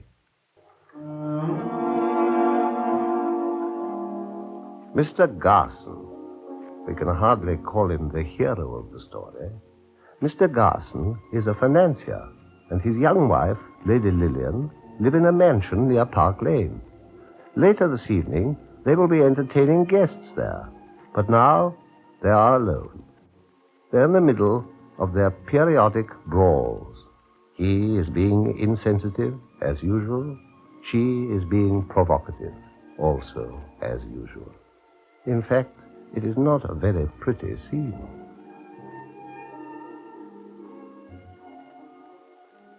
Why don't you strike me, Richard? After all, I'm only a woman, and there's no one within call. A woman, you useless thing, that's just what you're not. How strong you are, aren't you? No wonder I love you. Look how you've crumpled my frock. Well, you certainly asked for it. Did I? You know, I can't make up my mind whether green is really my color. What do you think? What color do you best like to knock me about in, Richard? You mind what you're saying. Well, do you mind telling me what all this scene has been about? Oh, I can't even remember. Anyhow, what's it matter what it was that started us off? Something always does, and in the end, we end up by saying exactly what we think of each other. Of course, but we know what we think of each other before we start. Maybe we do. But how many times have I said to that father of yours... Oh, Pops. By the way, I never heard how much you paid him for me when we got married. One way and another, a good £20,000. I can't help feeling proud. If I could have got you for half, I wouldn't have had you. How like you to say that, Richard. Still, there are other women for whom you could have paid even more. There must have been some reason why you picked on me. Oh, you rotten old aristocratic families. All so poor and so well turned out. The come-on look in the melting eyes of you and the disdain of you. I suppose they went to my head. You were the worst, so I chose you. I won. Oh, you didn't need to come to me unless you liked, you know. I admit that. It was your money that brought me. Quite so. I'm sorry, Richard. For both of us. Ah, nonsense. You must at least allow I never pretended it was anything but your wealth that drew me. I never wanted it to be anything else. I'll like you again. Perhaps that's even some little excuse for me. Not very much. Soft order. I dare say. Why don't we end it? Do you know who you're talking to with my name in the city? Oh, of course. But if you won't, Richard, has it ever struck you that someday I may? You? Never. You have a mighty faith in me. Mighty. May I ask why? Isn't it obvious you know why? In that expensive little heart of yours, you can't afford to. You're too fond of my money. I see. Tragic, your lot, isn't it? More tragic than you understand. Bought you when you were too young to know what you were doing. Not so young, but that I should have known. It's a rare, exquisite creature, too, as you know yourself to be. As I know I'm not, but as I long to be, and as I think I could be. As you think you could be if you'd married a better man, I suppose. All right, mock me. You have the right, but it may be truer than you think. That's what they tell you, I've no doubt.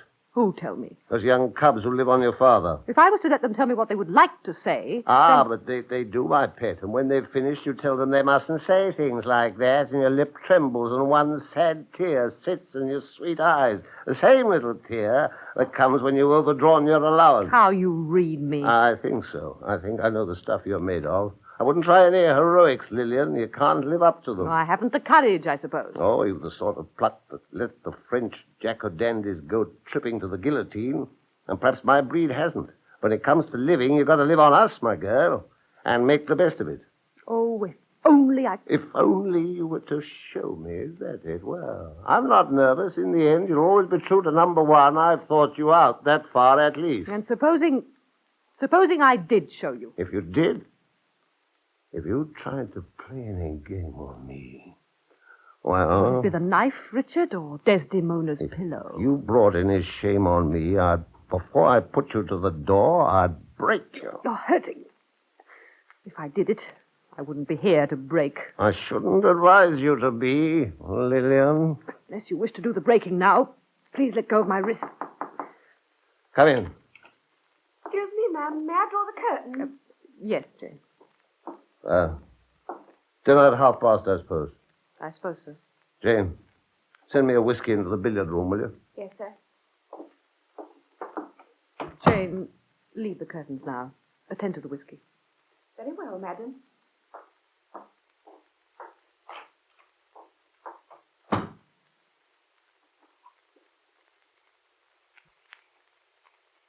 Richard, when you read this, you will know that I've left you forever.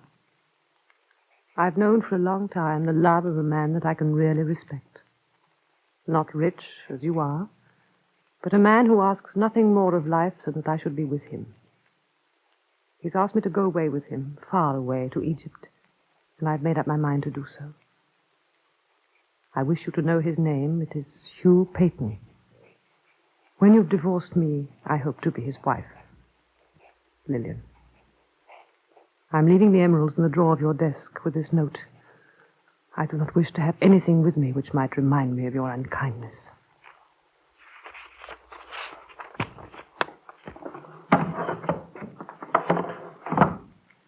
"8:10. Just time to catch him before he goes for his train.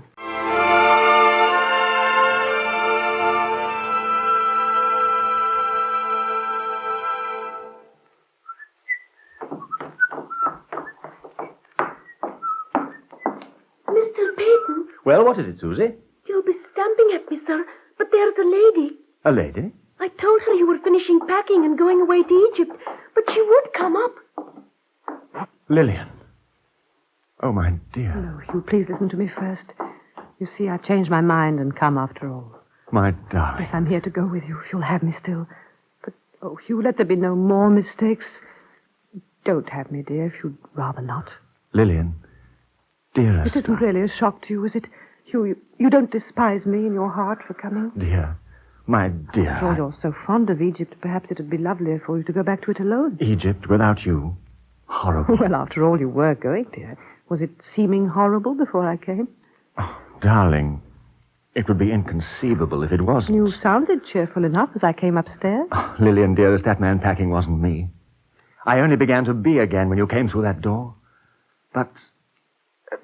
tell me, dear, what made you change your mind so suddenly? Not suddenly. I longed to come to you, but I was his wife. Hugh, did you hear me say I was his wife? What a lovely way of putting it. My wife now. And always. Things he said to me tonight. There, that's all over. Did you tell him you were going? Yes, I left a letter for him in the drawer of his desk with all the jewelry I was wearing, just like you told me to do. You said in it that you were coming to me? Yes. I wanted you to do that.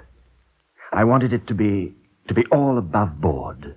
I'm not afraid of him. I said I was going away with you, and I put my wedding ring inside the letter. I've burned all my boats, Hugh. Darling.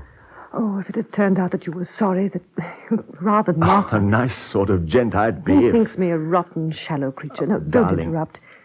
Perhaps I was so with him, dear. What was bad in each of us seemed to call to the other. He said that in any test, I'd always go where my bread was best buttered. Well, he'll see how wrong he was then when you come with me. Good Lord, look at the time. We mustn't miss the train. Not another word if you love me. Can you snap these catches while I sit on this trunk? That's it. Why, what are you smiling at? I just remembered, Hugh. There were people coming to dinner tonight. I've just remembered something far more important. Woman, where is your trousseau? Oh. Susie! I've only what you see me in, dear. Here's all the riches I bring you. 4 and 6pence. Please take care of my dowry for me, Hugh. You poor dear. But what fun to buy you a trousseau at Brindisi, if not before. Susie! Are you going to send Susie to get a trousseau for me? Of course. Ah, Susie, skip across to the nearest draper's and buy me a trousseau. What, sir? Size 5.5 by 1 1/4. Hurry up now, fly. Whatever does he mean? He only means he wants a taxi. Oh, that? Well, Mother's out, and you know what Father is, sir. But I'll get it myself. Oh, no, you don't, Susie. Not in the rain. I'll be back in a jiffy, Lillian. He's just bubbling over, miss. And all because he's going off to make dams in Egypt. Has he been bubbling over for long, Susie? For days and days. I used to think of him out in Egypt in a very dirty state, till I saw a picture of him, all in laundry white, and riding on a camel. The camel goes on its knees to him, Susie. I don't wonder at it. There was a thing about him in the paper, and it said, the ball is at his feet. And it is a great career. For him. But I've just got to make ready for another lodger. That's all the great career there is for the likes of me. I'm thinking there's a great career for you. How, Susie? Him. I wonder, would you let me see it? I've never seen engagement rings except in shop windows. But I'm afraid I haven't got one yet. You haven't landed him yet? Oh. All is going to be lovely, Susie. You've got him. I've got him. Lucky you. Yes, lucky me. Oh, you mustn't grudge him to me, Susie. I haven't always been lucky with men. Men? Oh, men. Most men deserves all they get. I can just see you and him, though, on your camel. Ah, there he is. He's still got his key. It's not him, miss. I think there's something wrong. Wrong? Oh, quickly, Susie.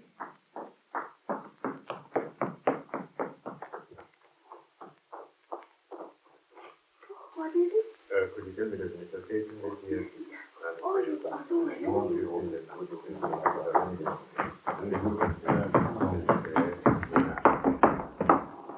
Miss! What is it? What's happened? Tell me. There's been an accident. They're bringing him in. Oh, Mr. Payton. Oh, Susie, it can't be. It's him. He was run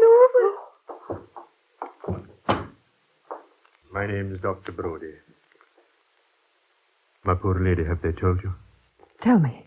Your husband, he was knocked over by a motor bus. He ran out of the news here. It was raining and the driver couldn't pull up on the wet road. He was knocked down. You... Mrs. Payton, I'm afraid it's very serious.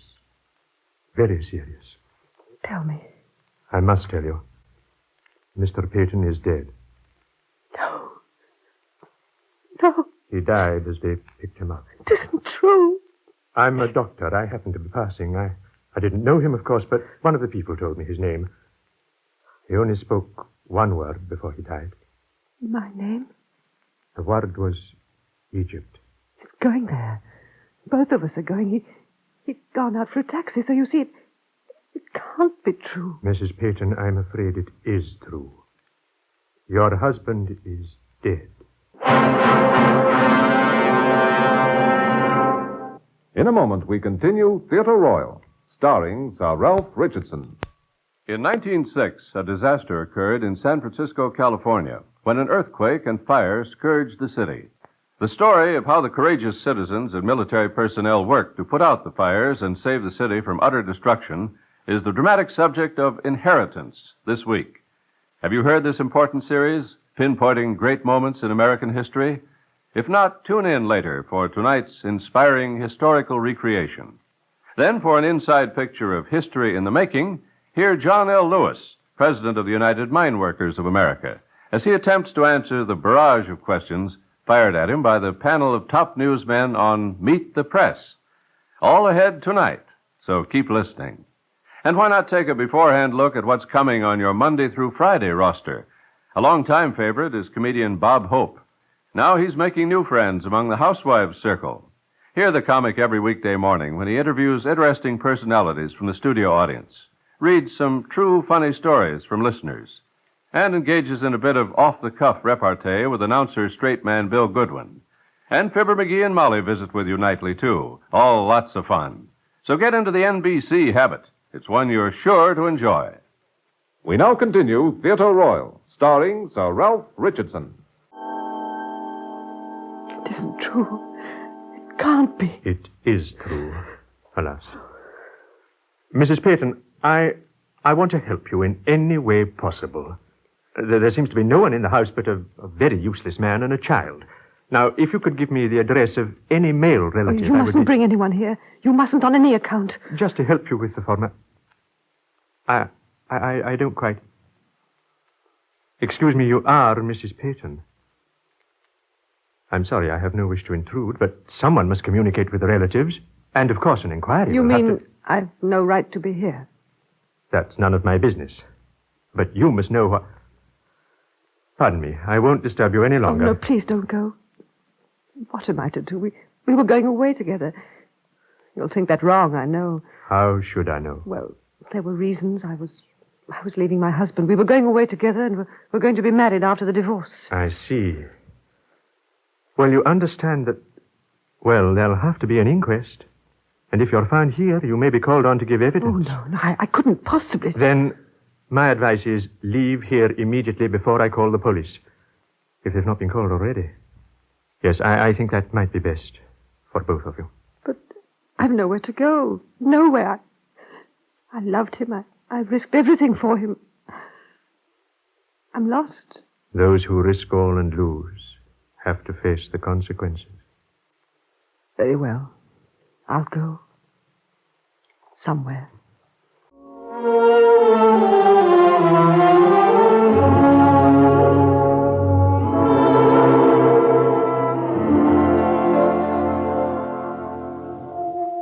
What time are they coming with us? Have I time to write a note? It's 2 minutes short of the half hour, sir. Her ladyship not down yet? I believe not, sir. No, she isn't usually late. I didn't hear her in her room, come to think of it. Shall I send up to inquire, sir? Oh, no, she'll be down directly, no doubt. I've just got to write a note before the guests arrive. They know there'll be 3 tonight with us? Yes, sir. Oh, they're here, apparently, sir. Oh. Well, I'll write this later, I suppose. Here, give me those papers with us. I'll put them in here for now. What the devil? Good heavens. Lillian's emeralds. What on earth are they doing in this desk? She must have shoved them in the drawer and forgotten them, I suppose. Her all over. They're here, sir. Is that all, sir? Yes, that's all, thank you. Mr. and Mrs. Redding, sir. Ah, glad to see you both. Come in and get warm. Lillian will be here in a minute. You seem to be having a little joke all by yourself, Carson. Look what I found. My. Where did they come from? Here in the desk. I put my hand in a drawer for some papers, and I found these instead. Well, all I can say is, let's go hard. Silly man. They're Lady Lillian's. I'd know them anywhere. Beautiful emeralds. The joke is, I see now why my wife's late for dinner. No. It's we that are early. She must have shoved them in the drawer there.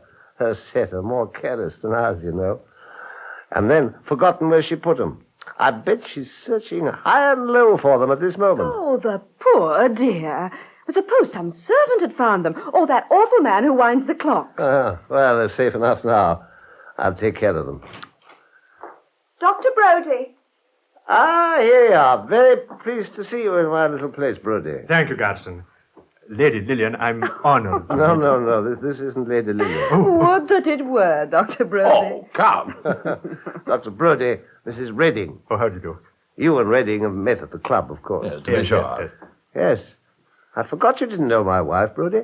She'll be down in a moment. I must apologize for being late. Now, don't fuss, Mr. Garson. Dr. Brody knows what women are. No, not I, Mrs. Redding. But I was afraid I would be late myself. A very strange thing happened just now. Why, what was that? An accident in the street. Man knocked over by a motor bus. Not far from here. Killed. Huh. Rough luck. Well, did you have to do anything? Yes, I did. He was living just around here. Seems to be an engineer or something. Done some good work out in India, they told me. Peyton was the name. Did you ever know him by any chance? Peyton? Oh, it was Hugh Peyton. We met once at dinner who... Oh, no, Egypt was his place. Oh, I'm sorry, not India. It was Egypt, she said. Yes, probably the same fellow. Was he married? No, not married exactly. Poor devil. Oh, surely better in the circumstances that he wasn't married. Oh, much better. You said poor devil. Did I? I was thinking of something else. Of the lady, you mean? Did I say there was a lady? You're saying it now. Yes, there was a lady, all right. She was married, she told me. She'd just left her husband, run away from him that very hour. In fact, she and Peyton were on the point of going away together. The bags were packed, everything. In fact, he was looking for a taxi when he was knocked over. So she was leaving her husband, was she? That's what she told me. And the most extraordinary thing is that the husband didn't know she'd gone. Oh, I'm terribly sorry. Everyone, do forgive me. Ah, there you are. You're very late, Lillian. Yes, I know. Dear Mrs. Redding, I'm so ashamed. Forgive me, kind Mr. Redding. All I can say, Lady Lillian, is that you're worth waiting for. Oh, and this... Yes. How do you do? My wife at last, Brody. I forgot, Lillian, whether I mentioned that Dr. Brody very kindly promised to take pot luck with us. No, but I'm so pleased, Dr. Brody. Any friend of my husband. Thank you, Lady Lillian. He's been telling us such a shocking story, Lady Lillian. It'll spoil my dinner. Oh, not quite, I hope, Redding. No, not quite. A man killed in the street. Tell her, Dr. Brody. I'm afraid it wouldn't interest Lady Lillian. Oh, yes, by the way, it would. You'll remember him, Lil. Was it someone I know? Peyton was the name. Hugh Peyton, I think. Wasn't it at the Rossiters we met him, wasn't it? Was he a barrister? No, some sort of an engineer. He worked abroad somewhere, Egypt. Only in a small way, I believe. Dark man, wasn't he? No, fair. Evidently, if you ever knew him, Lady Lillian, you have forgotten him. One meets so many. Just so. There was a woman in it, Lady Lillian. Oh, do get him to tell us about her. I'm sure there's a scandal in it somewhere. Ask him to tell us. Why not? Very well. I assure you, I pitied her when I thought she was his wife. And still more when I found out that she wasn't. She kept crying, what could she do? Runs away from her husband, gets her lover run over. She can always run out and get her some new ones, can't she? Oh, look here, Garson. What a sentimental fellow you are, Brody. That kind can look after themselves all right. After all, she told you she was married, didn't she? Well, by Jove, supposing she just bolts back to unsuspecting number one. Her husband, I mean. Oh, Lord. When she left the house at my request, I couldn't have thought so despicably of her as that. Is it more abject than my husband's other end for her? It would have to be one of the two. Yes, it would have to be one of the two. But to go creeping back to her husband as though nothing had happened, that would be too much. Oh, it's quite possible, you know, Garson. Don't you think so? I say, though, that'd be making a pretty chump out of the husband, wouldn't it? Yeah, no doubt. All the same. It has a funny side to it, you know. Don't you think so, Brody? It has its humorous side, you know. Oh, yes, I can see that, Garson. But I wasn't thinking about the husband as I walked here. I was thinking about the woman, picturing her in dire desolation. Don't you think she may be in dire desolation still? Thinking it over, Lady Lillian, no. I've come to the conclusion that your husband is right, and that I was a sentimental fellow wasting my sympathy on her. Exactly. We don't need to worry about her, I think. Dinner is served. Ah, Dr. Brody, will you take Lady Lillian in? I shall be honored. Oh, by the way, Mr. Garson, you were telling us about Lady Lillian's emeralds, remember? Oh, but of course. Why, hello, Lil. You haven't got them on tonight. I thought you got them out of me, especially to go with that dress. Well, no, Well, where are they? I was talking about them to Mrs. Redding before you came in. I took them off down here earlier on and left them for safety in one of your desk drawers. Oh, Which one? That one. Ah, better open up and put them on again, hadn't you? I like you in them, you know. I remembered them when I was upstairs dressing, and then I forgot them again. Yes, here it is. But my emeralds. The emeralds have gone. They're not here, but they should be. I left them here only a little while ago. I know I did. What, you say they're gone? Richard, what's to be done? My emeralds, I know they're in this drawer. Gone? Well, send for the police at once. This is very serious. I know they were there. I know. What can have happened to them? Mr. Garson, how can you keep it up? Don't you see the poor girl's nearly fainting? And I'm not surprised. I know I should. Emeralds. Come on, Lil. Calm yourself. And let this be a lesson to you, that's all. Everything's all right. It's just a trick I was playing on you. I found them in the drawer just before Redding came in. There never was a chap like Garson for playing tricks on you. A masterpiece, a real masterpiece. There you are. Put them on. Then let's go to dinner, Mrs. Redding. Oh, poor Lady Lillian. She looks quite pale. Oh, she'll get over it. Maybe even more careful with them next time. Eh, Lil? Lil, come on. What are you doing over there? Burning something? An old letter. Just an old letter. Dr. Brodie, shall we go in? Oh, Mrs. Redding.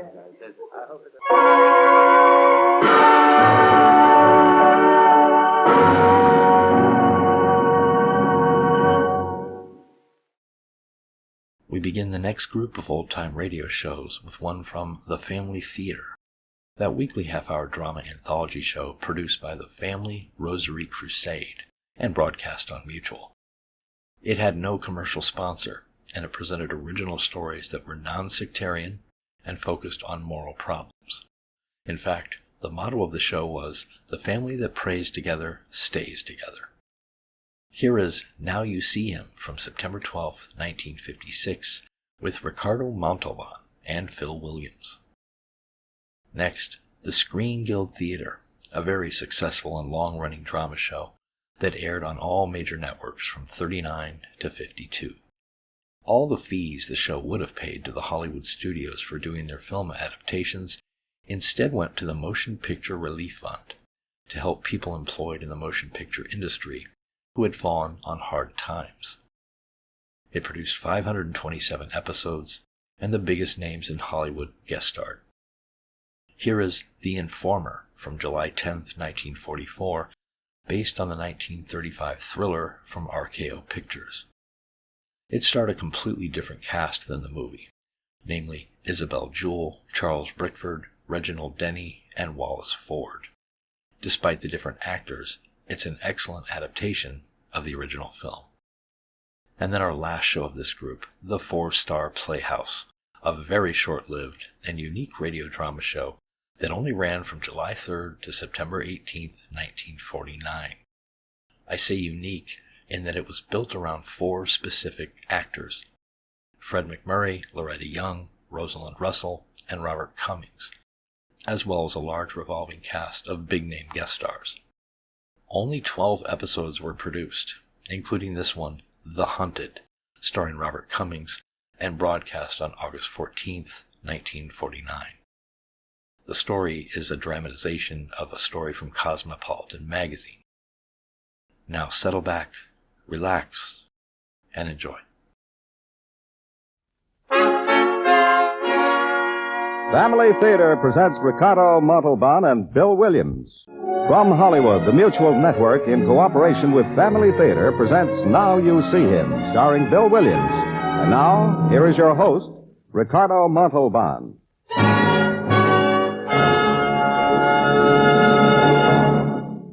Family Theater's only purpose is to bring to everyone's attention a practice that must become an important part of our lives if we are to win peace for ourselves, peace for our families, and peace for the world.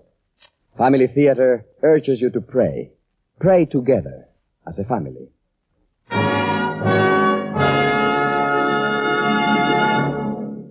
And now to our transcribed drama, Now You See Him, starring Bill Williams as Pete. Although there is no truth in the following story, and we offer it only as a fanciful venture into the improbable, the strange disappearance of Dr. Emmett Stack, as herein described, could take place tomorrow without violating one physical law of the universe.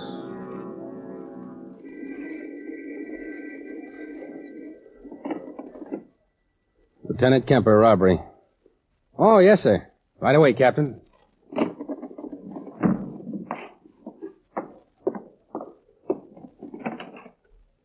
Come in, Vane.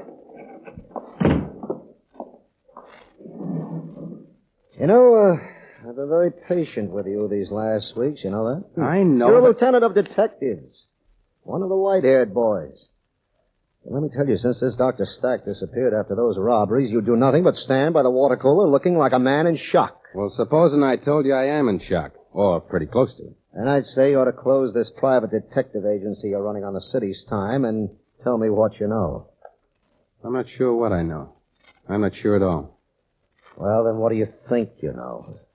Where Dr. Stack is? I hope you're kidding. I'm not kidding at all. We have been scouring the city and the county and the state for this guy, and you... I think I can take you to within 50 feet of where he is. But it might not do any good. It's just a guess, but I'd say 50 feet would cover it. Pete, when's your vacation coming up? Sure. Go ahead, laugh. I'm not laughing. I think Stack is still in Van Ruten's. The jewelry store? That's also just a guess. But it's warm in there, and no elements, no weather. Well, we went over the whole place. We went over it with a comb. Where could he hide? I don't think he's hiding. I think he's trapped. And if he's alive, I think he knows it.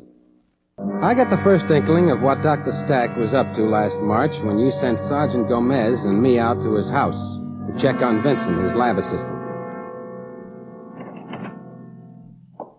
Yes? Mrs. Stack? Well, I'm Mrs. Stack. I'm Lieutenant Kemper, Police Department. This is Sergeant Gomez. Hello? How do you do? May we come in, please? Well, of course. Is something wrong? We'd like to speak to your husband if he's in. Well, he's busy just now. He's working in his laboratory out behind the garage. I can tell him on the house phone if it's really important. It is. Do you happen to know, Mrs. Stack, if Mr. Vincent is with him? Why, yes, Sergeant. They've both been down there since about 3 this afternoon, just after lunch. Ralph, can I speak to Emmett, please? It's an emergency. Well, there are 2 gentlemen here from the police department. They'd like to see him. Well, all right. No, I don't think they'll mind. Yes, I'll tell them. They're just finishing up some tests. Do you mind waiting a few minutes? Not at all. Your husband's on the staff at State Tech, isn't he? Well, he was, but this last year he's been working independently. He was given a grant by the Maynard Foundation. He must be doing some very important work. Well, I seem to think so. Is that humming sound coming from down in his lab? Yes, it's some kind of power supply, I think. I don't know too much about it. Pretty hard to take an afternoon nap with that kind of thing going on. Well, you get used to it after a while. Mrs. Stack, how long has Ralph Vincent been working for your husband?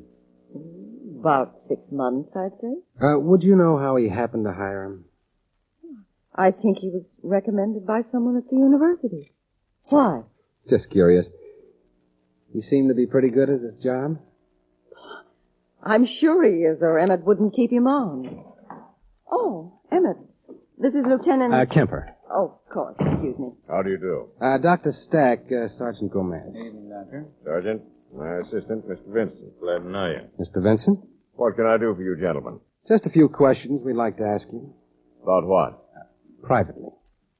Very well. Come on into the den. Beth, why don't you put on some coffee? All right. Want me to lock up, Doctor? Yes, Ralph, you might as well.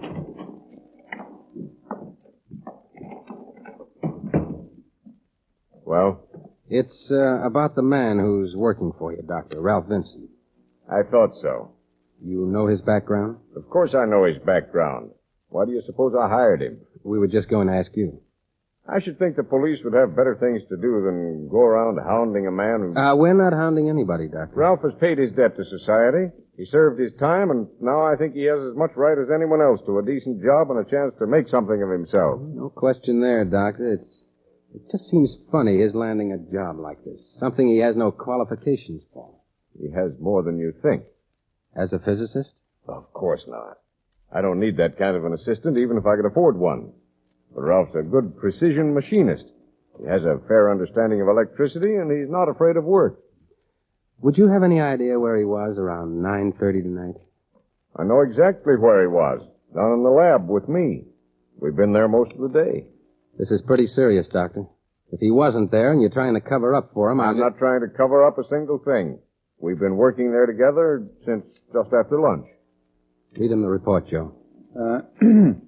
At 9:36 tonight, a burglary was reported by the firm of R. Pens and Rogers, Jewelers, 206 Front Street. Jewelry valued at $18,000 was taken from the premises. No evidence of breaking and entering was found, but a man tentatively identified as Ralph Vincent, a former convict with a record of similar burglaries, was seen in the vicinity at the time of the crime. That's nonsense. Who was it that claims to have seen him? A night watchman. He chose Vincent's picture out of a dozen mugshots. Well, then, if I were you, I'd check very carefully into the watchman's background. We're doing that. Because he's lying. Ralph's been here with me all evening.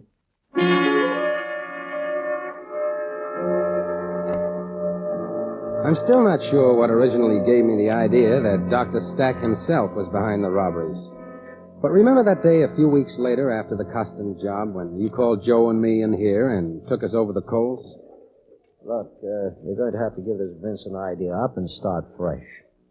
He's not your man. He's our best bet so far. Forget him. Well, what about the watchman on the R. Pens robbery? Well, he's singing a different tune. He's not sure at all it was Vincent now. And on the two subsequent jobs, there haven't been any witnesses. And anyway, Vincent had an ironclad alibi each time. I'm not so sure I consider Dr. Stack's word an ironclad alibi. Pete, the man is a respected scientist. We have no reason to assume that he... Oh, excuse me. Sir, speaking. No, just a minute. For you, Pete. Hello? Yes, this is Lieutenant Kemper. That's right. I'm the officer that called. I see. Well, thank you. Thank you very much, sir. Bye. Well, I've got a motive for you. Motive? For what?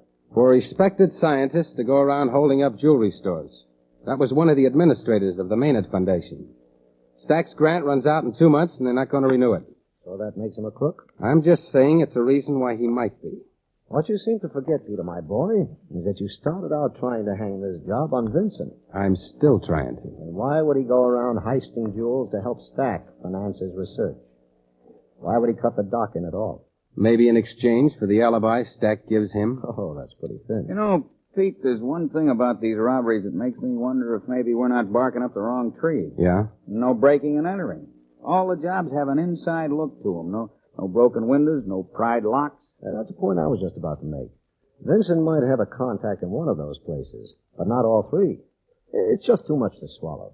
Who's ever doing it is getting a lot of cooperation. Admit it. And they're all one-man jobs. That's still no proof they're done by the same man. I think this is where we're going off. So let's have it my way. Forget about Vincent and Stack and start looking for another angle.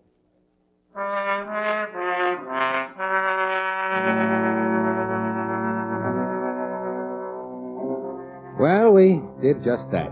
On the taxpayers' time, Joe and I followed orders and left Vincent and Dr. Stack alone.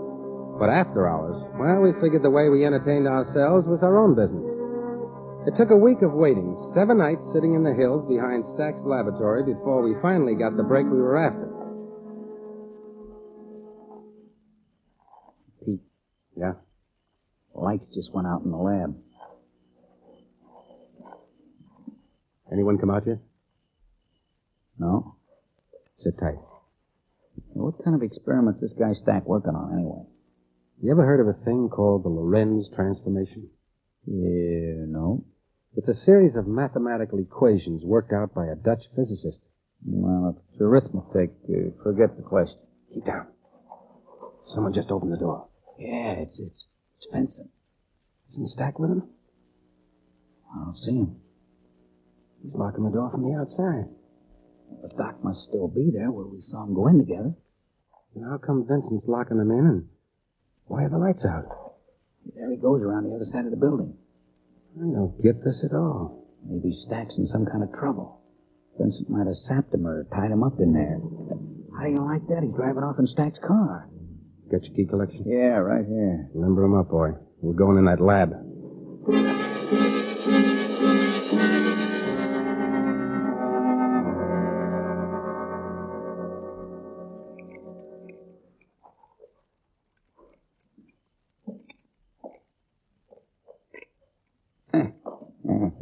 think this one's got a teeth. Good boy. Inside. It's pretty black in here. Let me have your light. Yeah, here. Thanks. No sign of it, Doc. Huh? Nothing. How about that wall locker?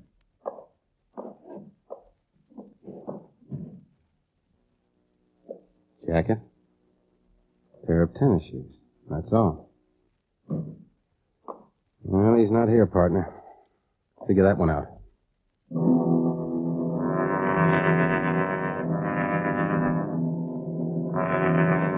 There wasn't much to the place at first glance. It didn't seem to have any more equipment than you'd find in the average high school physics laboratory. But there were a few exceptions. The small wind tunnel, for example, with a blower at one end. The photoelectric hookup connected to the horizontal revolving disc. And lastly, the big microscope and the set of what looked like watchmaker's instruments.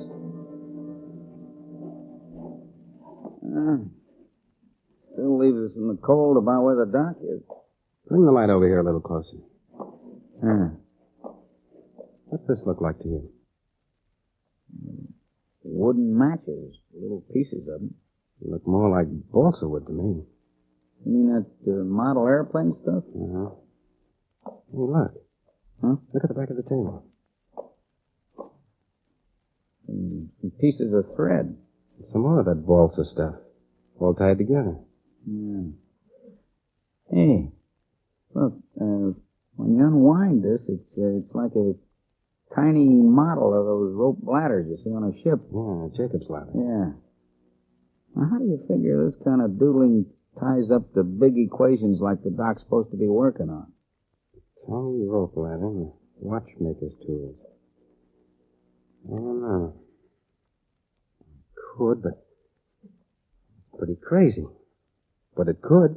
To the arithmetic? Yeah. Maybe even the robberies. The thing I was telling you about, the Lorentz transformation. It's a mathematical formula that was used to work out a lot of the theories of relativity. The fourth dimension, that whole business. Man, where'd you get all this? Reading up on Dr. Stack and the work he's doing. I've been at it a couple of weeks now. You're gonna lose me if you get into Einstein. I couldn't walk 5 feet in that direction. But the Lorentz formula, what it proves is that as a thing moves faster, it gets smaller. I dug out that much anyhow. No kidding? Says so in the books. This is a new thought, huh? Goes back quite a few years.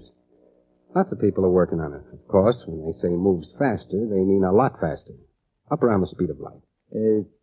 Which is what? 186,000 miles a second. Boy, you're full of news tonight. You asked me, I told you. You trying to say Stack's got it worked out how to move something around that fast? Well, this is where it gets a little muddy. The way the scientists explain it, speed is relative. Like a thing can be moving fast in relation to one thing and seem to be standing still in relation to another.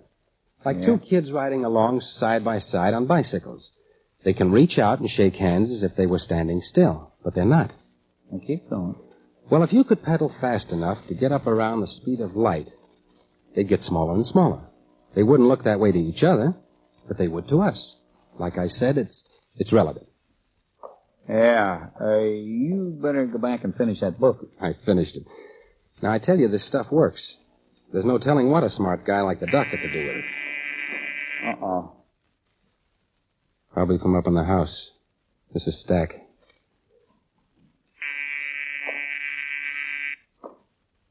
You think she's in on this, too? It doesn't look like it. If she knew where they were, she wouldn't be calling down here.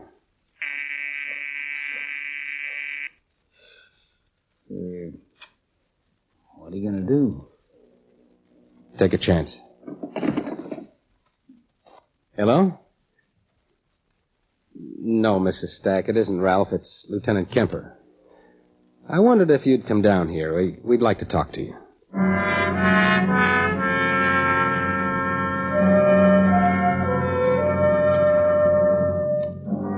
Mrs. Stack took a good deal of calming down. Even after she got over the shock of finding us rummaging through her husband's laboratory, she still couldn't believe he was implicated in any wrongdoing. although she had no explanation of where he might be or why he would have gone out without telling her. So we sat down to wait, the three of us, in the darkened laboratory. About 11:30, we heard a car pull up outside, and a few moments later, a key turned in the laboratory door.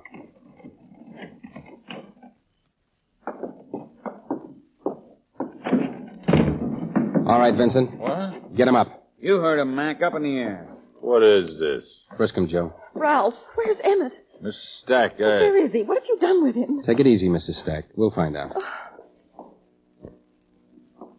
You guys got a warrant to do this? Yeah, we got a warrant. See it?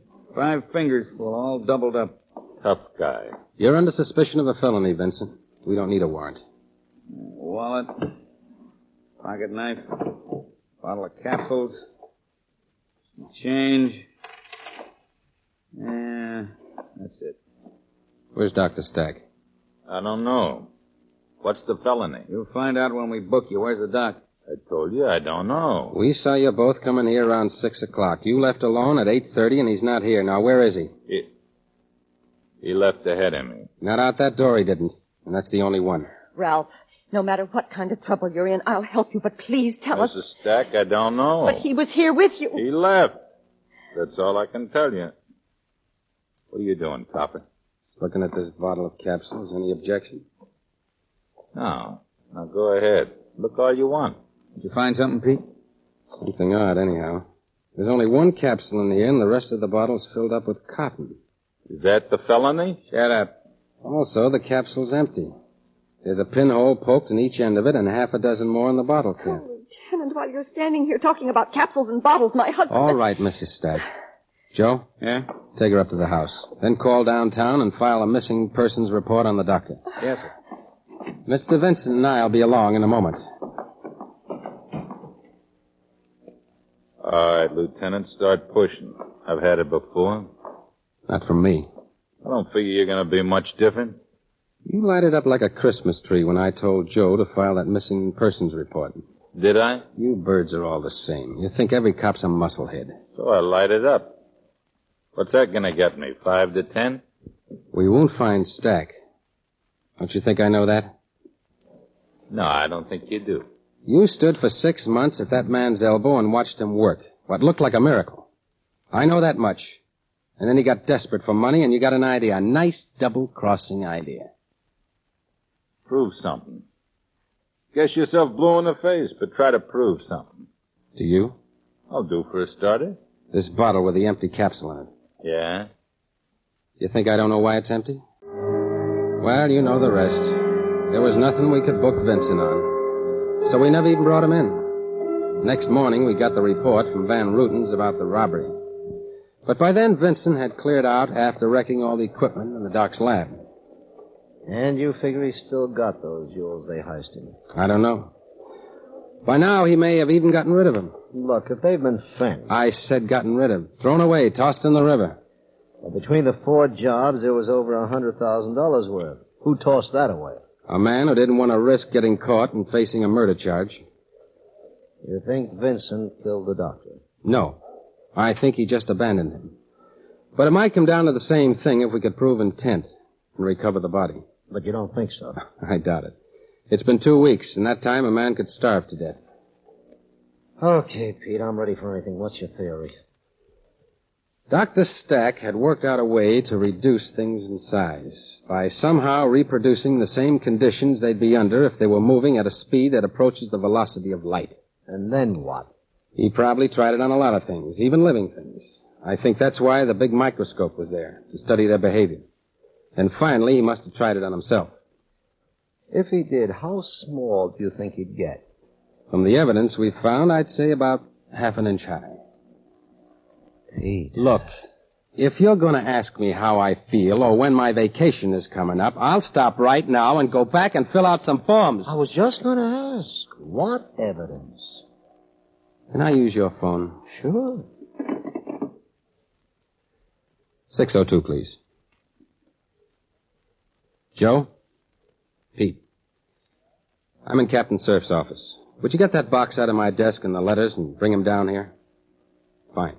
You bet. Look, Pete, I'm I'm not laughing, but what good would it do a guy to be only half an inch tall if he was trying to rob a jewelry store? After it was closed, he could get into it through a air vent, crack in a window, or even a keyhole. And then how does he get the loot out? That's what the evidence shows. You admitted these had to be inside jobs. Well, I'll tell you frankly, Pete, I can't admit much of anything about this. It's too bughouse. Okay. But it's the only way you can explain about half a dozen other things that are even more bughouse. Like what? Like what happened to Dr. Stack the night Joe and I saw him go into his lab and not come out. You figure Vincent carried him out? In the capsule in the bottle with the air holes poked in the top. Half an inch high? You got a better answer? Okay. What's the other 5 things? Make it just one. Vincent seen by that watchman near the Arpens place just after the first robbery. With Dr. Stack in his pocket. Try for another explanation. See what you come up with. But don't get hot. I'm just asking. Come in. Captain, sir? Oh, come on in, Joe. This the stuff you wanted, Pete? That's it. Just set it on the desk. This is just the way we picked this box up at the post office, Jack. Wrapped the way you see it. Returned to sender. It's been returned each time after each job. Appens, the next 2 stores, and finally Van Ruten's.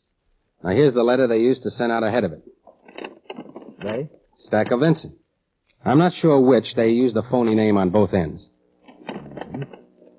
Mr. George Kellogg, Van Ruten's Jewelers, 14 Chaucer Place. Read the body of the letter. Kellogg didn't have anything to do with it. He was just a way they used to get the box into the place. Here, sir. Mr. Waldo Tatum. That's a fake name, too. A former customer of yours will call for a package you will receive within the next few days. If for some reason he should fail to pick up this package by the 25th of this month, will you return it to your postman? The contents are insured, and we have made arrangements to cover the return postage. Sincerely, Mr. Allen Bates. That's another fake name. Post Office Box 26. Now, that's the one thing that ain't fake, Captain. That's where I picked it up. This was their way of getting the equipment in and out of every place they were going to rob. They mailed it in, and the company mailed it out. What equipment? Undo the wrapping and open the box. What is this stuff? What's it look like to you? Well, a lot of toys. They're not toys. I think that thing's a miniature hydraulic lift. A man about a half an inch high could operate it very easily. And that's a miniature tractor. And those little things are gasoline cans. Uh-huh. Now, the way Joe and I have it doped out, they mailed in this equipment to the store they picked out to rob. Then, after he made himself small, Stack would have Vincent bring him to the place in the capsule. Somehow he'd get inside, cut open the string on this box, and put the equipment to work, and open the front door. Once Vincent was inside, it was easy.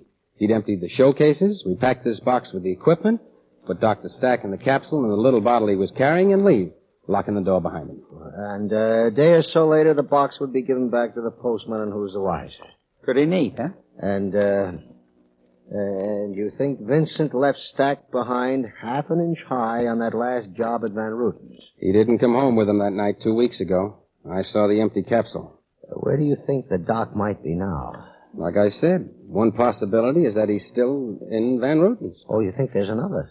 Well, now, Joe and I were talking it over, and... Yeah. Well, you know, Captain, how neat and tidy they keep those places? So? Well, it's kind of an unpleasant thought, but, well, unless Dr. Stack was real fast on his feet... Will you spit it out, one or the other of you? Let's face it, Captain. I'll face it. By now, he might be inside somebody's vacuum cleaner.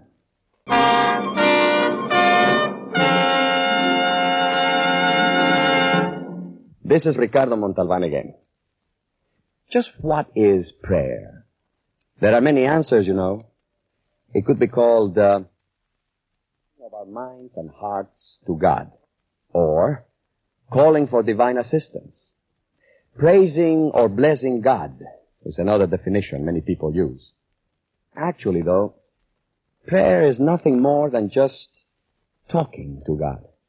The form it might take doesn't alter its value, as long as the prayer is sincere. How it is done is not nearly so important as that it be done, for the very simple reason that God asked us to, by giving us the Our Father, our Lord's Prayer. And when you pray, whether you speak, think, shout, or sing your prayer, Family Theater recommends that you pray together as a family, and that you make it a regular daily practice. Perhaps a few minutes or seconds when the family has gathered for a meal. For the family that prays together stays together. More things are wrought by prayer than this world dreams of. From Hollywood, Family Theater has brought you transcribed Now You See Him, starring Bill Williams. Ricardo Montalban was your host. Others in our cast were Lou Krugman, Irene Tedrow, Herb Vigran, Fred Shields, and Barney Phillips. The script was written and directed by John T. Kelly, with music composed and conducted by Henry Mancini. This series of Family Theater broadcasts is made possible by the thousands of you who feel the need for this type of program, by the Mutual Network, which has responded to this need, and by the hundreds of stars of stage, screen, and radio who give so unselfishly of their time and talent to appear on our Family Theater stage. To them and to you, our humble thanks. This is George Crowell expressing the wish of Family Theater that the blessing of God may be upon you and your home, and inviting you to join us next week when Family Theater will present Fair Exchange, starring Bobby Driscoll. Gene Lockhart will be your host. Join us, won't you?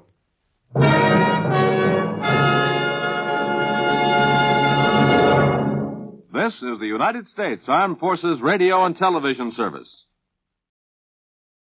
Lady Esther presents the Screen Guild Players. The Lady Esther Screen Guild play tonight, The Informer. The starring players... This is Charles Bickford. This is Isabel Jewell. Sir Wallace Ford. And this is Reginald Denny.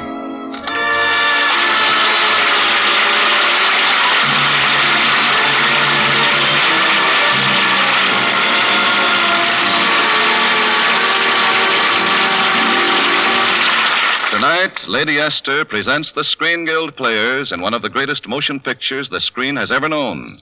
John Ford's RKO Academy Award winner of a few years ago, The Informer.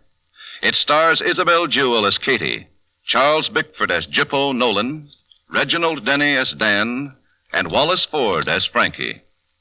The Lady Esther Screen Guild Players in The Informer. Ireland. During the Great Trouble, when every night brought its killings and every morning its retaliations. The countryside policed by the British military, the hated Tans. The people sullen and secretive, invisibly leagued against the enemy, England. Dublin, a shabby section near the waterfront. A night that's out of a witch's tale. Fog stretching its ghostly fingers through the streets and wrapping the town in a heavy white shroud. And on one of those miserable, darkened streets, a little group standing before a brick wall, staring up at a poster that's been pasted there and muttering among themselves. Frankie McPhillip's face on a poster. Hearts as an evil day, ever see it there? £20 the Tans be offering for him. Sedition against the crown, no less. £20. 'Tis a fortune, it is. I'll curse the man who would be soiling his hands with it.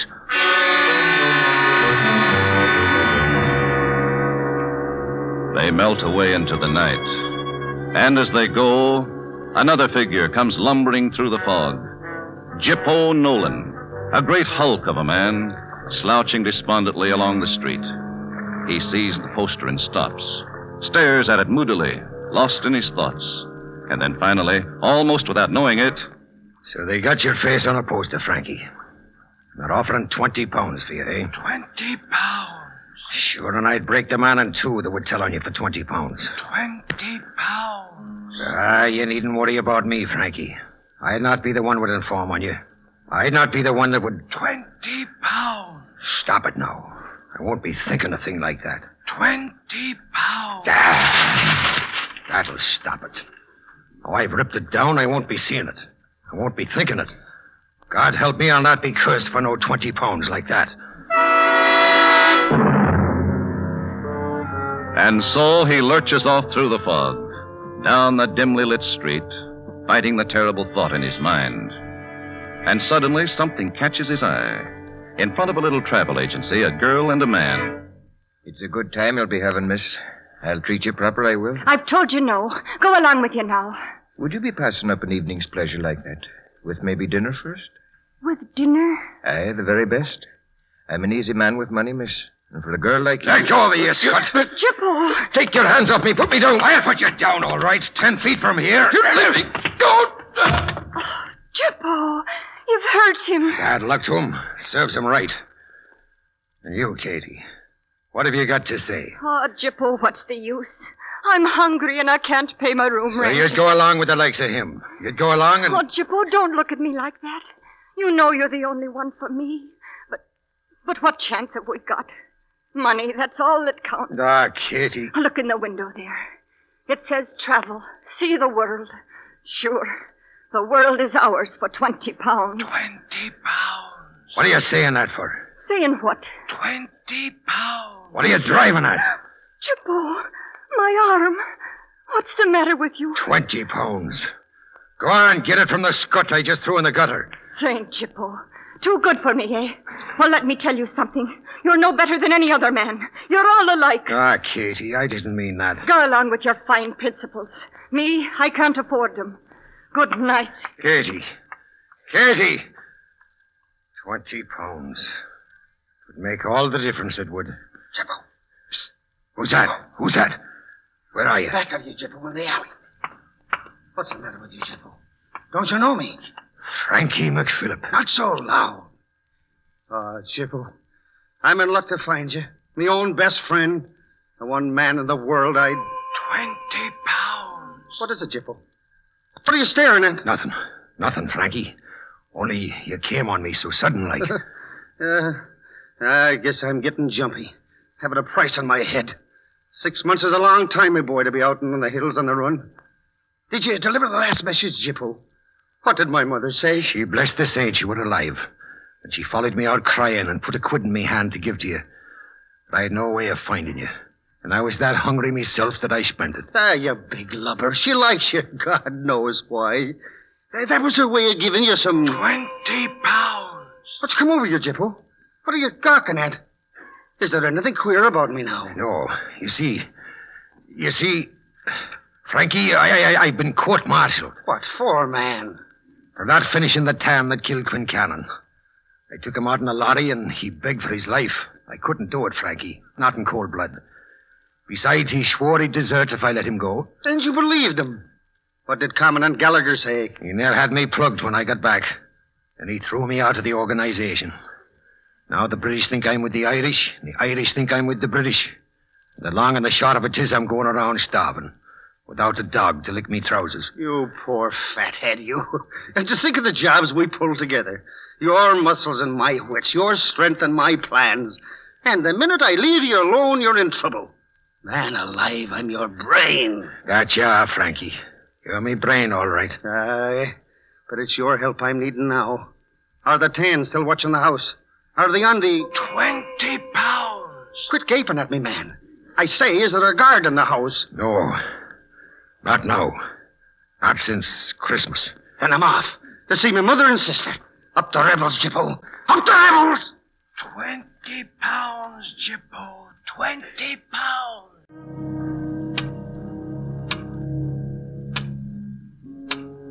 All right, Nolan. You can sit over there. Yes, sir. Take off your cap and put that cigarette out. There's no smoking in headquarters. But I've told you where you'd find Frankie McPhillip. Why don't you pay me off and let me go? The information you gave is being checked. You'll have to wait.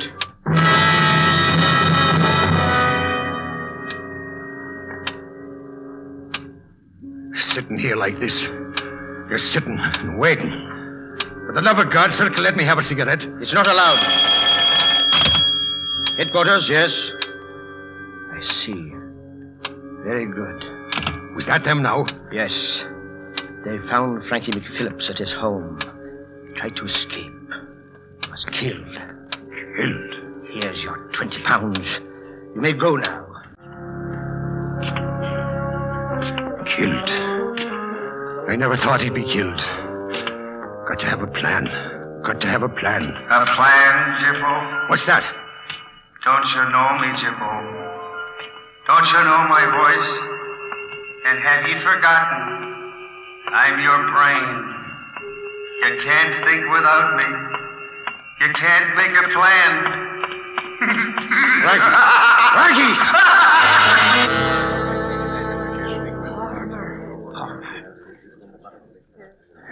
Tis a sad day, this, for the McPhillips, Bartley.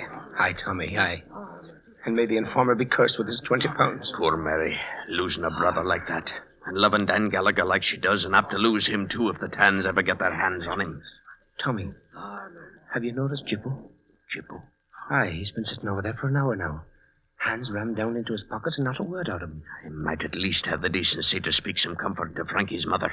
Wait. Look, he's getting up now. He's coming over. What the devil's wrong with him? Mrs. McPhillip. Mrs. McPhillip.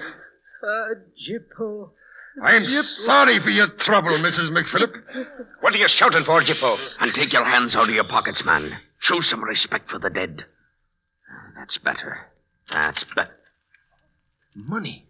What's that? Well, you've dropped some coins, Jippo. Here. Leave them alone. I only wanted to hand them to you. Leave them alone, I say. They're mine. Mine, I tell you. I swear before God I warned him to stay away from this house. Good heavens, man. There is no one suspects you. Aye, Jippo.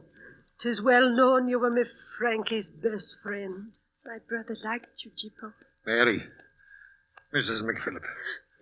You were good to me. I'm sorry for your trouble. I'll be leaving these with you. Good night. Tommy, this afternoon Jippo didn't have a shilling to his name. Aye, it's the same thing I'd be thinking, Bartley. And something Commandant Gallagher should know. So we followed him, Dan. When he'd had enough drink, we told him you wanted to talk to him. Bartley's got him outside. Good work, Tommy. All right, Bartley. Well, here he is, Dan. Hello, Jippo. Well, you don't seem very glad to see me. You have a grudge against me, Jippo. Why? There wasn't anything I wouldn't do for you, Dan Gallagher. And then you had me thrown out of the organization.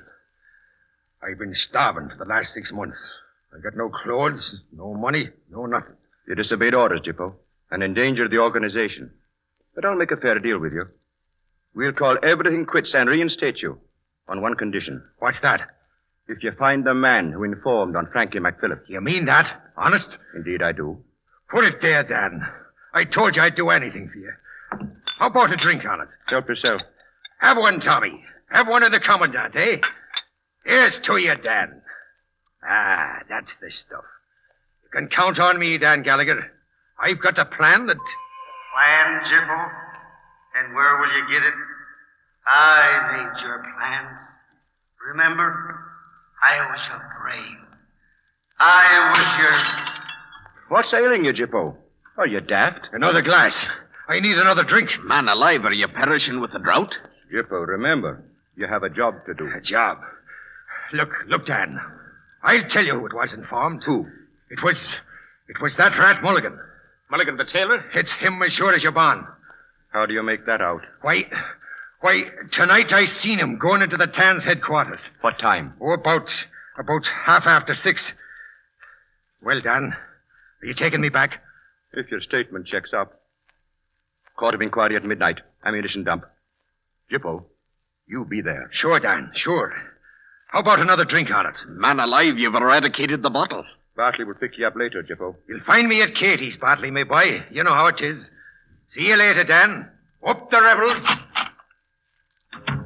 It's him, Dan. It's Jippo. I'll stake my life on it. He's drunk, Bartley. Drunk, is it? It's a wonder he can walk. But whoever the informer is, we've got to find him.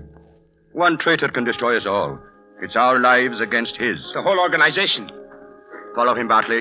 Keep at Jippo's heels like a pot of glue. Right you are, Dan, right. And Tommy, mobilize the company. Round up Mulligan.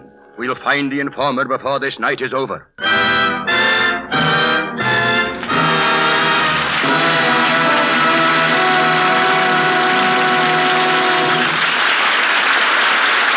Lady Esther has presented Act One of The Informer, starring Wallace Ford, Charles Bickford, Reginald Denny, and Isabel Jewell. In just a moment, we will hear the Lady Esther Screen Guild players in Act Two. But first, a word from our hostess, Lady Esther. Tonight I'm going to tell you something that I'm afraid will be a shock to you. Here it is.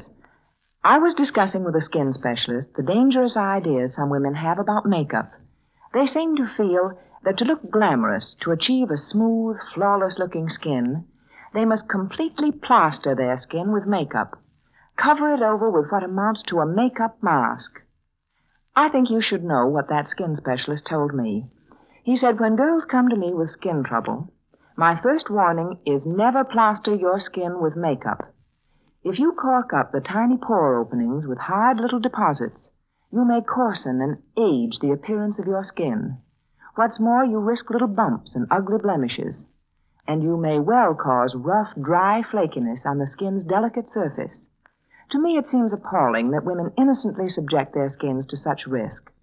When it's so unnecessary, you can easily achieve that smooth, flawless look, a younger, softer look, without danger, without risk to your skin. Millions of women know that Lady Esther face powder, because of its special baby texture, gives you the glamorous finish you want, safely, and for 4 long hours without repowdering.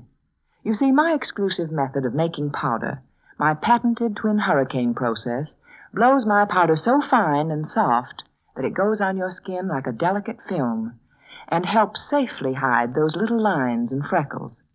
Your skin takes on that fine baby texture look that men seem to admire so much. I hope you'll try Lady Esther face powder.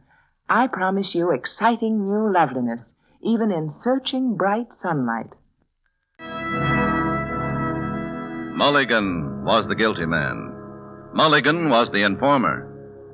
In Jippo's childish mind, confused by drink, the thought kept pounding until it was a fact. And so, released from the terror of the thing he had done, the big fellow went carousing through the night, drinking, spending his 20 pounds, giving it away. But everywhere he went, Bartley Mulholland was close at hand, watching, keeping count. And then at last it was midnight, and Bartley led the drunken giant off to meet the others. A group of stern-faced men, a dimly lit room. But as Jippo looks around in dumb surprise, he sees that one man isn't there. You let him go, Dan. You let Mulligan go. You didn't do it, Jippo. We have his oath. It's easy for an informer swearing oaths. He had an alibi. He was with the priest from 6 to 7. It's a lie. He's lying to you, Dan. Jippo, where were you at 6:30? What's it got to do with it where I was? Would you like to tell us what you did after meeting Frankie McPhillips? It's a lie. Jippo, as you see, Frankie's sister is here. Mary. Yes, Dan. I'm sorry, Mary. Will you repeat what your brother told you when he arrived home tonight? He said he'd met Jippo. He said he waited for him in an alley to find out if there was a guard on the house. Jippo, is that true? No. Then why did you cry out at the wake that you'd warned him to stay away from the house? That's it. I did. That's what I told him. Ah, you did see him then. Why did you tell those lies about Mulligan? Were you drunk or what? I know I was drunk. What did you do after meeting Frankie? Tell me. And suppose I don't. Then Bartley Mulholland can do it for you. Come on, man. You'd better tell us yourself. My head is splitting. I'm all mixed up. You've I can't remember nothing. You've been spending money about the town, Jippo. And the way Bartley figures it, it comes to exactly 20 pounds. My head is sore. I'm drunk, I tell you. Where did you get that 20 pounds? Tell us. I can't remember. I can't remember nothing. Oh, confess, man. Confess and ease your soul. I didn't know what I was doing. I didn't know. Can't you see what I mean? Is there no man here to tell him why I did it? My head is sore. I can't tell him. There's no need to now, you filthy swine. Not here, man, not here. Put down your guns. Take him away. Come along, Jippo. And mind you now, no tricks. God have mercy on him. God have mercy. I'm sorry you had to see this, Mary. Why must we be killing each other? What good will it do? Why can't we have peace? Oh, Dan, it's cruel, cruel. It's not revenge, you know. With an informer loose, there's not one of us safe. Not one of us will be... Dan, listen. Oh, something's gone wrong. Dan, he got away. He made a break for us. There were shots. Did you get him? I don't think so, Dan. You can't see your own hand in the fog. Oh, we'll have to work fast, lads. Tommy and Daly, cover the Tan's headquarters, front and rear. Bartley, take a dozen men, cover the bridges. Right, Dan, right. Slatterly, your group will block the main roads. And remember, men, if he reaches the Tan's before we get him, we're done for. The whole movement's done for, every one of us.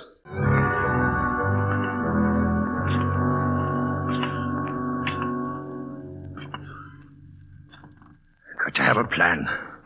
Got to have a plan. Plan, Jippo?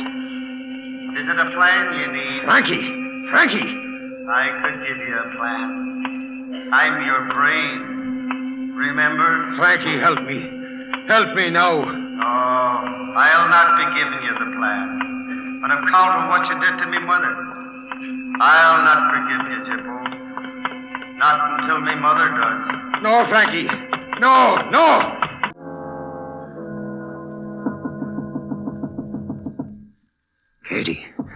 Katie, are you there? Who is it?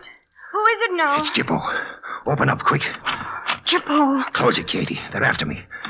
Oh, Jippo, you put the heart crosswise in me. Not be getting me, though. We'll go away, Katie. You and me. Jippo. Where's the 20 pounds I gave you? 20 pounds? What are you talking about? I done it for you. That's what I couldn't tell Dan Gallagher. He wouldn't understand. Did what? What did you do? Katie, I informed on Frankie. Informed? That's how I love you, Katie. Now you're the only one I can trust. Do you love me, Katie? Love me. Love me, Katie. Oh, sure, I love you when I'm Clay, darling. But you don't know what you've done to me this night. You don't know what you've done. Katie, I'm tired. Lie down, Jippo. Here on the bed. Lie down and rest yourself now. Tired, Katie. Running through the fog. Sleep, Jippo. Try and get some sleep. Don't worry, darling. Katie will look after you. Katie will look after you somehow.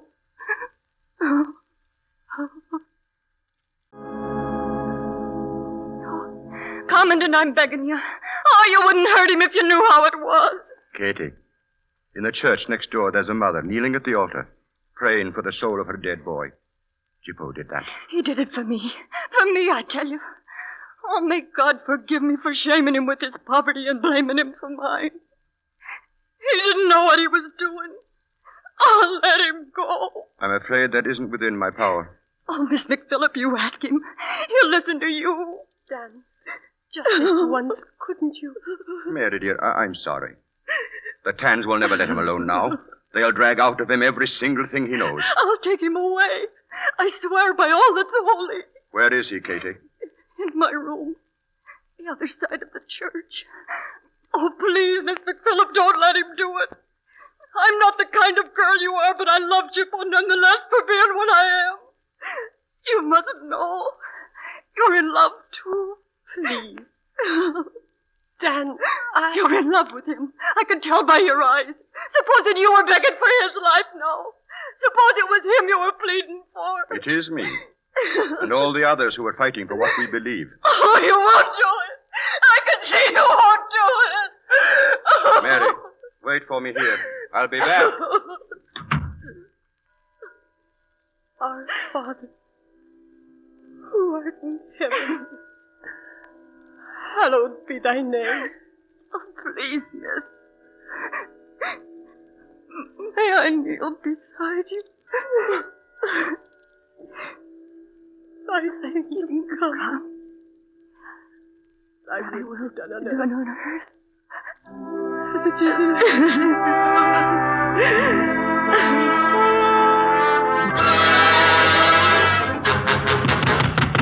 Open the door, Jippo! Open up, Jippo! We've got you cornered! Cornered, is it? I'll brain the first man comes in that door. Smash the door down. Into it now. Come on! Grab him! Hold him! Look out! Yes. No, you don't. Oh, don't shoot! Don't shoot! It's too crowded. Look out! Damn, he's loose. He got away He's again. heading for the street. Shoot, Tommy, shoot now! That's it. Dan, he's still on his feet. He's done for, Bartley. He's got 5 slugs in him. Look, he's making for the church. The church? Mrs. McPhillip's in there. Dan, I've got 1 slug left. No, Tommy. Let him go. He'll be needing to make his peace with God.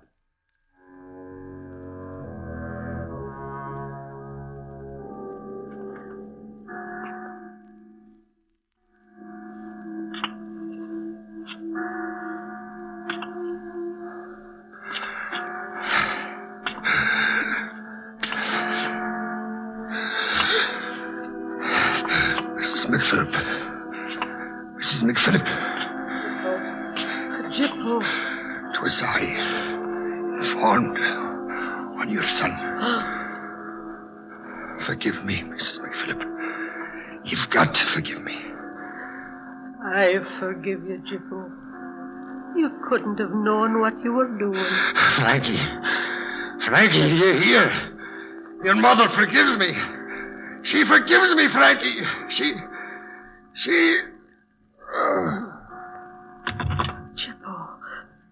Jippo. God rest your soul.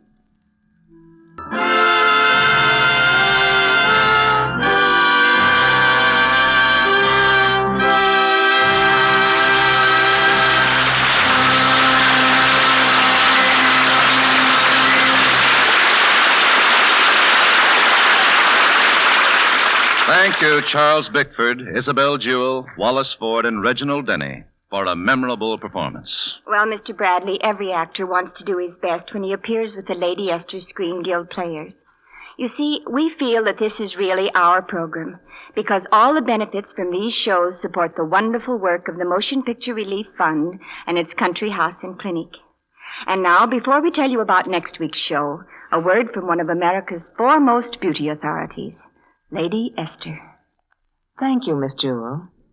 Ladies, if any friend of yours has changed to a new kind of makeup, one she may not know too much about, you'll be doing her a great kindness to warn her.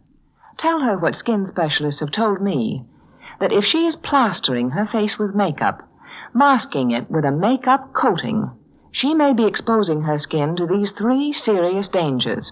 1, drying out the delicate skin surface. 2, corking up and stretching the pore openings. And 3, because of corked up pore openings, inviting little bumps and even more serious blemishes.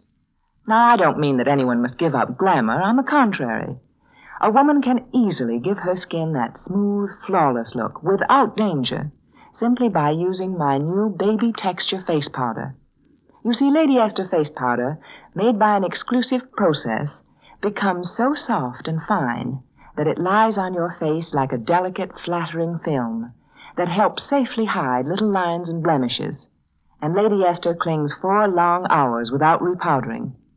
Women who use Lady Esther face powder for the first time are always surprised. They say, I never knew that any makeup could make me look so lovely.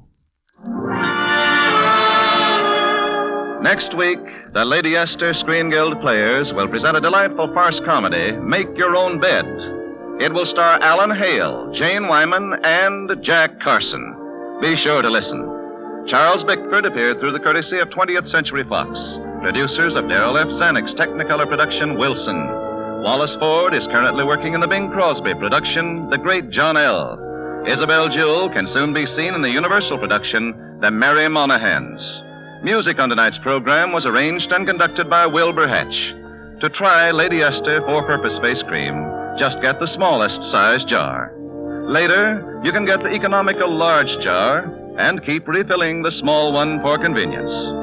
This is Truman Bradley, speaking for Lady Esther, saying thank you and good night, everyone. This is CBS, the Columbia Broadcasting System. Here is another in NBC's outstanding parade of new shows, dramatically transcribed. 4-Star Playhouse, a repertory company of 4 great Hollywood stars. This is Robert Cummings. This is Rosalind Russell. This is Fred McMurray. This is Loretta Young. Yes, these are the stars heard weekly on 4-Star Playhouse. Ladies and gentlemen, one of our 4-star players and star of tonight's play, Robert Cummings.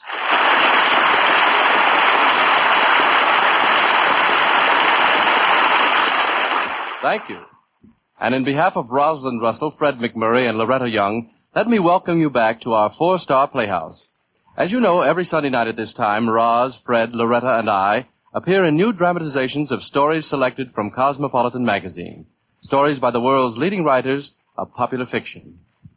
How often have you all had the strange, haunting experience which made you say, It seems that all this has happened to me before. Psychologists call that phenomenon prevision. Tonight's story explores an experience in prevision. We think it will hold you spellbound right up to its stunning and fearful finish. Prepare now for gripping action as we bring you Maurice Baudin Jr.'s strange and powerful story, The Hunted, in which I am Fred Woodard. The Hunted.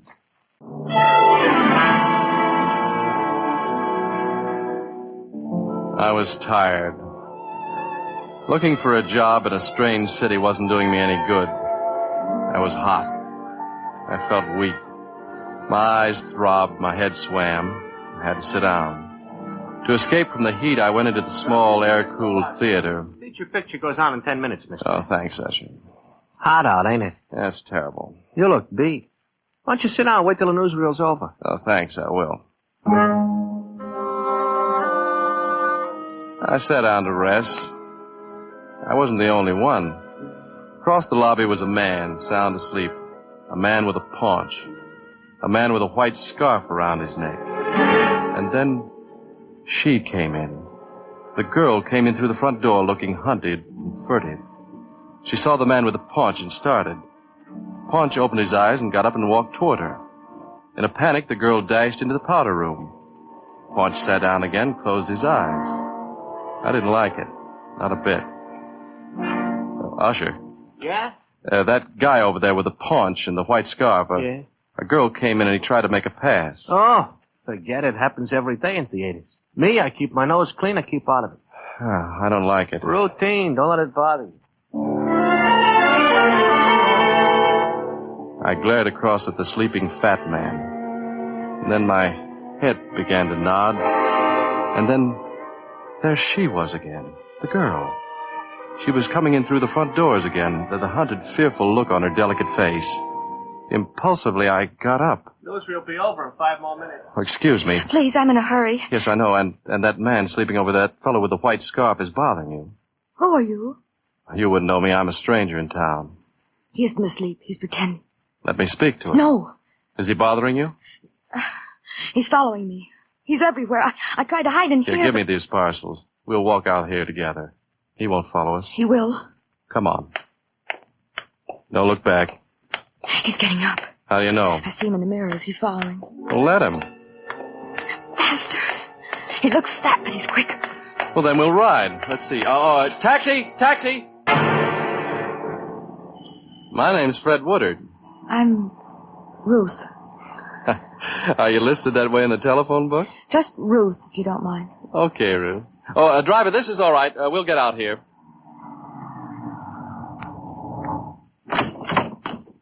Here, take my hand. Thanks. Okay, driver, how much do Fred. I... It's him. I looked back. The paunch was getting out of a taxi and paying his fare without even glancing at us. And then he stood at the curb and lighting a cigarette, ignoring us, but knowing we were there. Knowing we would always be there. Here, driver, keep the change. Come on, Ruth. He can ride as fast as we can, but he can't walk as fast. Oh, can't he? Let me go back and smack him so he stays smacked. No, that wouldn't do any good. Still behind us. No matter how fast we walk, he keeps the same distance. I'm going back and talk to White Scarf. Don't. Well, why? You said you wouldn't ask. All right, but... Hurry. I'm hurrying. Run.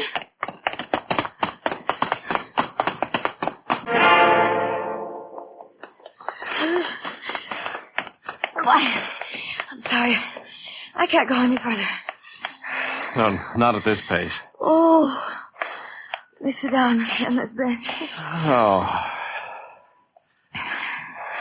Oh, it's all pretty strange. I'm sorry. Maybe you'll tell me about it someday. Maybe. Hey. What? Hey, surprise. What? We've lost White Scarf. Yes. Well, now what shall we do? How about lunch? When did you eat? Ages ago. Well, let's eat. I feel good again.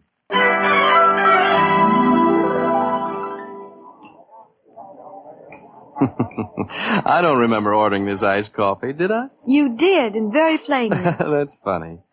Obviously, you're too much for my presence of mind. I hope you won't regret our meeting. Oh, it's highly unlikely. Say, do you realize how rudely other men in this restaurant are staring at you and wishing they were me? Now, just glance about you modestly and... No. Don't. Is it? White scarf. 5 tables behind you. No, don't turn around. Now, just smile and look animated, and I'll do the same. Now, here's what we're going to do.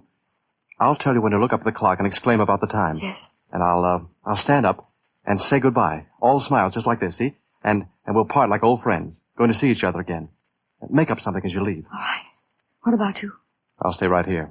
He'll follow me. And I'll follow him. I don't think he'll like that. He'll know you're following him. I want him to know. Now, look up at the clock. Yes. Oh, dear, look at that time. I really must go now, Mr. Woodard. He's getting up to go, too. Of course. Where'll I meet you afterward? Wheelock's department store, the information desk. What time?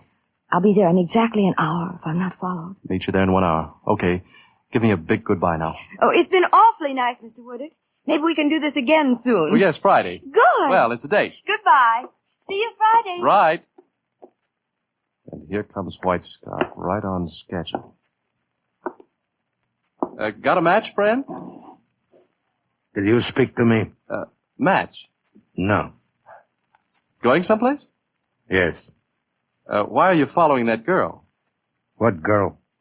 You know what girl. Point her out to me. Why, well, she's gone, isn't she? You think I've lost her, huh? Who? The girl. Well, what girl? Who knows? Well, we must do this again sometime. Not too often. Well, that's up to you, isn't it? Good afternoon, fool. He walked out, obviously no longer following Ruth. Her trail was lost. I was pleased with myself, so pleased that I could hardly wait for the hour to pass to tell Ruth that I'd shaken White Scarf. I went to Wheelock's department store. I waited for her at the information desk. Oh, there you are, Fred. Here's some packages for you. Are you getting bored or tired? Bored? No. Didn't you see the excitement? Excitement? No. Well, it seems someone lifted a dagger at the antique jewelry counter, and they just found out a few minutes ago. More confusion. Oh. Well, I'll be back again soon with more packages. Do you mind? Don't go away or get lost, will you? Don't worry.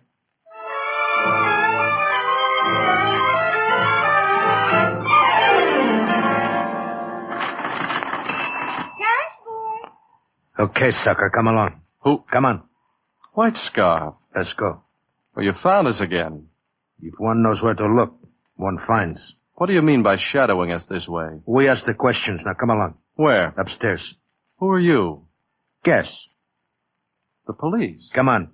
Your lady friend's waiting for you. Lady friend? Come on.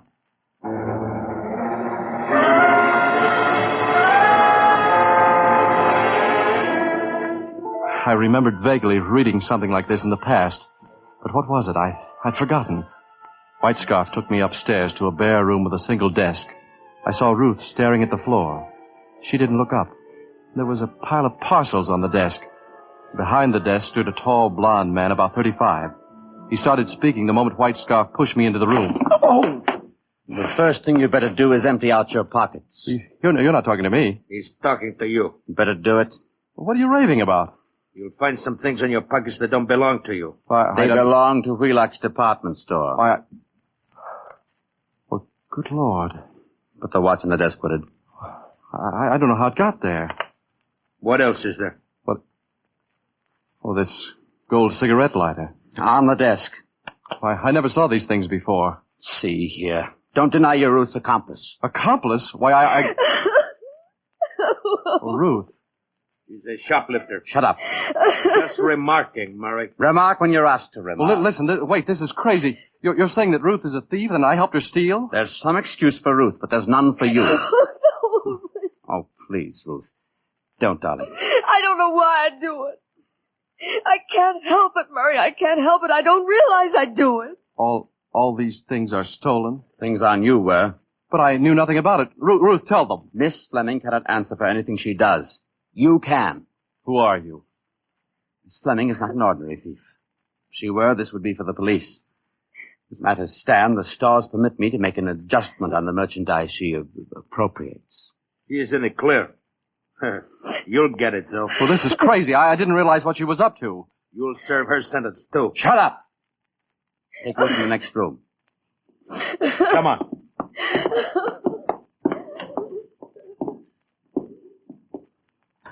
Look, I'm not a thief. I'm not a thief. And I'm not the police.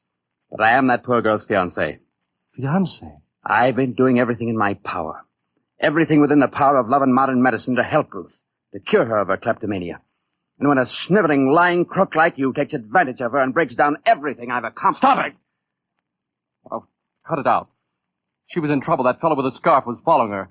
She wanted my help. I hired him to protect Ruth against herself. And against weasels like you. You don't know what you're talking about. I tell you... I'm going to put you where you won't prey on sick and helpless people. Don't touch that telephone.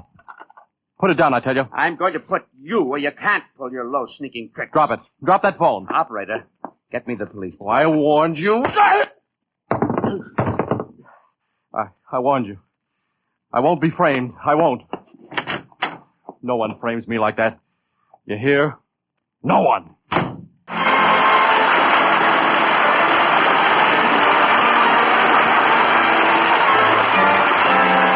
You are listening to the four-star Playhouse dramatization of Maurice Baudin Jr.'s cosmopolitan short story, The Hunted, starring Robert Cummings and featuring Lorene Tuttle and William Conrad.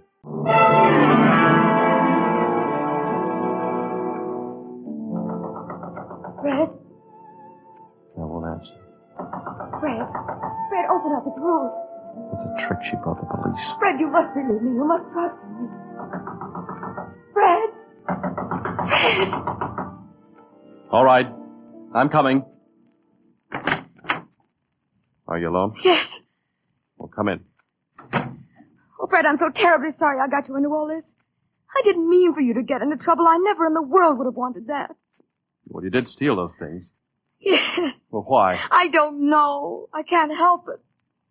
I don't ever remember stealing them, but I do. They watch me and they try to prevent me. Murray pays for the things I steal. He's been so good, so kind. And now... He was calling the police in on me. I know.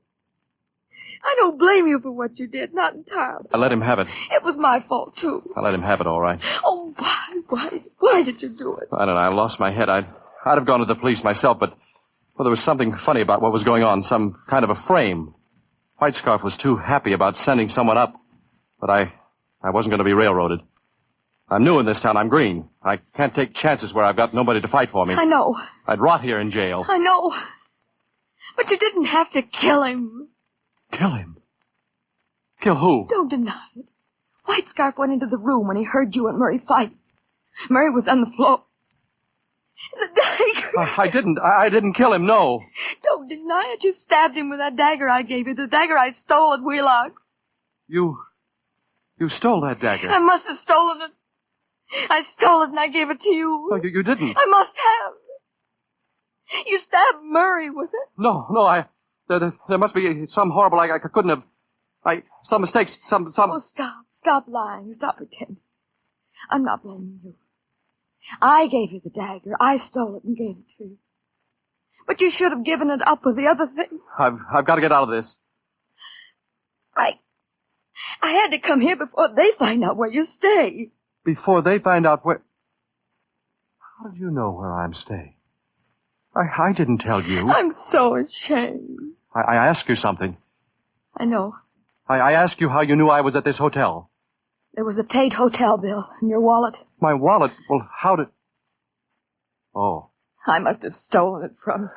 perhaps in the store. Oh. Here, take it. Everything's there. You didn't tell them? No. I wanted you to have some chance. I wanted to do something for you. What? Bring Murray to life? I don't know. Oh, wait. Let me think. I've got to try to think. Whatever I can do, anything at all, tell me. I'm so to blame for things, so tell me if I don't know. How long did you know Murray? 2 years. We were to be married soon, even before I was cured. How do I know you didn't kill him?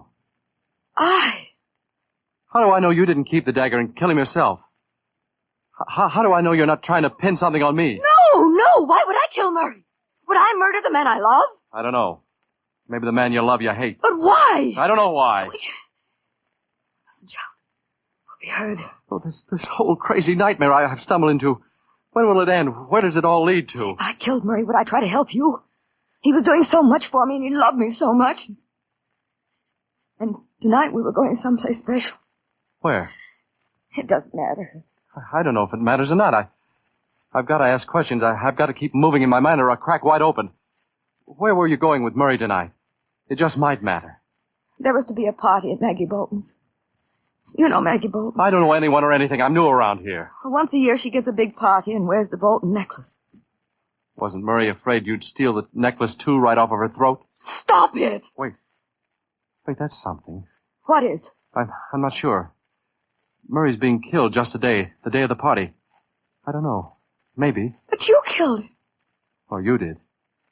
You never gave me that dagger. I had no motive. I loved him. You were going to the Bolton party tonight and see the necklace. I had nothing to do with it. Nothing whatever. We're going to that party tonight.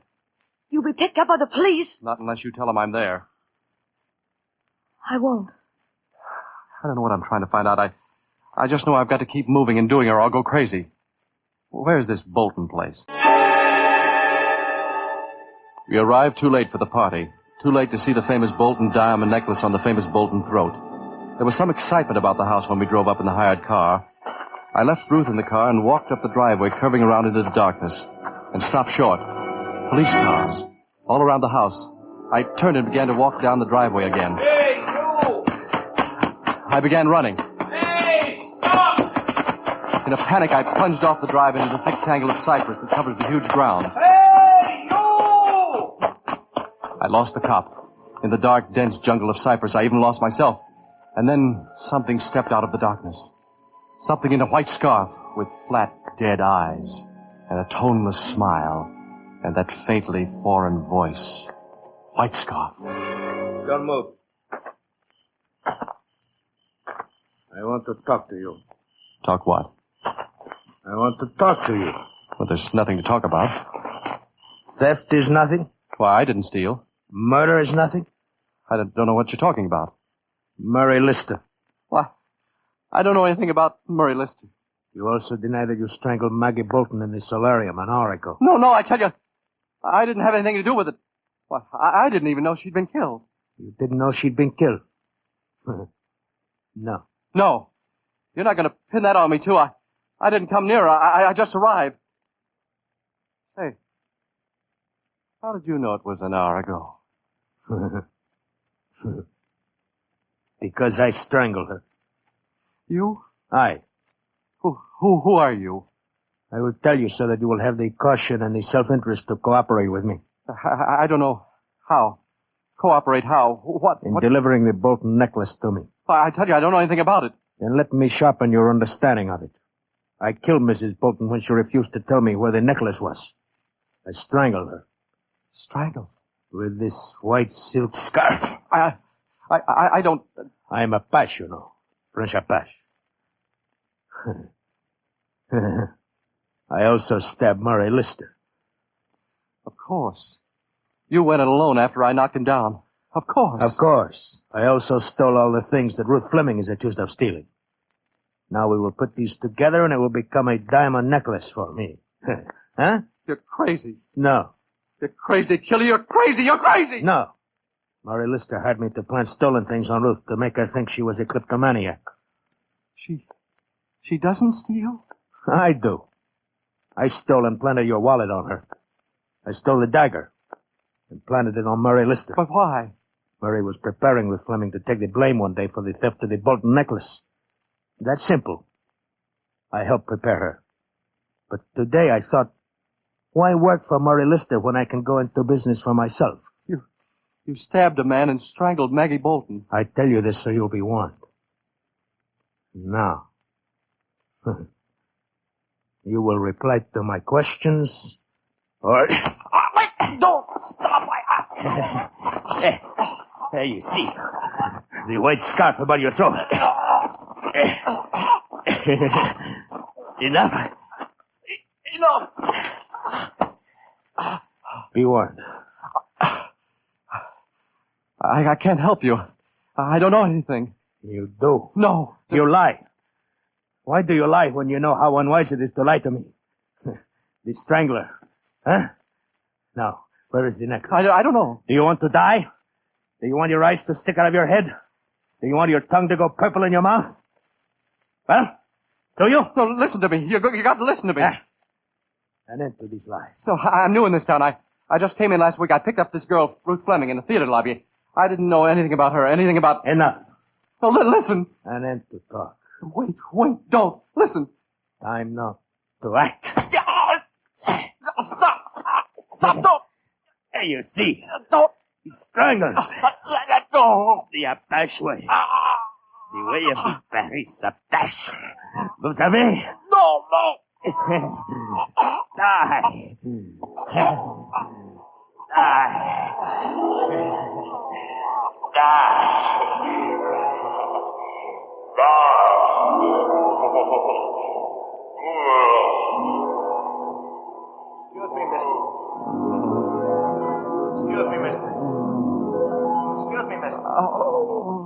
Excuse me, mister. What? What's the matter? Wake up. You dreaming? Newsreel's over. Feature picture's gonna start. Huh? Wake up. You fell asleep in the lobby. You bought a ticket. Don't you want to see the show?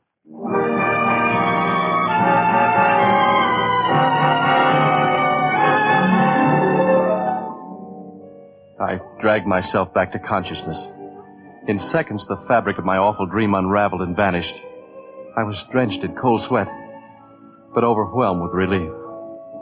And across the lobby, sleeping harmlessly, was the paunchy man with the white scarf who had helped inspire my dream, or whatever it was. And then the door of the powder room opened, and there was the girl, the Ruth of my dream, with a pale dread on her face. I got up quickly and eagerly to make the acquaintance of the real-life Ruth, or whatever her real name was. Look at the box, lady. Oh, excuse me. What? But, I know you'll think that this is the usual approach by a stranger, but didn't all this happen before? What do you mean? But it just seems that we met before. Just this way. I don't think so. Well, the feature picture's about to start. Might I join you? Oh, I couldn't. I mean, well... Oh, I'm sure this all happened before. Even the scared look you just gave that paunchy man sleeping there. Well, if you like, we could go in together, yes. Oh, thank you. Yeah, the honest feeling, really. I've had that feeling, too, sometimes. Everybody has. We went up the steps, talking and laughing. I held open the door leading into the cool dark of the balcony and stared. Below in the lobby, I saw the paunchy man slowly open his eyes and look up at us. He got up and with surprising agility began following us with rapid, ruthless steps. A man with a paunch, an olive skin, and a dead smile, and a white silk scarf draped loosely about his neck, following us.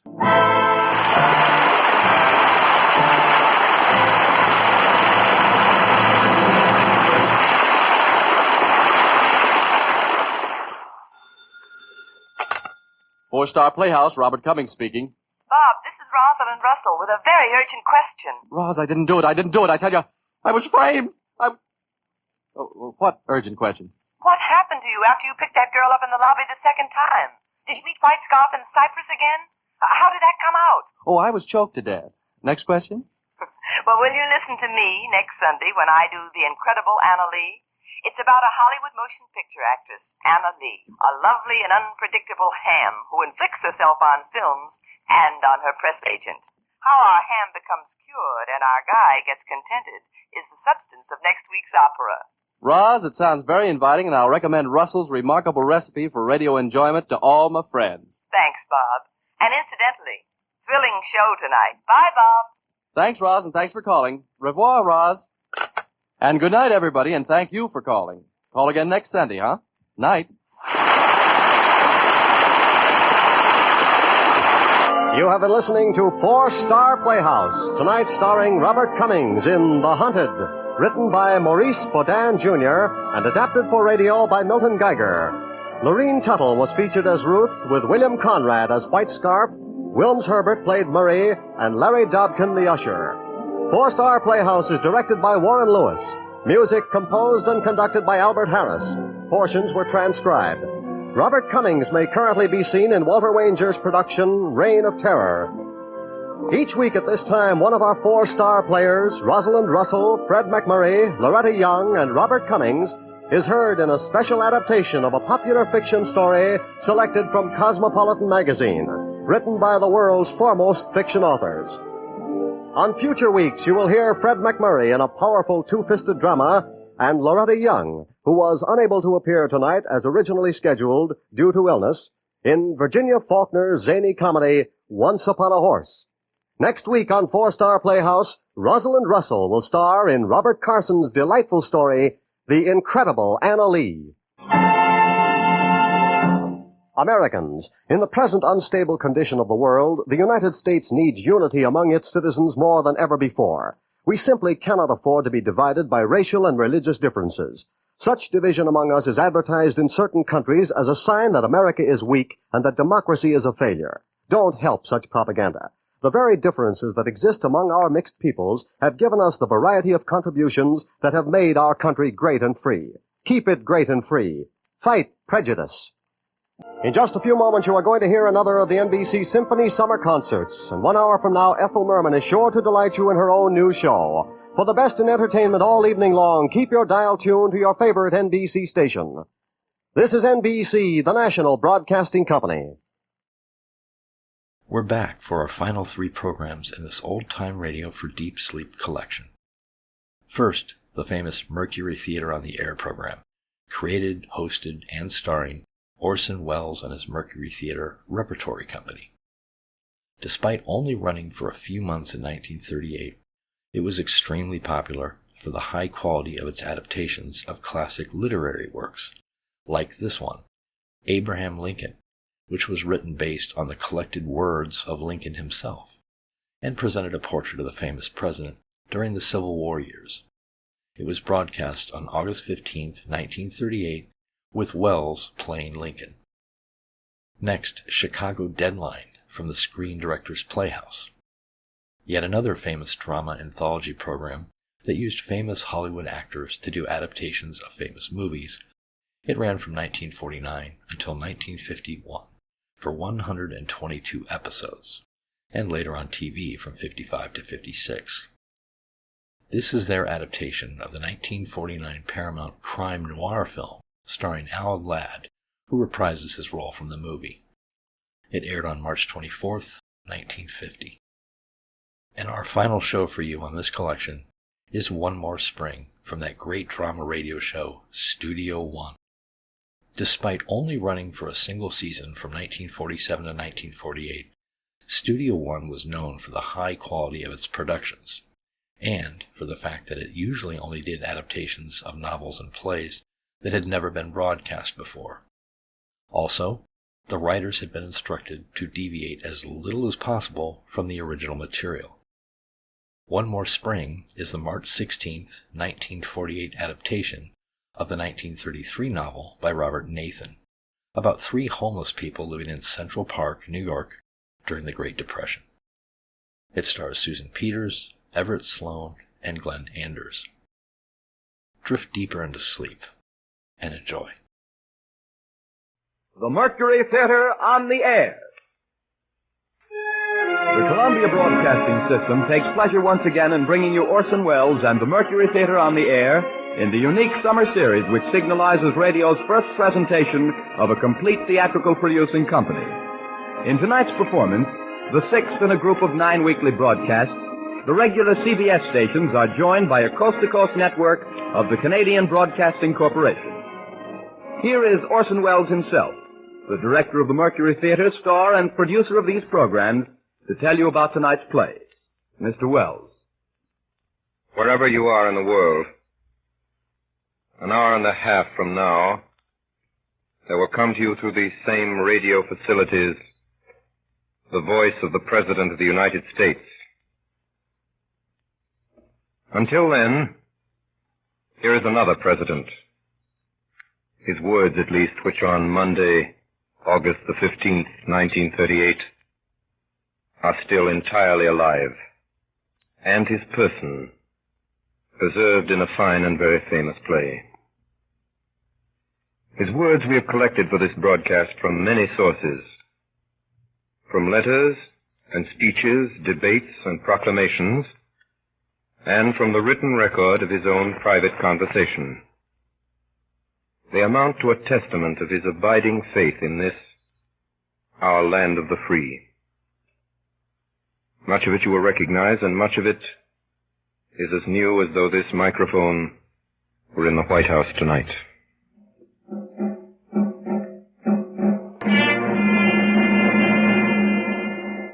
I was born February 12th, 1809 in Hardin County, Kentucky.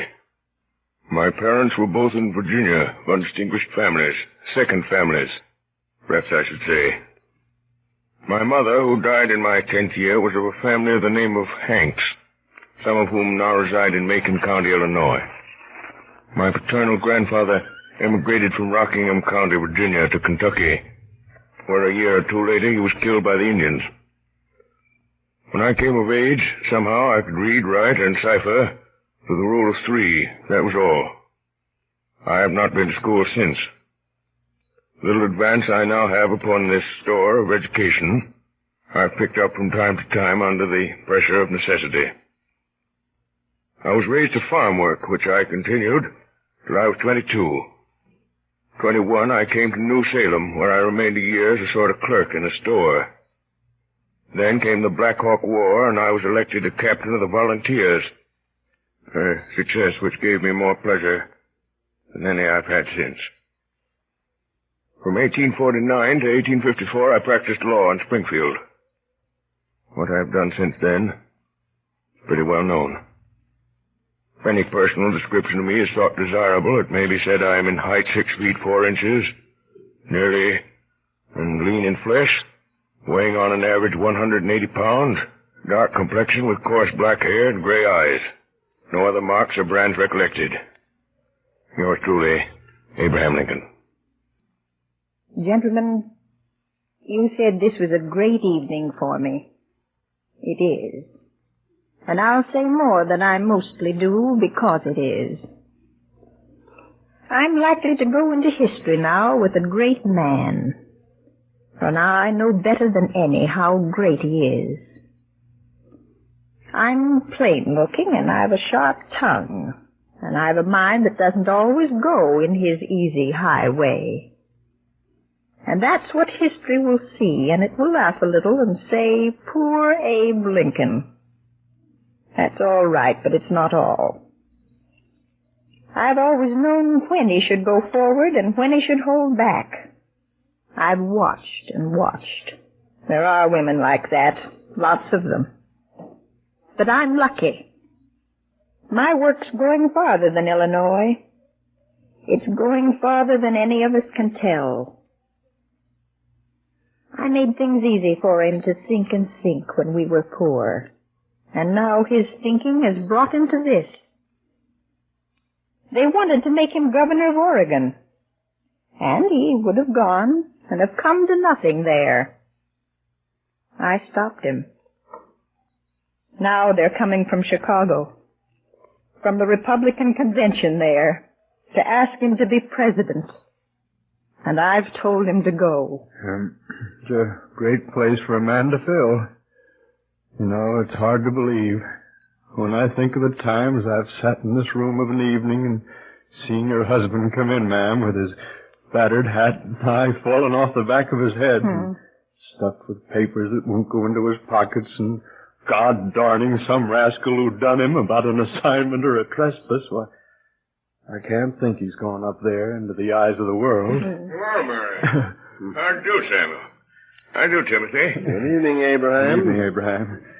Well, we'll be going. We only came in to give you good fare, so to say. Great word you got to speak this evening. Makes a humble body almost afraid of himself, Abraham. To know his friend is to be one of the great ones of the earth, with his yes and no law for these many, many thousands of folk. Makes a man humble to be chosen so, Samuel. So humble that no man but would say, no to such bidding, if he dare. To be president of this people, and trouble gathering everywhere in men's hearts. And it's a searching thing. Bitterness and scorn and wrestling often with men I shall despise, and perhaps nothing truly done at the end. But I must go. Samuel, Timothy, let's glass that cordial, Mary, before they leave. Who may the devil smudge that girl? Susan Dreddington. Where's that darnation cordial? It's all right, Abraham. I told the girl to keep it out. Oh, the cupboard's choked with papers. Here you are. Poor hospitality for whiskey-drinking rascals like yourselves, but the thought's good. Oh, don't mention it, Abraham. We wish you well, Abraham. Our compliments, man. Samuel, I give you the United States of America and Abraham Lincoln. Thank you. Samuel? Timothy? I drink to the hope of honest friends. Mary? The friendship. I'll need that always, for I've a queer, anxious heart. Give you the United States of America. Well, good night, Abraham. Good night, ma'am. Good Good night. Night, ma'am. Good night, Mr. Stone. Good night, Mr. Good night, Cuthbert. Samuel. Good night, Timothy. Thanks for coming. You'd better see them in here. 5 minutes to 7. You're sure about it, Mary? Yes. Aren't you? We mean to set bonds to slavery. The South will resist. They may try to break away from the Union. If the Union is set aside, America will crumble. Saving of it may mean blood. Who is to shape it all if you don't? There's nobody. I know it. Then go. Go. The gentlemen have come. I'll come to them. I'll send them in. Abraham, I believe in you. I know. I know. I hold that there is no reason in the world why the Negro is not entitled to all the natural rights enumerated in the Declaration of Independence. The right to life, liberty, and the pursuit of happiness. I hold that he is as much entitled to these as the white man, and the right to eat the bread without the leave of anybody else, which his own hand earns. He is my equal, and the equal of every living man.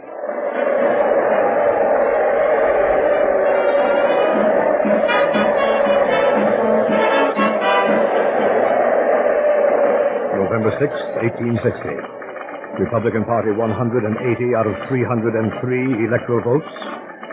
1,857,000 out of 4,645,000 popular votes. Lincoln elected president.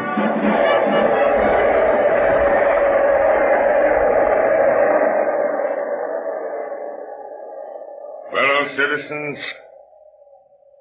of the Senate and House of Representatives, this issue, the right of secession, embraces more than the fate of these United States. It presents to the whole family of men the question whether a constitutional republic or democracy, a government of the people, by the same people, can or cannot maintain its territorial integrity against its own domestic forces. It presents the question whether discontented individuals, too few in numbers to control administration, can always, upon the pretenses or arbitrarily without any pretense, break up their government and thus practically put an end to free government upon the earth. Is there, in all republics, this inherent and fatal weakness?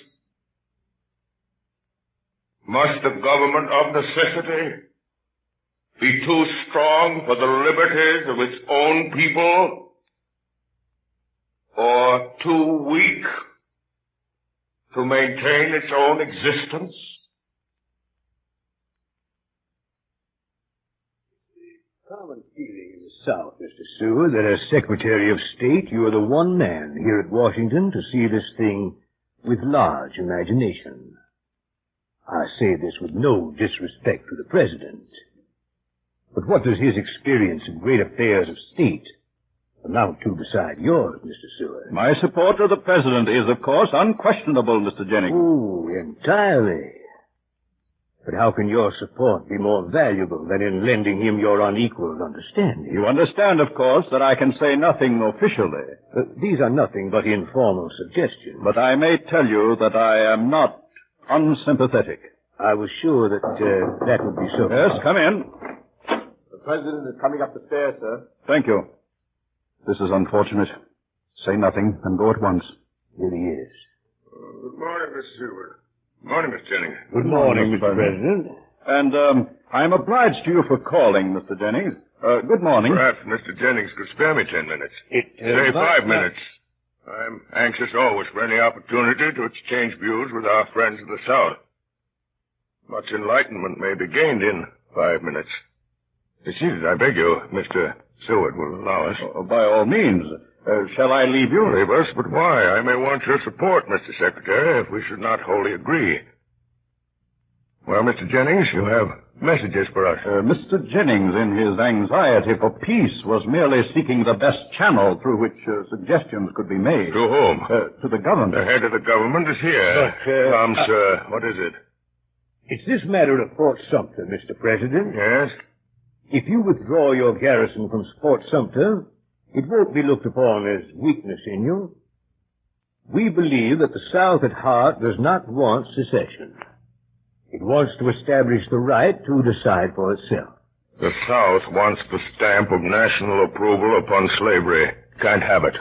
Mr. President, if I may say so, you don't quite understand. Does Mr. Seward understand? I believe so. You are wrong. He doesn't understand because you didn't mean him to. I don't blame you. You think you're acting for the best. You think you've got an honest case, but I'll put your case for you, and I'll put it naked. Many people in this country want abolition, many don't. But every man, whether he wants it or not, knows it may come. Why does the South propose secession? Because it knows abolition may come and it wants to avoid it. I said the other day that Fort Sumter would be held as long as we could hold it. I said it because I know exactly what it means. I see how it is. You may force freedom as much as you like, but we are to beware how we force slavery. Couldn't be put better, Mr. Jennings. That's what the Union means. It is a union that stands for common right. We are not enemies, but friends. We must not be enemies. Though passion may have strained, do not allow it to break our bonds of affection. That is our answer. Tell them that. Will you tell them that? You are determined? I beg you to tell them. It shall be as you wish. Implore them to order your troops' return. You can telegraph it now from here. Will you do that? If you wish it. But it will do no good, Mr. Lincoln. They won't give way. It's a grave decision. Terribly grave. For all of us. Morning, Mr. Jennings. Seward, this won't do. Don't suspect, Mr. I do not, but let us be plain. No man can say how wisely, but Providence has brought me to the leadership of this country with a task before me greater than that which rested on Washington himself. When I made my cabinet, you were the first man I chose. I do not regret it. I think I never shall. But remember, faith earns faith. What is it? Why didn't this man come to see me? He thought my word might bear more weight with you than his. Your word for what? Discretion about Fort Sumter. Discretion? It's devastating, this thought of civil war. It is. You think I'm less sensible of that than you. War should be impossible. But you can only make it impossible by destroying its causes. If we withdraw from Fort Sumter, we do nothing to destroy that cause. We can only destroy it by convincing the southern states that secession is a betrayal of their trust. Please, God, we may do so. Has there perhaps been some timidity in making all this clear to the country? Timidity? You were talking of discretion. I mean that perhaps our policy has not been sufficiently defined. And have you not concurred in all our decisions? Seward, you may think I'm simple, but I can see your mind working as plainly as you might see the innards of a clock. You can bring great gifts to this government with your zeal and your administrative experience and your love of men. Don't spoil it by thinking I've got a dull brain. Yes, I see. I've not been thinking quite clearly about it all. Mr. President, I beg your pardon. That's brave of you. Give me your hand. Come in. There's a messenger from Major Anderson, sir. He's ridden straight from Fort Sumter. All right, Hay, bring him in. Yes, sir. I don't like the sound of it. One moment, Hay. Yes? Are there any gentlemen of the cabinet in the house? Mr. Chase and Mr. Blair, I believe. My compliments to them, and will they be prepared to see me here at once if necessary? Send the same message to any other cabinet members you can find. Yes. So, Ed, we may have to decide now. Now, come in. Are you the messenger from Fort Sumter? Yes, sir. Word of mouth, sir. Well? Major Anderson presents his duty to the government. He can hold the fort 3 days more without provisions and reinforcements. Things very bad at the fort. The major says 3 days, sir. Most of us would have said 24 hours. I see. Thank you. Wait outside, please. Yes, sir. 3 days, Stewart, 3 days. My God. My God, Stewart, we need great courage, great faith. There is a tide in the affairs of men. Did you read Shakespeare, Stewart? Shakespeare? No. The cabinet is here, sir. Mr. Chase, Mr. Hook, and Mr. Wells. Show them in. Yes, sir. Good day, Mr. President. Good morning, Mr. Wells, Mr. Hook. Good morning, gentlemen. Good morning, Mr. President. How do you do, Mr. Seward? Something urgent? Let us be seated.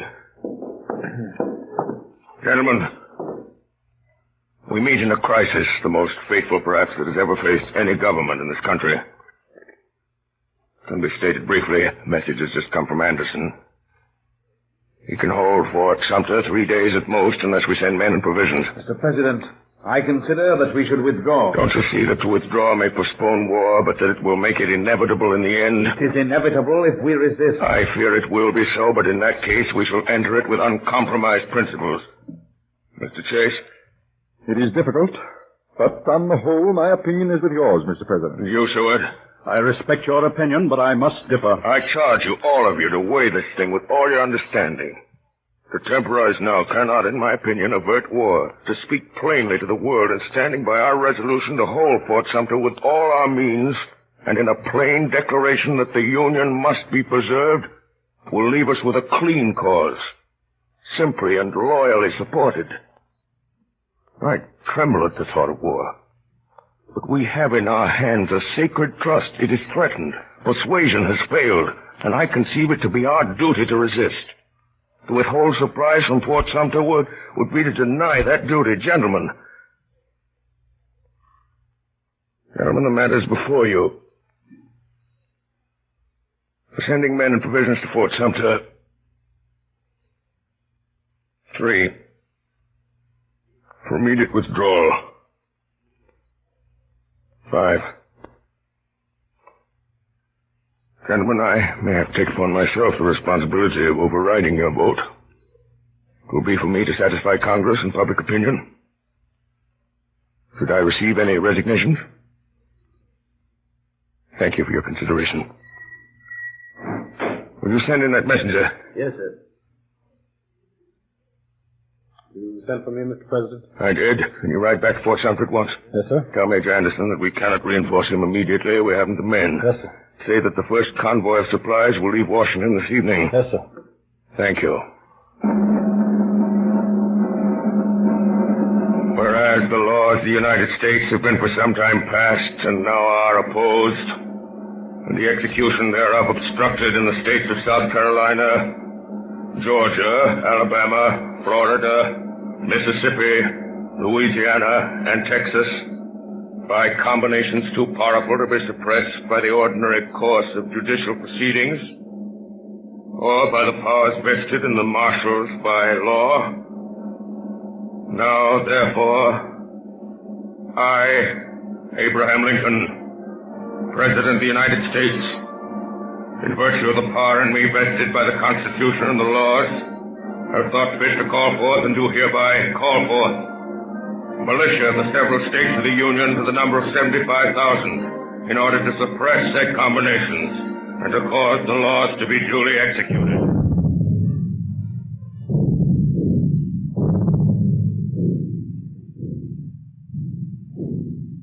You are listening to Orson Welles as Abraham Lincoln in Columbia's presentation of the Mercury Theater on the Air. The broadcast is an adaptation of John Drinkwater's Abraham Lincoln with original Lincoln speeches.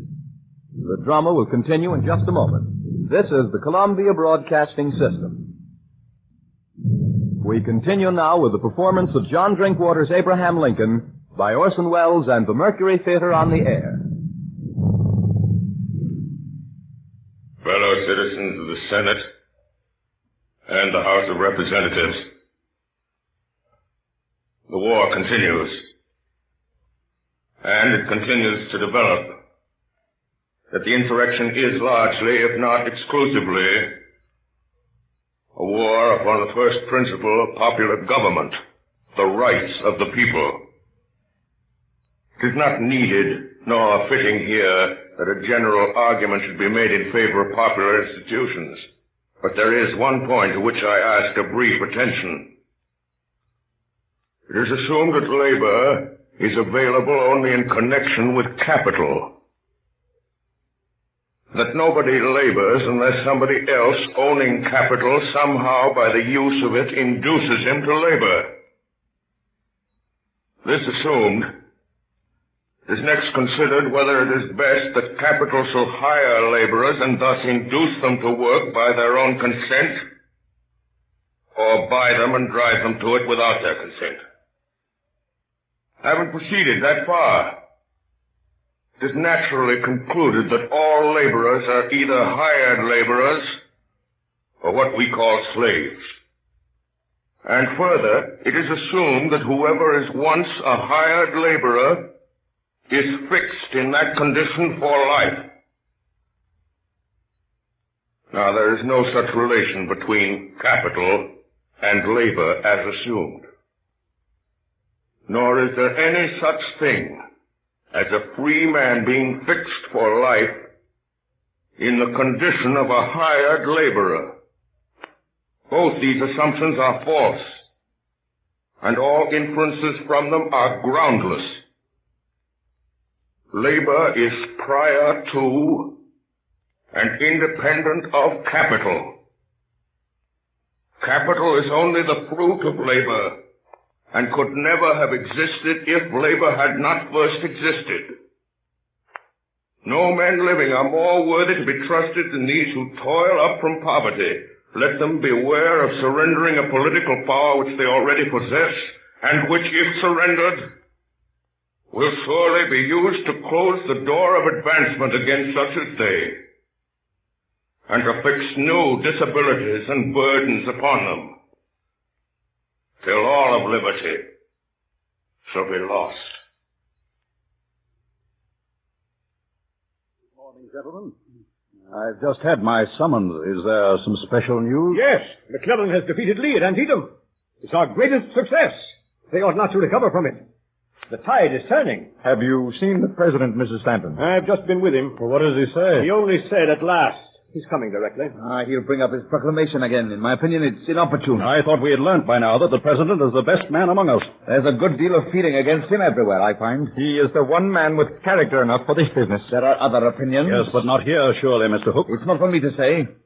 But there are some who would have acted differently. And you may depend upon it that they would not have acted so wisely, Mr. Hook. I don't altogether agree with the president. But he's the only man I should agree with at all.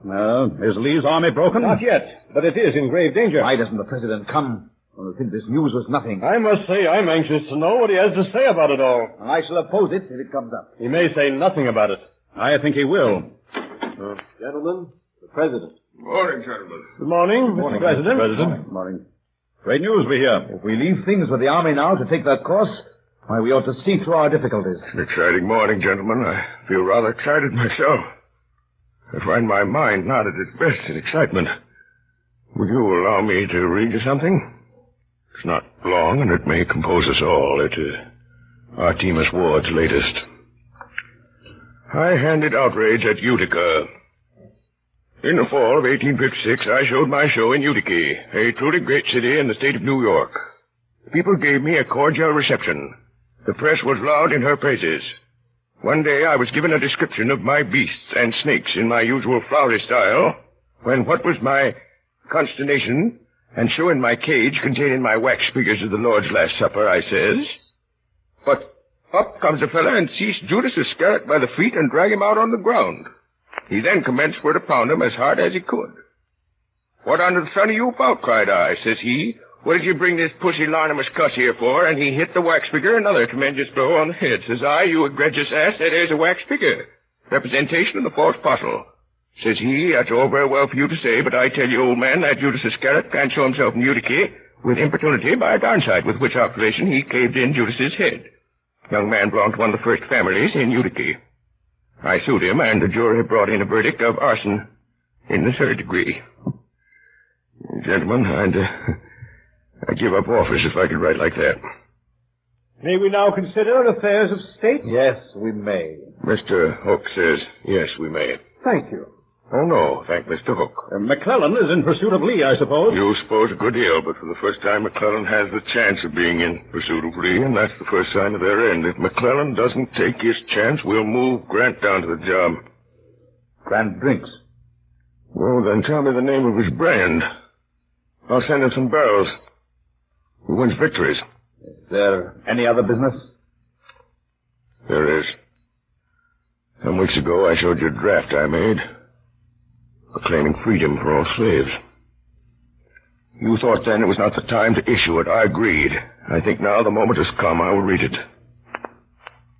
Here it is again.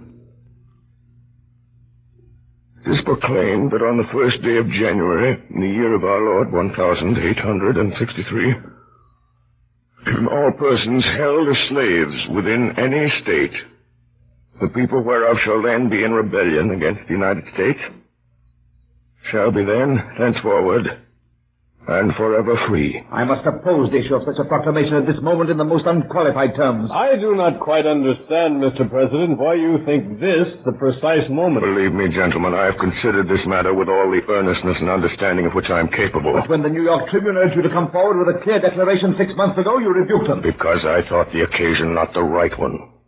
My duty, it has seemed to me, has been to be loyal to a principle and not to betray it by expressing in action at the wrong time. That is why I conceive statesmanship. For long now, I've had two fixed resolves.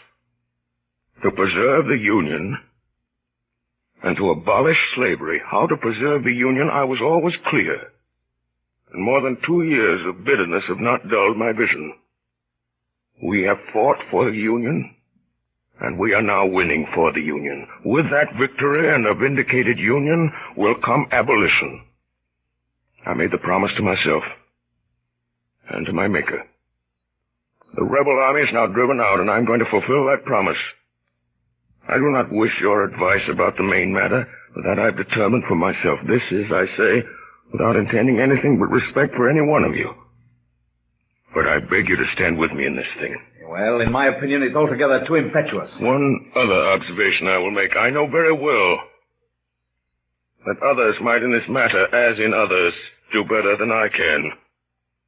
And if I was satisfied that the public confidence was more fully possessed by any one of them than by me, and knew of any constitutional way in which he could be put in my place, he should have it. I would gladly yield it to him. But though I cannot claim undivided confidence, I do know that all things considered, any other person has more. This I do not know, and moreover this may be, there is no way in which I can have any other man put where I am. I am here. I must do the best I can and bear the responsibility of taking the course which I feel I ought to take. Could this be left over for a short time for consideration? I feel that we should remember that our only public cause at the moment is the preservation of the Union. I entirely agree with Wells. Gentlemen, we cannot escape history. We of this administration will be remembered, in spite of ourselves. In giving freedom to the slave, we assure freedom to the free. We shall nobly save or meanly lose the last best hope on earth. I shall sign this proclamation now. Excuse me, gentlemen. For we, thenceforward and forever, free. Gentlemen, I pray for your support. Good day. Good day, sir. Good day. Good day, Mr. President. Hook. Yes, Mr. President. Hook, will you stay a moment? Yes, Mr. President. Hook, one cannot help hearing things. I beg your pardon? Hook, there's a way some people have when a man says a disagreeable thing of asking him to repeat it, hoping to embarrass him. It's often effective, but I'm not easily embarrassed. I said one cannot help hearing things. And I do not understand what you mean, Mr. President. Come, Hook, we're alone. Lincoln is a good enough name, and I think you understand. How should I? Then plainly there are intrigues going on. Against the government? No. In it. Against me. Oh, criticism, perhaps. To what end? To better my ways? I presume that might be the purpose. Then why am I not told what it is? I imagine it's natural compulsion. Or ambition. What do you mean? Hook, you've been bitten by the White House bug. You think you ought to be in my place.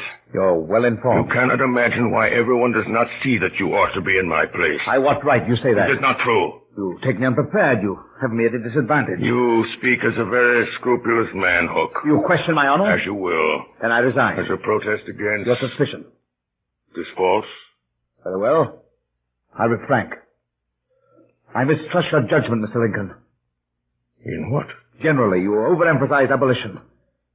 You don't mean that. You mean that you fear possible public feeling against abolition. It must be persuaded, not forced.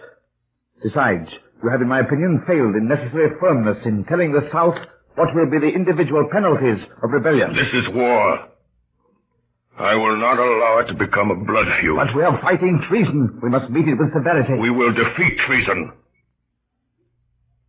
I will meet it with conciliation. It is a policy of weakness. It is a policy of faith. It is a policy of compassion. Hook, why do you plague me with these jealousies? Once before I found a member of my cabinet working behind my back, but he was disinterested and he made amends. Nobly. But Hook, you have allowed the burden of these days to sour you. I know it all. I've watched you plotting and plotting for authority, and I, who am a lonely man and sick at heart. So great is the task God has given to my hand, and so few are my days, and my deepest hunger is always for loyalty in my own house. You have withheld it from me. You have done great service in your office, but you have grown envious. Now you resign as you did once before when I came openly to you in friendship. And you think that again I shall flatter you and coax you to stay. I won't do it. Let's take you at your word. I'm content. Will you shake hands? No. I beg you to excuse me.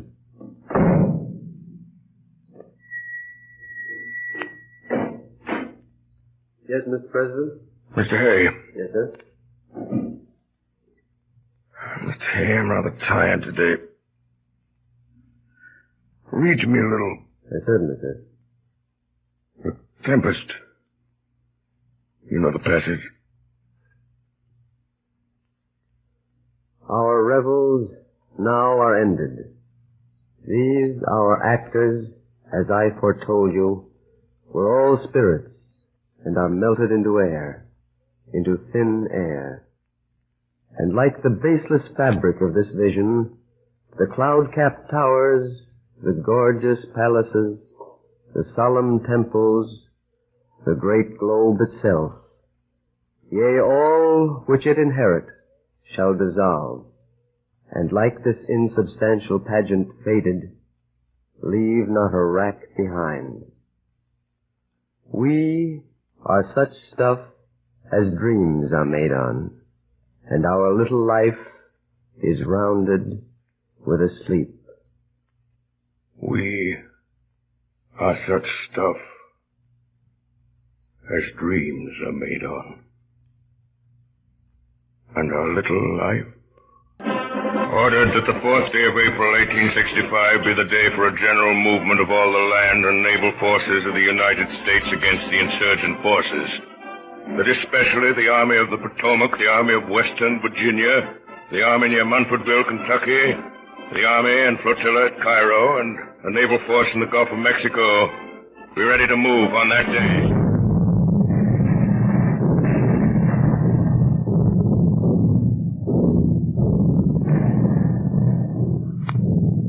General Grant.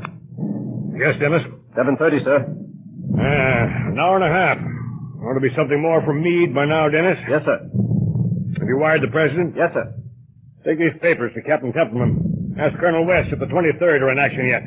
Tell the cook to send some soup at 10 o'clock. The it was cold yesterday. Yes, sir. Give me that map, Mayland. Yes. There's no doubt about it. Unless Meade goes to sleep, it can only be a question of hours. He's a great man, but he can't get out of that. You thought of the end, sir? Yes. If Lee surrenders, we can all pack up for home. I guess it'll be splendid, won't it, to be back again? By God, sir, it will. Beg your pardon, sir. You're quite right, Maylands. My boy goes away to school next week. Now I may be able to go down with him, see him settle. Well, Dennis? Colonel West says yes, sir, for the last half hour. The cook says he's sorry, sir. It was a mistake. Tell him to keep his mistakes in the kitchen. I will, sir. His rifles went up this afternoon? Yes, sir. What's that? General Grant. What is it? The president has just arrived, sir. He's in the yard now. All right, I'll come.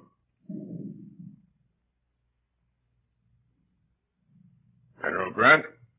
Wasn't expecting you, sir. No, I couldn't keep away. How's it going? Meade sent word an hour and a half ago that Lee was surrounded all but 2 miles, which was closing in. And not about settling, eh? Unless anything goes wrong in those 2 miles, sir. I'm expecting a further report from Meade every minute. Would there be more fighting? It'll probably mean fighting through the night, more or less. But Lee must realize it's hopeless by the morning. Dispatch, sir. Yes. General Meade, sir. Thank you. You needn't wait. Yes, they've closed the ring. Meade gives them 10 hours. Timed at 8. That's 6 o'clock in the morning. We must be merciful. Bob Lee's been a gallant fellow. Perhaps you'll look through this list, sir. I hope it's the last we shall have. It's a horrible part of the business, Grant. Any shootings? One. Damn it, Grant, why can't you do without it? Oh, no. No, of course not. Who is it? Jim Scott says. It's rather a hard case. And what is it? Just on a heavy march, sir, and volunteered for double guard duty to relieve a sick friend. He was found asleep at his post. I was anxious to spare him, but it couldn't be done. It was a critical place at a gravely critical time. When is it to be? Tomorrow at daybreak, sir. You don't see that it'll do him any good to be shot? Where is he? In the barn, I believe, sir. Thanks. Think I'll go see him. I go with you, sir? No, thank you.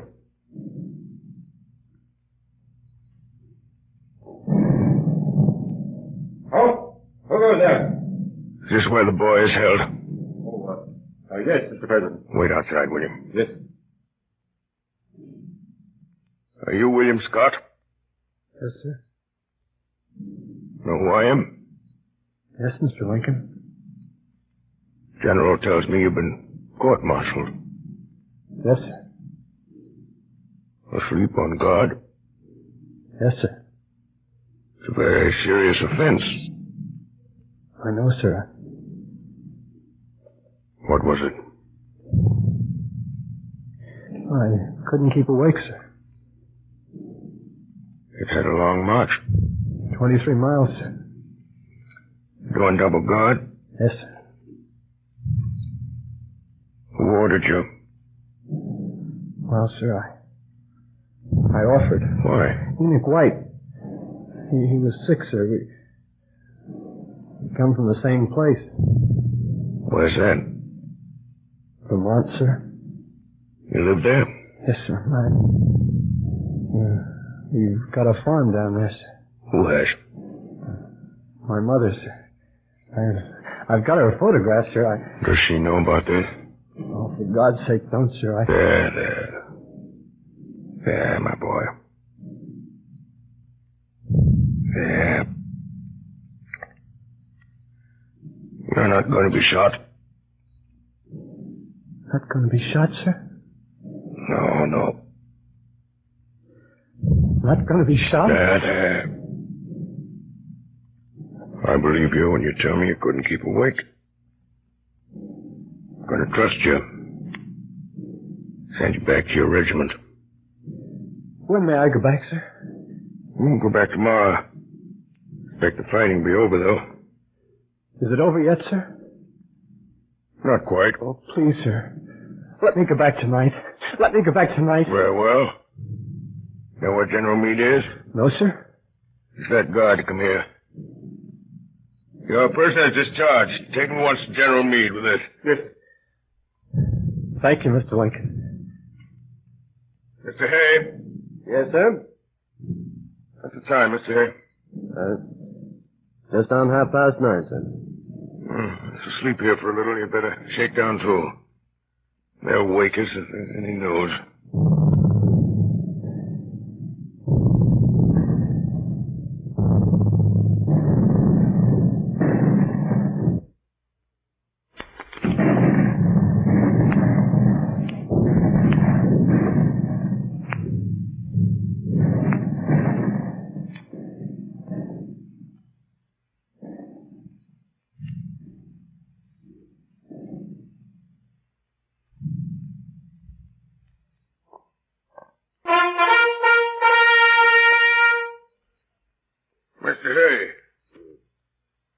Mr. Hay.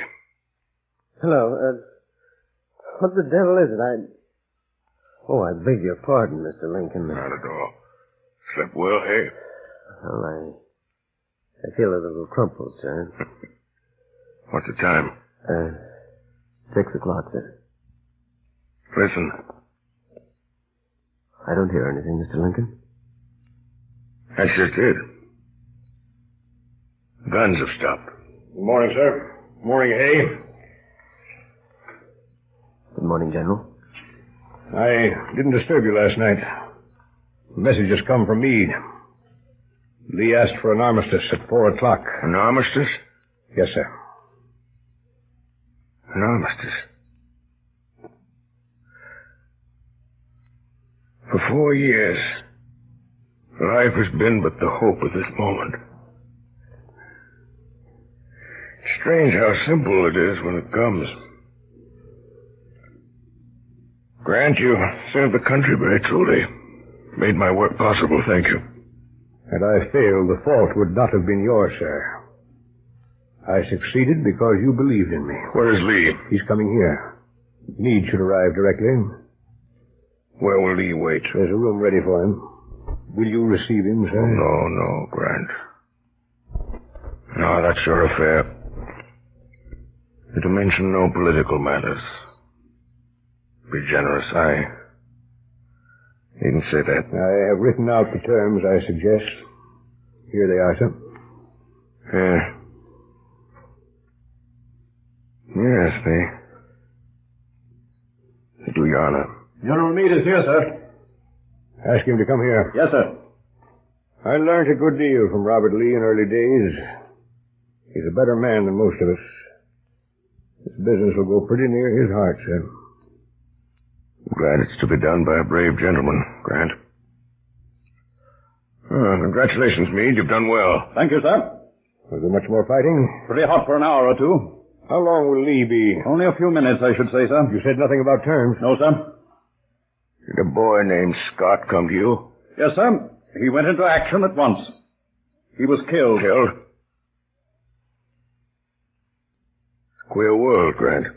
Is there any proclamation to be made, sir, about the rebels? I hope there will be no persecution, no bloody work after this war's over. I'll have nothing of hanging or shooting these men, even the worst of them. Frighten them out of the country, open the gates, let down the bars, scare them off. Shoo. Enough lives have been sacrificed. Goodbye, Grant. Report at Washington as soon as you can. Mr. President. Yes? Is it known that you return to Washington tomorrow? I think so. Mr. President, I think you take too many risks.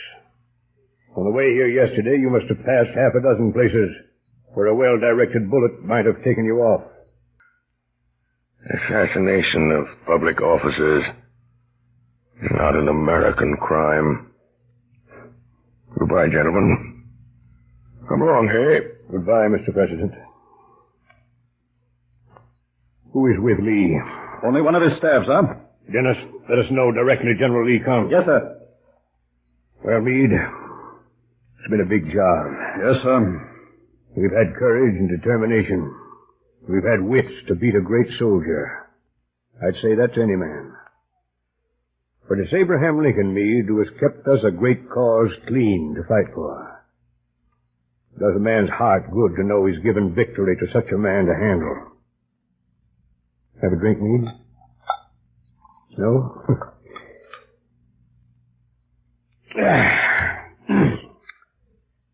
You know, Meade, there were fools who wanted me to oppose Lincoln for the presidency. What? General Lee is here, sir. Meade, will General Lee do me the honor of meeting me in here? Where the deuce my hat, Dennis, my sword? Yes, sir. General Lee, sir.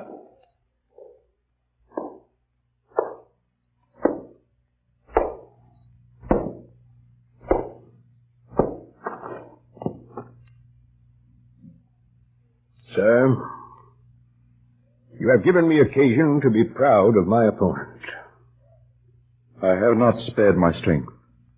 I acknowledge its defeat. You have come, General Lee, to ask upon what terms you will accept surrender. Yes. They are simple. I hope you will not find them ungenerous. Here they are.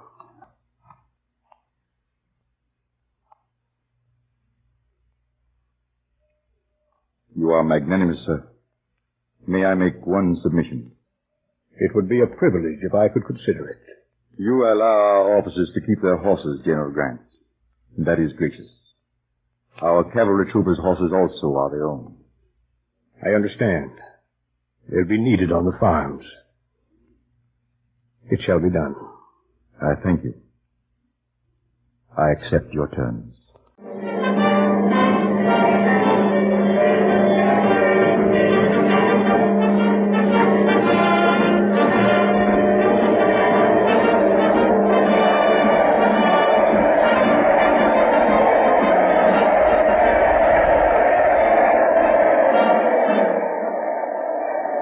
My friends, I am touched, deeply touched, by this mark of your goodwill. After 4 dark and difficult years, we have achieved the great purpose for which we set out. I have but little to say at this moment. I claim not to have controlled events, but confess plainly that events have controlled me. But as events have come before me, I have seen them always with one faith. We have preserved the American Union. We have abolished a great wrong. The task of reconciliation, of setting order where there is now confusion, of bringing about a settlement at once just and merciful, and of directing the life of a reunited country into prosperous channels of goodwill and generosity will demand all our wisdom, all our loyalty. It is the proudest hope of my life that I may be of some service in this work. With malice toward none, with charity for all, with firmness in the right, as God gives us to see the right. Let us strive on to finish the work we are in, to bind up the nation's wounds, to care for him who shall have borne the battle, and for his widow and his orphan, to do all which may achieve and cherish a just and lasting peace among ourselves and with all nations.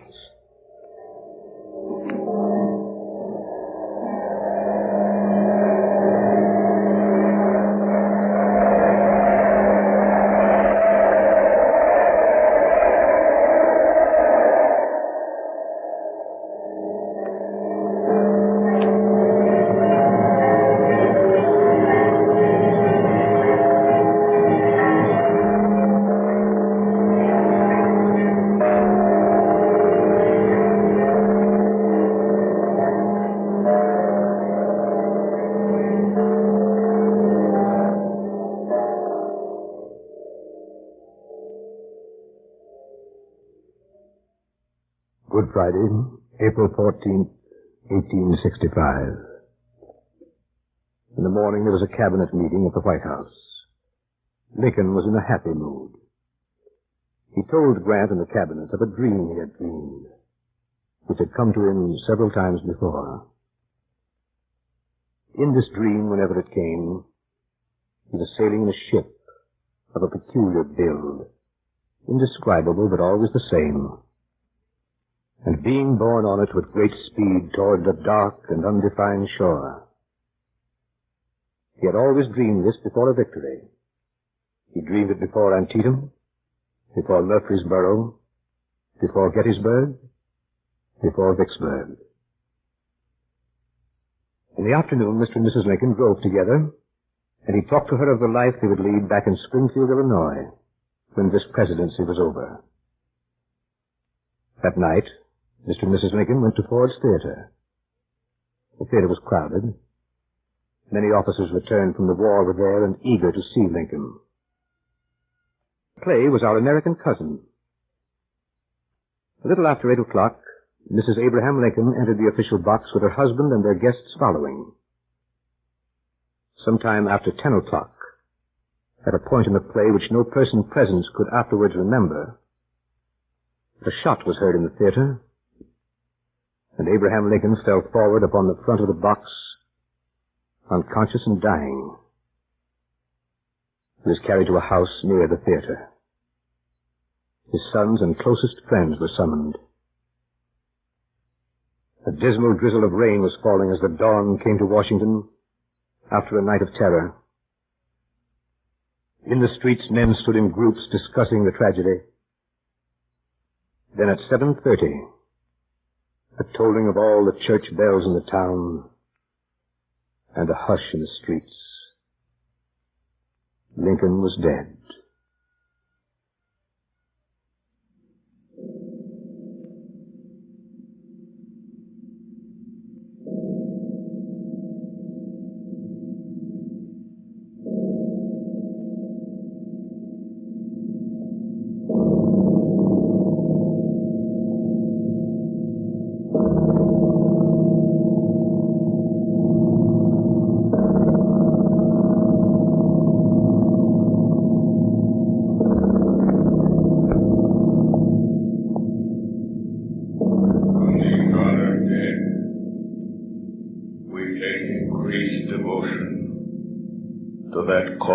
For which they gave the last full measure of devotion. That we here highly resolve that these dead shall not have died in vain, that this nation, under God, shall have a new birth of freedom, and that government of the people, by the people, for the people, shall not perish from the earth.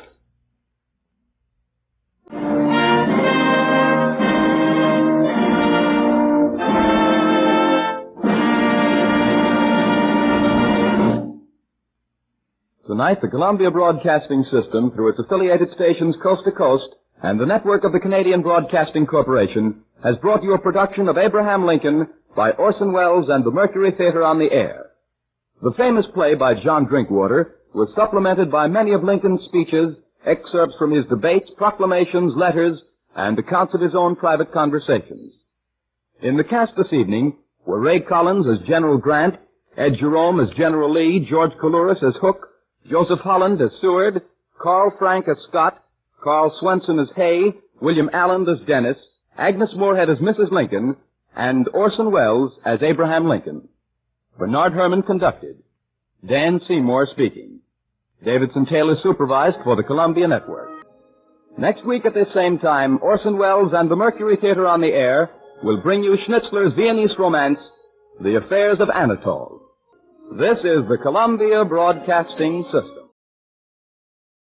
RCA Victor, world leader in radio, first in recorded music, first in television, proudly presents Screen Directors Playhouse, star Alan Ladd, production Chicago Deadline, director Lewis Allen. The Hollywood Screen Directors present the transcribed journal of a phantom search. Tonight, for the first time on the air, the motion picture drama Chicago Deadline, starring Alan Ladd in his original role of Ed Adams. In the pale half-light of a hospital room, a man and woman stand beside a bed, watching the bright, restless eyes of Ed Adams and hearing his scattered words. Rosita didn't have to die. I had to tell them. Make them understand. Rosita, everything in the address book. Rosita didn't. He's sick, Doctor. So sick. Fever from the bullet wound. It is a good hospital, isn't it? You'll take care of him. Of course. Make them understand. Miss Purdy, you said Mr. Adams is a reporter? A reporter. Ed says they build him tough in Chicago. Who's this Rosita? Is he in love with her? In a way, I guess. He must have fallen in love with her. I don't know when. Last night, today. We should find her. I know where she is, Doctor. Where? The city morgue. She died yesterday morning. Leona! Yes, Ed. It's Leona.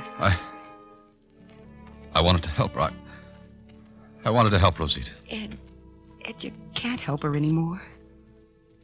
Leona? You have to sleep. Tired. Sleep. Rosita. Listen, Rosita. You gave me a deadline until you were buried. I had till then to find out your story. To tell them the truth about you. And now they'll bury you tomorrow. I tried, Rosita. From the beginning, yesterday morning. I run a straight hotel, Ed. Maggie, I told you there's $10 in it if anything happens to your hotel. And you called me at the Chronicle before you called the cops. Well, I did, Ed. All right, here's your $10. Now, what's up? Right in this room here. It's a girl. She's dead. Yeah, what killed her? Just up and died. Sick, Ed. TB. Oh? I paid $10 to find out a girl died from TB in this flea trap? What'd you expect, Ed? Lincoln's assassination? Well, let's have a look at her. Why, she's just a kid. Yeah, pretty kid, too. Great way to check out, isn't it? What's her name, Maggie? Oh, it's French or something. Rosita. Rosita Jean Dur. Rosita Jean Dur. She have any baggage? Yeah, those few things on the dresser, Ed. The worldly possessions of Rosita Jean Dur. Lipstick, nail file, address book. Names, phone numbers. Must be 100. Did you find anything interesting? It's hard to say, Maggie. Maybe I'll go back to the office and make about 50 phone calls and find out.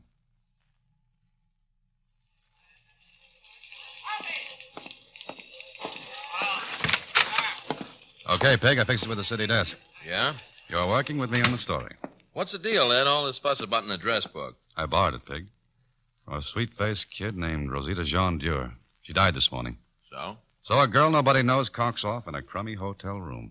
No friends, no relatives, just an address book full of names. What names? Read 'em. Solly Wellman, gangster. Blackie Franshaw, gangster. John Spingler, gangster. So she knew people. And that means that people knew her. But every time I ask about Rosita Jean Dur, they get sudden attacks of galloping amnesia. No kidding. Listen in. Let's try this name, G.G. Temple. Temple? He's a big wheel, Ed. President of the Iroquois Trust. Hello? Mr. Temple? Yes. Ed Adams, Chronicle. How did you get my private number? From Rosita Jean Dur, just before she died this morning. I never heard of her. Oh? Funny, she had your private number, isn't Mr. Adams, if the Chronicle connects my name with this woman, I'll sue the paper for every cent it has. it? See, Pig? Just a girl nobody ever heard of. Let's try the next one.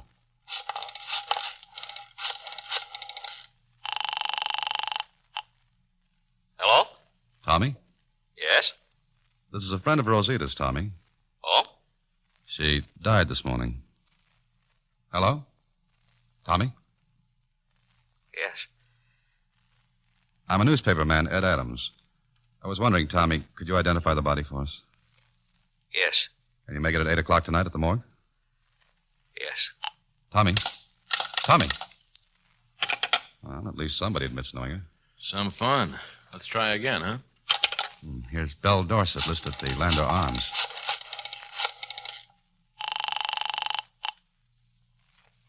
Landor Arms? Belle Dorset, please. Hello.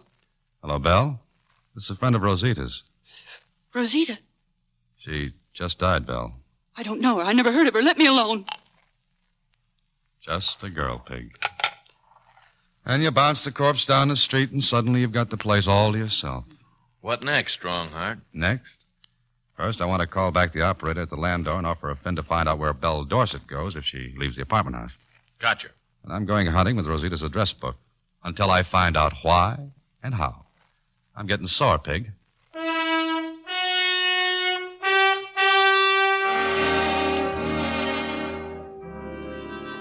So you're the guy the newspaper phoned about. That's right. What about Belle Dorset? Did she leave after that phone call? Bag and baggage, son. No forwarding address.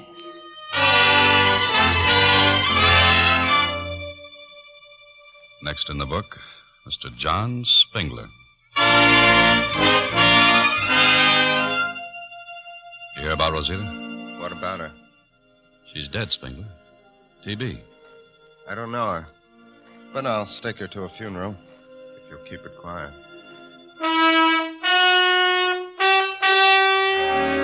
All right, Rosita. Let's try the next name in your address book. Let's try Leona Purdy.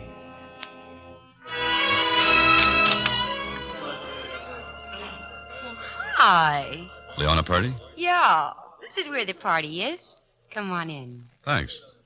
Well, who's friend of you? I'm a friend of Rosita's. Who are you? I'm a reporter, Ed Adams. Want to tell me about it, Ed? Want to tell me about Rosita? Why? She's dead. Oh, Talk, Leona? not now. When? Later. Don't look at me like that. I promise I won't make a pass at you. My mother will be glad to know. Now, if you'll pardon me, baby, I'm going to go and cool off. Where? The city morgue.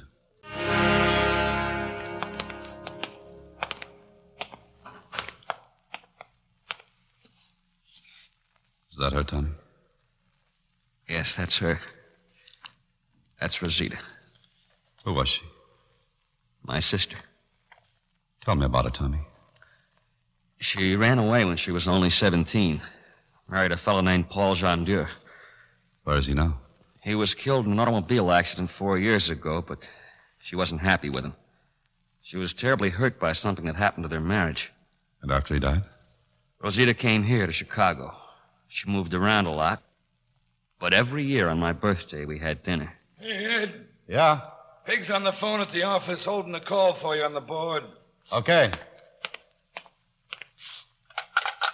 Hello? Ed, I got Blackie Francho on the board. He called in. You remember him? Yeah, sure.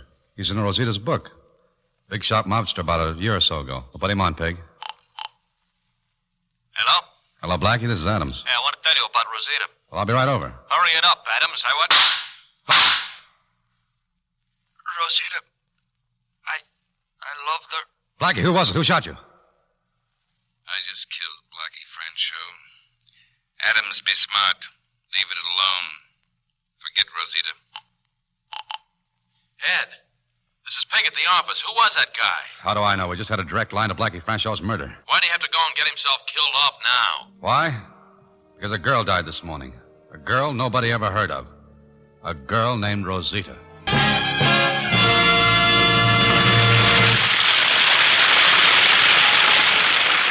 You are listening to the Screen Directors Playhouse production of Chicago Deadline, starring Alan Ladd and presented by RCA Victor. If you're a typical American anywhere between the ages of 3 and 93, you'll have the time of your life the day you install your RCA Victor television set. When you go see the latest RCA Victor models, you're bound to be impressed by such imperial instruments as the TA-169. It brings you RCA Victor's supreme achievement in every field of electronic entertainment, all in one beautiful cabinet. AM and FM radio, a phonograph to play all 3 record speeds, plus 16-inch eyewitness television from every angle the finest television in the world. There are 2 record changers. The amazing RCA Victor 45 RPM 7-inch records have their own changer with all its added advantages and conveniences, and a second changer plays 78 and 33 1/3 RPM records. See the TA-169 at your RCA Victor dealers. It's 16-inch. It's an RCA Victor. It's every inch a king.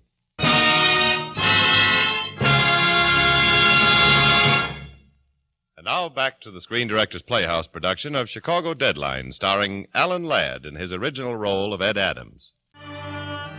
You see, I tried, Rosita.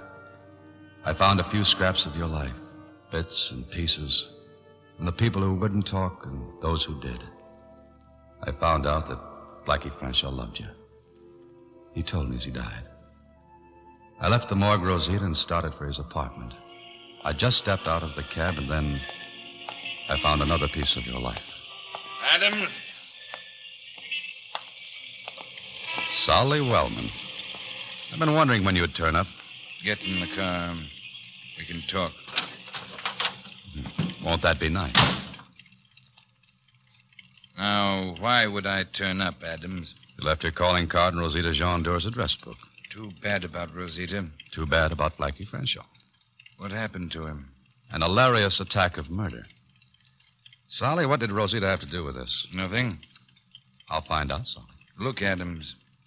Nobody likes to hurt reporters, but sometimes a wise guy brings it on himself. That's the end of our talk. Here's where you get out. Maybe next time we talk, Wellman, I can make it more exciting. I said get out. Yeah. Thanks for the ride.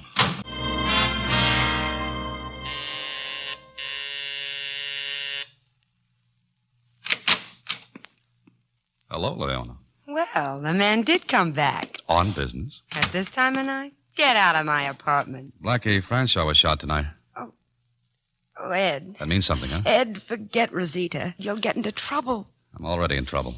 Where does Blackie fit in? How does it happen that a guy who loved her gets knocked off after she's dead? I don't know, Ed. Rosita and I were roommates. Blackie Francho was in the rackets, but a nice guy. He made a play for Rosita. Well, at first she didn't want any part of him. Then she began to trust him and like him and love him. What happened? A party one night. A lot of big shots were there. Yeah, who? A gilt-edged gunman named Solly Wellman. We've met. And a dollar-happy financier named G.G. Temple. Of the Iroquois Trust. He's another guy who made Rosita's edition of Who's Who. And Rosita was at the party with Blackie? They were dancing together. Then John came over and tapped Blackie on the shoulder. John? John who? John Spengler. He works for Solly Wellman. Big-hearted Spengler. He wants to stake Rosita to a funeral. He told Blackie that Solly Wellman wanted to see him. Who was Solly with? His girl, Belle Dorset. Belle Dorset, sure. That must have been some party. Why? Because all those names turned up in Rosita's address book. They must have given her something to remember. I guess they did. Because as soon as Blackie left her to talk to Solly, another man asked her to dance. It was G.G. Temple. How big a play did he make? Very big. What about Blackie Franshaw? He was still number one with Rosita. Then she visited him one evening. She found him beaten to a pulp. Rosita took him out of town. He recovered, but his nerve was gone. He ran away. And Rosita? We lost each other. But I heard she was doing all right. With G.G. Temple? That's right. With G.G. Temple. Strange kid. How does it all fit together, Leon? She was tied in with Blackie, and Blackie's dead. She was tied in with Temple, and he's scared green. So is Solly Wellman. So is John Spengler. What's the connection? Spengler worked for Wellman. That's all I know.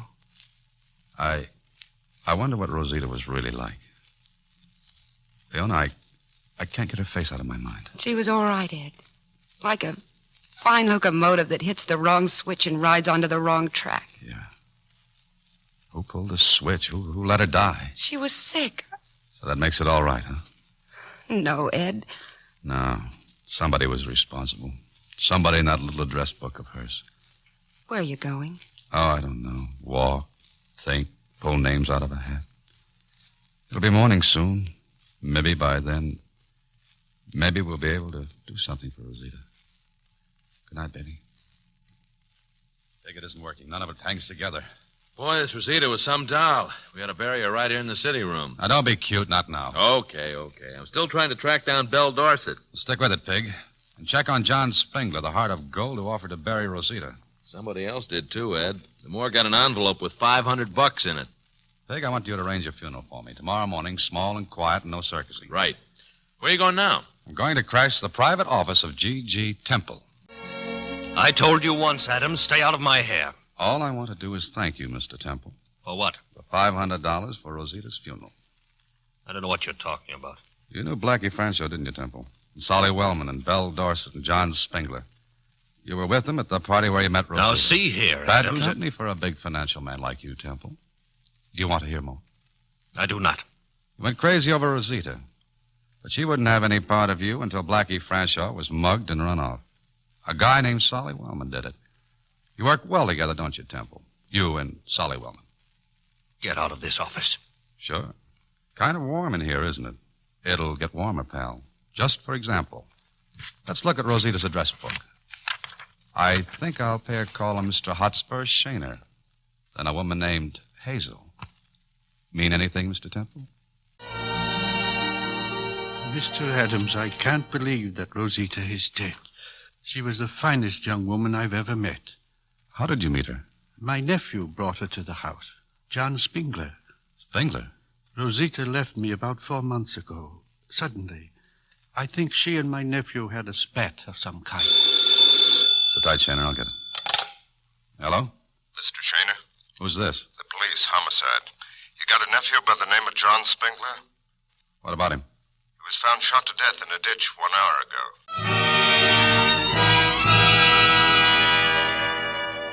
Hazel, you say you were Rosita's maid. She was a nice person, Mr. Adams. Then why did you leave her? I didn't exactly leave. She came home one night with Mr. Temple. They were quarreling. I heard her scream and a kind of a thud. Then Mr. Temple came in, and he told me that Miss Rosita was going away, that she wouldn't need me no more. Is that all you know, Hazel? That's all I know. Ed, boy, am I glad you phoned. What's up, Pig? We just got a police report. G.G. Temple has committed suicide. Blew his brains out. Sure he would. All right, Pig, that clears up most of it. Have you got a line on Belle Dorset yet? Well, I meant to tell you about that. She's staying at her mother's. Here's the address. 674 West... Hello, Bill. How did you find me? What do you want? Some talk about Rosita? I don't know anything. I do. I know Solly killed Blackie Frenshaw. Blackie hated Solly like death because of that beating, and I know Temple was financing Solly and the rackets. I don't want to hear any more. I don't want to listen. Blackie was afraid to move in on Solly Wellman because he thought they had Rosita. When he heard Rosita was dead, well, Solly knew it was either him or Blackie, and Solly got there first. Go on, Adams. Keep talking. Right into the gun. Solly Wellman. Tough Solly Wellman. Break a girl apart for a buck. How do you figure it? G.G. Temple. When he had that fight with Rosita, he knocked her down. She was unconscious. But he was sap enough to think he'd killed her. And he called you, Solly. The only one who could get rid of the body for him. You're making lots of noise. But you found out Rosita was alive. You wanted her dead. Out of the way so you could shake down G.G. Temple. And you made a mistake, Solly. You gave her to John Spingler. So? Spingler didn't kill her. He liked her. So he took her to his uncle's place to hide out. Everything was fine until Spingler began getting amorous. He forced Rosita to run away. She was alone again now. Alone and beaten and ashamed. And she just gave up. She gave up and died. Solly, you killed Blackie out of fear, and you killed Spingler for double-crossing you. And you scared G.G. Temple into suicide. A triple play, Solly. Congratulations. Not a triple play, Adams. 4-part harmony. And because you're so smart, you're the 4th part. What about Belle here? Going to kill your girl, too, Solly? She knows now. Solly? Sure, maybe we can rig up something. Maybe the two of you together. You know, double shooting. Solly! You rotten gun-heavy! You asked for it, Adams. Solly, turn around. What? You killed him. He was going to kill me?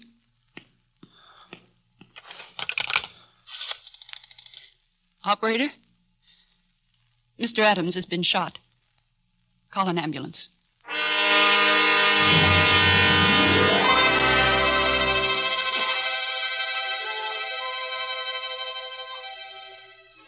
Now they'll know, Rosita. They'll know all of it. You'll be buried tomorrow, and maybe there'll be somebody to care. I'm sorry, Rosita. Truly sorry. But you were important. Everybody's important. Now they'll know, Rosita.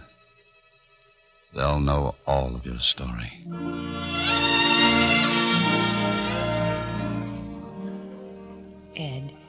Ed, you should be sleeping.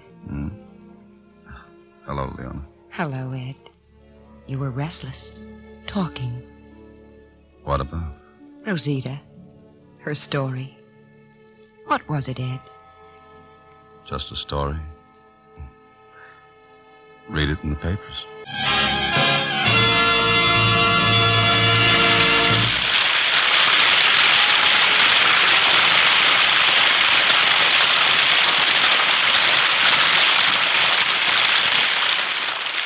This is Jimmy Wallington speaking. You have just heard the last act of Chicago Deadline. Our star, Alan Ladd, and our guest screen director, Louis Allen, will be with us in just a moment. Next Friday, the Screen Directors Playhouse is proud to present a performance by one of Hollywood's greatest actresses, the winner of this year's Academy Award. Our story is The Dark Mirror, and recreating her original role will be Olivia de Havilland, with screen director Robert Siodmak. Now, here again is tonight's star, Alan Ladd.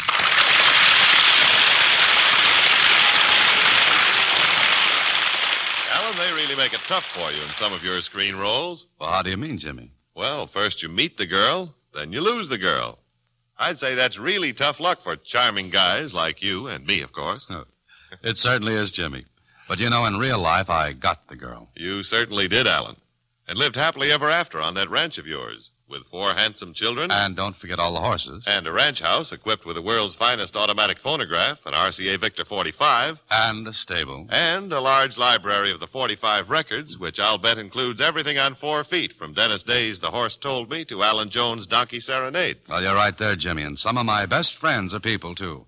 I've got 45 mutual tickets on thoroughbreds like Toscanini, Heifetz, Horowitz, the whole field. They pay off big when it comes to musical entertainment, and they don't take up much room in my stall. Yes, Alan, as you well know, the 45-table phonograph itself is less than a foot square. A compact little beauty in dark maroon with golden trimming. And so lightweight you can carry it under one arm. And you can line up 150 of the 45 records on 1 foot of ordinary bookshelf. 150 to 1, Jimmy. Even kids will go for those odds. Say, Alan, one of your boys is only 3, isn't he? Yes, little David. He's still too small to lick his weight in lollipops, though. Well, can he operate your 45 phonograph? Like a breeze, Jimmy. That ease of operation is one reason why the 45 is the fastest selling of all recorded music systems. And, of course, another reason is the price. The 45 phonograph, the one which all the lads are crazy about, costs as little as $29.95. The 45 automatic record changer can be had for $12.95. And prices on the records start as low as 46 cents plus tax. So see your RCA Victor dealer soon and set your home life to the music of the 45.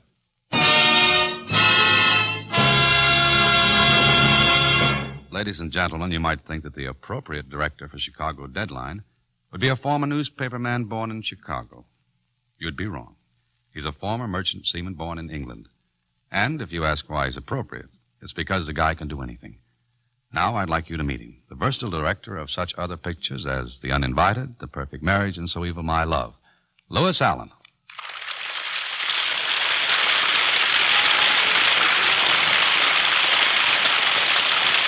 Thank you, Alan. You know, with Chicago Deadline, I'm convinced I made motion picture history. How, Lou?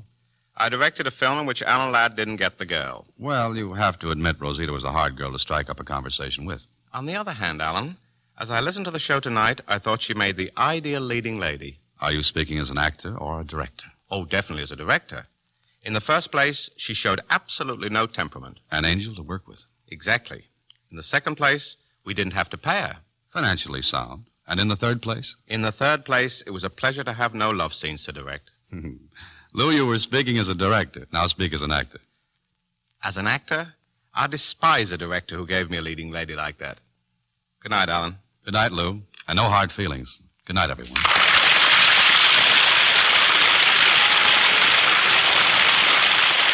And good night to you, Alan Ladd and Louis Allen.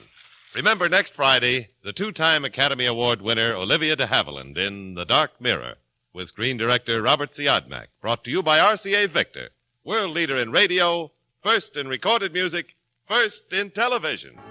Part of $67 million is yours, not to receive, but to give. Your donation to the Red Cross will bring new help and hope to the sick, the disaster-stricken, the defenseless. All of us, every single person, can help through the American Red Cross. Chicago Deadline was presented through the courtesy of Paramount Pictures, whose latest release is Riding High, starring Bing Crosby. Alan Ladd will soon be seen in the Paramount picture Captain Carey, USA. Louis Allen's latest production for Paramount is United States Mail, also starring Alan Ladd. Chicago Deadline, from a novel by Tiffany Thayer, was adapted for radio by Richard Allen Simmons, and original music was composed and conducted by William Lava. Screen Directors Playhouse is produced by Howard Wiley, with dramatic direction by Bill Karn. Portions of this program were transcribed. You are invited to listen again next Friday when RCA Victor presents Screen Directors Playhouse, star Olivia de Havilland, production The Dark Mirror, director Robert Siodmak.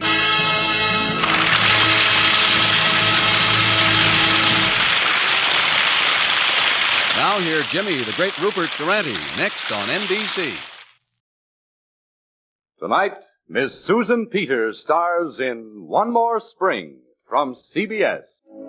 My heart tells me that I need affection and love, because that's what it's made for. We'll die otherwise, my heart and I. My heart will stop beating. We invite you to Studio One, radio's celebrated playhouse of dramatic entertainment, featuring the world's great stories, novels, and plays in special versions for listening. And now to introduce tonight's great story, Here is the director of Studio One, Fletcher Markle. Next Sunday, 5 days from tonight, the 21st of March, is surely a glowing, important day on any calendar, any year. For on that day, the time of the singing of birds is come, and the voice of the turtle is heard at land. It's the first day of the year's brightest season. It's a time for young men's fancies to turn, for everyone's fevers to rise, and for Studio One to present you with Vincent McConnor's version for listening of One More Spring by Robert Nathan. Mr. Nathan's magical story of love and enchantment and spring in New York Central Park couldn't be more timely. Just as the presence in our cast tonight of one of Hollywood's most entrancing actresses couldn't be more pleasing. And entrancing is certainly the word for our star, Miss Susan Peters, who plays Elizabeth for you tonight. With Miss Peters, you'll be hearing Everett Sloane as Mr. Rosenberg, Glenn Anders as Mr. Sheridan, and I'm going to remain at the microphone with them to play a young man whose name is as curious and wonderful as the half-real, half-enchanted world in which he comes to life, Mr. Jared Otkar. Music, please, to introduce the magic of spring, for lo, the winter is almost past.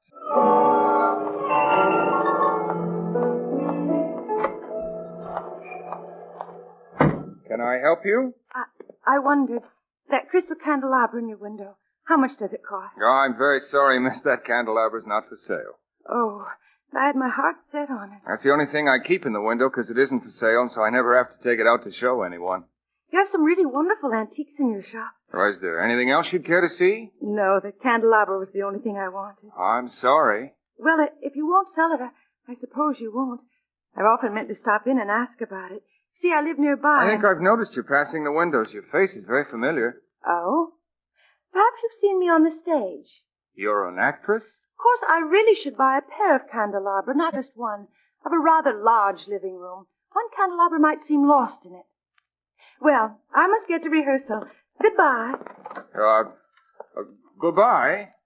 Was it a customer, Mr. Otkar? Young lady wanted to buy my candelabra. Why didn't you sell it to her? You could use the money. Oh, that candelabra's been in my family ever since I can remember. I couldn't sell it. Well, that's your affair. My job is to take over for your creditors. I've checked everything.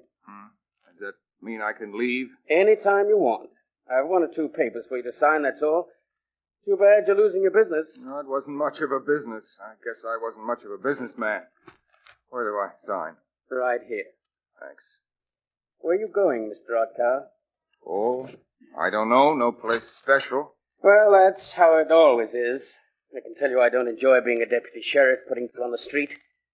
Don't you have a home, Mr. Otkar? No, I've been sleeping here in back of the shop. Well, I won't sleep tonight thinking about you. I'll be all right.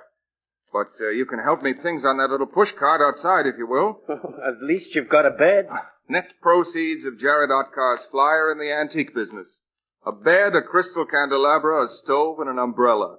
What more could a man want? I beg your pardon, sir. Yes? I noticed you resting here at the edge of the park. Permit me to present my card. Oh, thanks. Morris Rosenberg, concert violinist, lessons, master classes, and concerts. Turn the card, please. On the other side, you will find reviews of my concerts.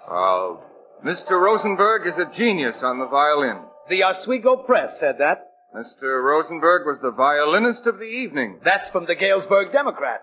Mr. Rosenberg was adequate. I don't recall the name of that newspaper. And, what are you doing in New York City, Mr. Well, Rosenberg? I thought in this great metropolis I could play many concerts. I expected to be overwhelmed with offers. But the truth is I've only performed on street corners. And when did you eat last?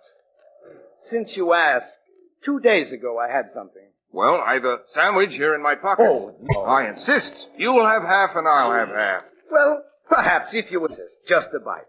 Thank you. I see you have a violin case under your arm. Is there a violin inside? Yes, a fine fiddle. Eat slowly. You get indigestion. Why don't you sell your violin and invest in some business? The man is crazy. Sell my fiddle. How would I give concerts without it? I hadn't thought of that. I have my fiddle and, as you see, my coat with the fur collar. These are 2 of the 3 essentials of a concert artist. I lack only the 3rd essential, an appearance in Carnegie Hall. Meanwhile, where do you live, Mr. Rosenberg? Here in Central Park. The birds wake me every morning, singing out of tune. Well, I'm as homeless as yourself. Yes, but I notice you have a fine bed there on your pushcart. I also have slats for my bed and a mattress. Well, perhaps we can be homeless together. Why not? Let us go into the park and find a place to set up our bed. I know of a small valley in the center of the park, hidden by lilac bushes.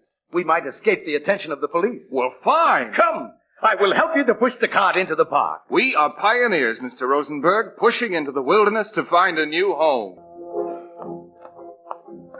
Why, hello there. I beg your pardon. I hope you don't mind my speaking to you. Well, I certainly do. I'm not... Don't you remember you were in my antique shop this afternoon? Oh, yes, the crystal candelabra. What are you doing here? Oh, I was sitting on this bench listening to the music. They're dancing on the mall. It's the last dance of the season. I know. I was watching all those young couples dancing in the starlight. I'm surprised to meet a famous actress walking in the park. Well, I'm very fond of walking. And, of course, offstage people don't recognize me. I suppose I should know your name, but I've been to the theater so seldom. Well, then it isn't likely you'd know my name. It's Cheney, Elizabeth Cheney. And you're Mr. Otkar. I noticed the sign on your shop window. What's your first name? Jared. It's a nice name. And you have a very nice shop. Well, not anymore. A deputy sheriff has it. You've lost it? I'm afraid I wasn't meant to run an antique shop. Why not? Well, really, it belonged to an uncle of mine. He died just after I got out of the army. I put all my savings in the shop to save it for his wife. And then she died, and the whole thing belonged to me. Only I knew so little about antiques. I'm very sorry that you've lost your shop. Oh, don't be. For a long time, I've wanted to be free, to travel and see America, that sort of thing. Now I can. If only I had a car. It's good to be free. That's a fine tune they're playing. I wonder, would you dance with me? Right here? Why not? Well, people might think we're crazy or something. Oh, everyone's over on the mall listening to the music. All right, Mr. Otkar. I'll dance with you. Good. Oh, I just thought. Yes? Well, if you lost your shop, you also lost the candelabra. Oh, no, it was an heirloom. Belonged to my grandparents. They let me keep that. Oh, I'm glad. Are you? Yes. If I can't have it, I'm glad you still have it. Oh, goodness, what's that? What? Well, something in your pocket. I felt it break. The eggs. The what? I had eggs. Yes, they're broken. In your pocket? Oh, how terrible. What will your wife say? I haven't got a wife, but Mr. Rosenberg will say plenty. Who's he? We share Central Park, Mr. Rosenberg and I. Oh. Yeah. Well, I really must leave you. I have an appointment with some friends at the plaza. Well, perhaps we'll meet again, Miss Cheney. Perhaps. Good night. Good night. The sun is warm in Central Park. Yes. What do we do if it rains? Who cares about rain? Jared, it's good to rest here on your beautiful carved bed in this valley that belongs to us. If only we had a bit of food. Tonight I'll catch one of those fat pigeons and roast it over a fire. And we shall both be arrested. Not until after we've eaten. Being arrested will not be so bad on a full stomach. Tonight, when we have a fire, perhaps you'll play your violin for me. Please, I'm not a gypsy. My fiddle would catch a cold in the night air. Oh, Mr. Rosenberg, we're cops. What? Someone is standing at the foot of our bed. It's Mr. Sweeney. He's a friend? Mr. Sweeney is a music lover. He's also a street cleaner. For many weeks I have promised him that one day I will give him fiddle lessons. Mr. Sweeney, this is Mr. Otkar. He doesn't say very much. No. Mr. Sweeney is shy until he knows you're his friend.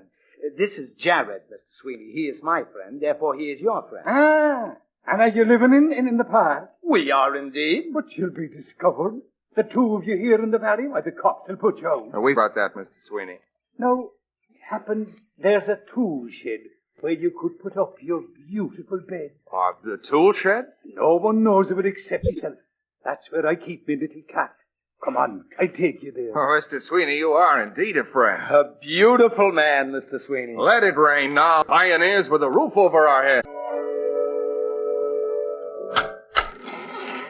Here you are, gentlemen. No one will ever find you in the tool shed. Oh, it is tight and snug. Indeed, it's perfection. Yes, I'll set my candelabra on this high shelf. Already it looks like home.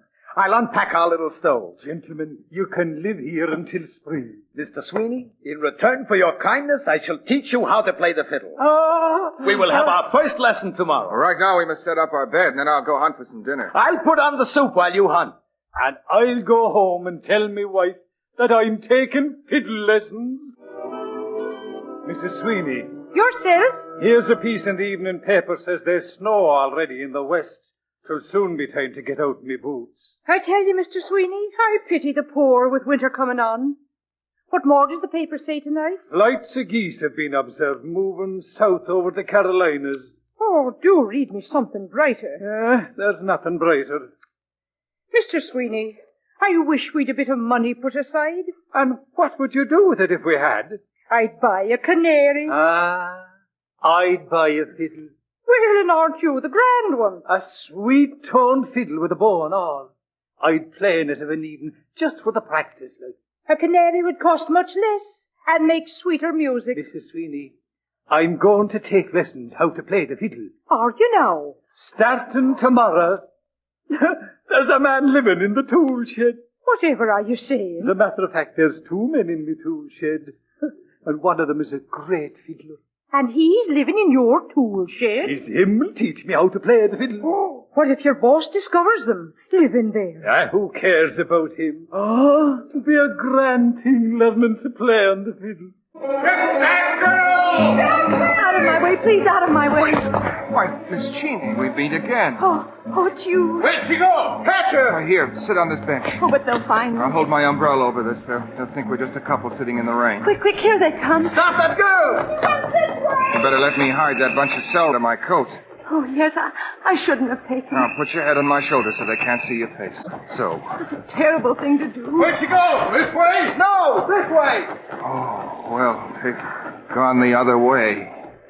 Mr. Otker, you've turned out to be a hero. It's a long time since you've eaten. I don't really remember. It seems like several days. You knew I wasn't a famous actress. Of course. But I could be, you know, and I will be someday. I wish I had money to give you. Oh, no. Truth is, I've been hungry myself. When you ran into me, I was going to the restaurant there behind the trees to borrow something for our dinner. That's where I got my salary. Oh. And what about the fine apartment that needed 2 candelabra? Well, I've been living in a furnished room. This morning they told me not to come back until I could pay them what I owe. Well, then you come home with me. Mr. Rosenberg and I will share our dinner with you. You have food? We have a pot of soup, to which we'll add this bunch of celery. Oh, I couldn't. But you have no place else to go. I know. And I am frightened. For the first time, I've lost my nerve, I guess. I don't know what to do. Well, come along then. Let's go home. That's such a beautiful word. Home. Mr. Rosenberg. Jared, where have you been? I was beginning to think. Oh. Miss Cheney, this is Mr. Rosenberg. How do you do, Mr. Rosenberg? You're not a singer, I hope. I'm an actress. Nothing is worse than a singer. She makes faces. La la la la. Oh, I love you. La la la la. That's all there is to singing. Miss Cheney is going to have dinner with us. Is this a restaurant? I'll go. I wouldn't want to put you out. Now, Mr. Rosenberg, she's going to cry. I'm not. I'm all done with crying. I won't bother him. Thank you for saving me, Mr. Otkar. Keep the celery for your soup. Oh, no, you must take it. You've had no food for several days. That doesn't matter. She, too, is hungry? Of course she is. Jared, could you not have said to me, here is somebody else who is hungry? Then I would have said, come in, young lady, come in and share our food. You see, Miss Cheney, he isn't a selfish man. Sit down, miss. Sit down. You're welcome. I'll close the door to shut out the rain. And presently we will have dinner. Here's the celery to cut up in the soup. Celery will give it an entirely new flavor. It will not taste like the same soup we ate last night. This is a wonderful place. Oh, the crystal candelabra, you have it here. Yes, I keep it on the high shelf so that nothing can hurt it. And a great carved bed. All gold cupids and angels. Oh, I've never seen such a bed. You'll sleep in it tonight. Is this a hotel? Miss Cheney has no home. You will sleep in the bed, Miss Cheney. What about you? Oh, Mr. Rosenberg and I can rest on top of these tool chests wrapped in our overcoats. Anyway, until tomorrow. Maybe I won't wake up tomorrow. What are you saying? Maybe I'll sleep and sleep all through the long, cold winter. Then I won't know how cold and hungry I am. But in the spring, there'll be tulips at the edge of the lake. Cherry trees will put out their blossoms. You won't see the blossoms, Miss Cheney, if you're asleep. You're right. I do want to see the blossoms in the spring. I'll wake early in the morning. Tomorrow is always another day. The rain will have stopped. The sun will be shining. You'll feel differently about everything.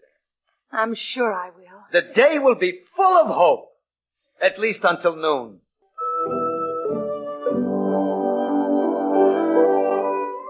Oh, it's a beautiful day. Ah, the air is so appetizing in the early morning before anybody else wakens. Perhaps today I'll find a job. And I will visit a certain concert manager I know with an office in Carnegie Hall. There's a producer told me to come back this afternoon. He's casting a new play with a wonderful part that I could do. He said I'm just right for it. Jared, what are you planning for today? For me, nothing special. I'll just walk in the park, do a little thinking. That's good. Mr. Otkar, I want to thank you for letting me stay here last night. And you too, Mr. Rosenberg. I don't know what I would have done if you hadn't. It was a pleasure, Miss Cheney. I, for one, was delighted to share our roof with you. I do hope that we'll all meet again. But you're coming back here tonight. Oh, no, I couldn't do that. Not again. Oh, but you must. You've no place else to go. You must come back. Mustn't she, Mr. Rosenberg? Yes, of course she must. You want me to come back here? We do. Promise that you will. Well, I'll expect you not later than 7. I promise. Very well, Mr. Otkar. I promise. Oh, what a day this has been. Oh, it's you. Who else? Were you expecting the park commissioner? Well, Elizabeth hasn't come back. Sun set half an hour ago. Well, she probably found a job. You'll never hear from her again. Here, I brought some meat. She promised that she'd come back. I, earned a bit of money today in Tchaikovsky on Fifth Avenue. A most appreciative audience. You know, people are always more generous after a heavy rain. I suppose we shouldn't have let her go this morning. I find that Tchaikovsky pays much better than Beethoven. I thought she'd keep her word. Hello. Am I very late? Miss Cheney. You did come back. I said to myself that I wouldn't, but I've no place else to go. We thought you'd found a job. No, play was cast. They were very nice. Told me to see them in 2 months. Look, I brought some food. Food? Vegetables Wonderful. and bread. An actress I know loaned me $1. She had a job in a show. Must have looked pale or something. Anyway, she insisted that I borrow $1. So I did. Oh, Miss Cheney, I'm glad you came back. And you, Mr. Otkar? I wouldn't have slept tonight if you hadn't. Those are the kindest words that have been said to me in a long time. There's so little kindness in the world. So little tenderness. Uh-huh. Oh, Mr. Sweeney, come in. Come in. This is Mr. Sweeney, Miss Cheney. How do you do, Mr. Sweeney? Mr. Sweeney is studying to be a violinist. Every night I give him a private lesson in return for the use of his tool house. That's the best way I ever heard of paying one's rent. Well, I take out my fiddle and proceed with the lesson while you two cook dinner. I will listen. I'm very fond of music. Then I'll cook the dinner. Mr. Sweeney, are we ready? Uh-huh. Excellent. First, I will do it. That's how it should be done, Mr. Sweeney. All right. Here, take the fiddle. So, now you try it.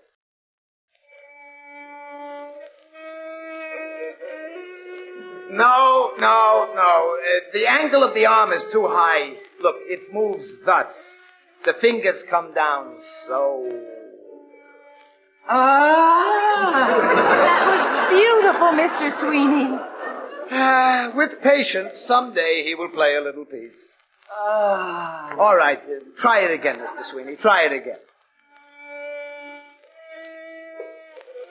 Yes, that's it. Mr. Sweeney. You've not opened the evening paper. Is something wrong? I'm thoughtful, like. Are you indeed? Mr. Rosenberg gave me a fiddle lesson just now before I came home. Did he know? I can't rightly seem to get the hang of it yet.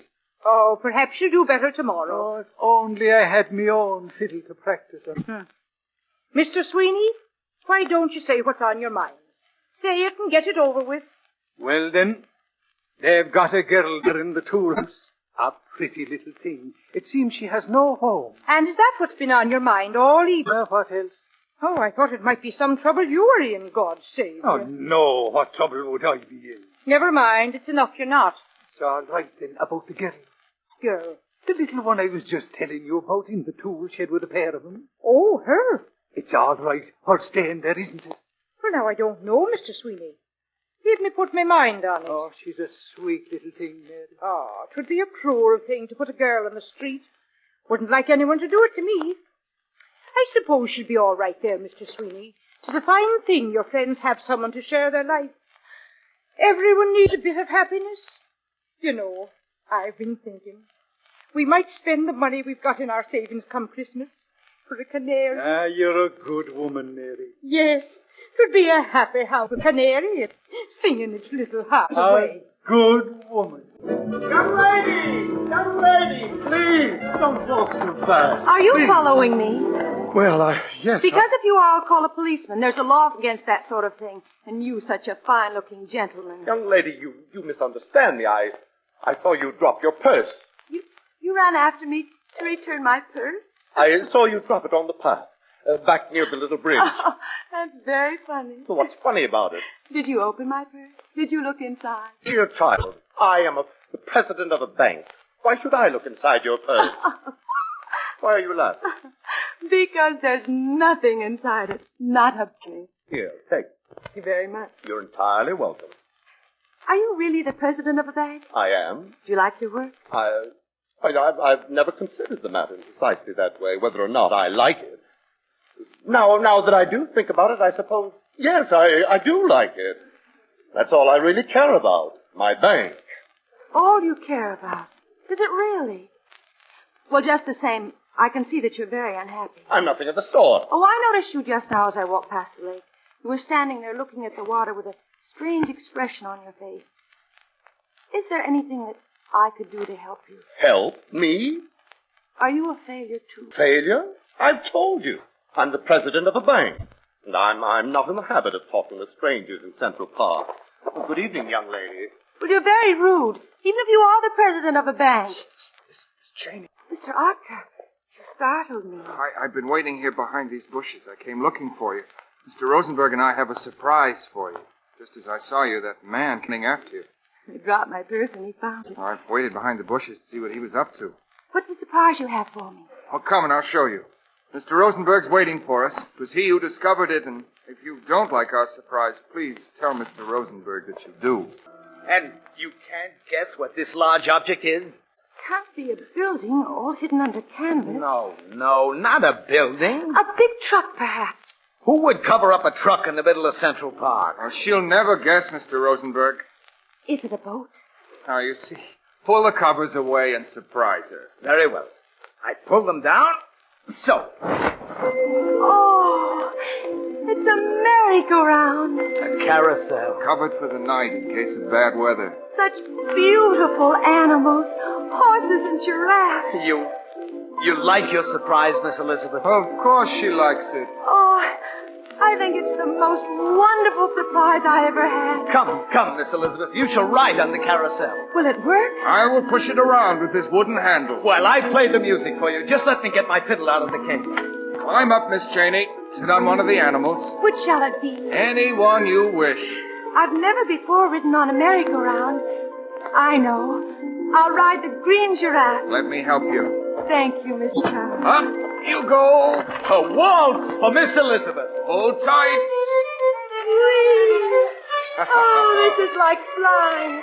I would like to fly through the stars on my green giraffe. There are no stars tonight. It's been cloudy all day. There are stars, millions of stars. There are always stars for those with eyes to see them. Look, it's beginning to snow. Oh, quiet. Somebody's coming. Huh? It's a man running like a policeman. We've done no wrong. The merry-go-round's not our property. Well, the carousel is the property of all children. We're not children. Speak for yourself, my friend. Mr. Rosenberg! Mr. Rosenberg! It's not a policeman, it's Mr. Sweeney. Ah, my friends. Hello, Mr. Sweeney. Oh, I heard your fiddle. It sounded as though the little people were dancing in the park. Are you disappointed it's only us? Not at all. I was just after looking for you in the tool house. Miss Sweeney, my dear wife, has asked me to invite all of you to our apartment for Christmas dinner. Christmas dinner? And, how soon would that be? Sometime next week. I suppose we can wait. Then you'll come? Of course we'll come, Mr. Sweeney. With pleasure. Now turn the merry-go-round, Mr. Otcar. Right. I want another ride on my green giraffe. Music, Mr. Rosenberg. I play! Hold tight. Here we go. This time I'll fly right past the stars, up to the moon. What beautiful news! We'll fly to the moon. All of you. Are you sure this is the right apartment? It said in the mailbox, Michael Sweeney, apartment 5C. And this is it. Merry Christmas to all. Merry Christmas. Come in. Is that the delicious aroma roast chicken? It is, then it is. Look at the beautiful Christmas tree. Merry Christmas, Mr. Sweeney. God bless you all. Let you get out of your overcoats now and be See the tree, Mr. Rosenberg, with a little angel on top. You know, I have a feeling the chicken is stuffed with chestnuts. Now make yourselves comfortable. Mrs. Sweeney, here's a little present I brought. A present for me. Be careful. Just open the shoebox a crack. He might fly away. Is it a canary? No, it's only a sparrow. Doesn't sing much, but it does make kind of a peep. All my life I've wanted a bird. Well, isn't he a cute little fella? C.P. Birdie. C.P. Maybe he'll sing a little in the spring. I could dye him yellow, and he'd look like a canary. Oh, but he might not like that. Oh, well, now perhaps you're right. I'll just set the box here in the window. Look here, my friends. See what my dear wife gave me. We spent all our Christmas money on it. A violin. Can I believe my eyes? Just take it in your hands, Mr. Rosenfeld. Oh, yes. Oh, 'tis a fine fiddle. Got yours bait for shine. Yes, it is indeed the shiniest fiddle I have ever seen. Try it, I hear how it sounds. Now, would you listen to that? Beautiful. You play something, Mr. Sweeney. I would not deprive you of your new fiddle on the first day you have it. Hey, it's a fine scale, Mr. Sweeney, love. Miss Cheney, Yes? please come over here near the door. Mustn't be rude while Mr. Sweeney's playing. Miss Cheney, do you know anything about mistletoe? Very little. Well, let me tell you. In ancient days, the Druids believed there was a kind of magic in mistletoe. Did they? And today, we no longer believe in magic. But if we were only a bit wiser, we'd realize that while the magic has gone out of mistletoe, it's never left our hearts. What are you saying, Mr. Otcar? You should never stand under the mistletoe, Miss Cheney, unless you're willing to be kissed. I am willing. Most willing. Jared.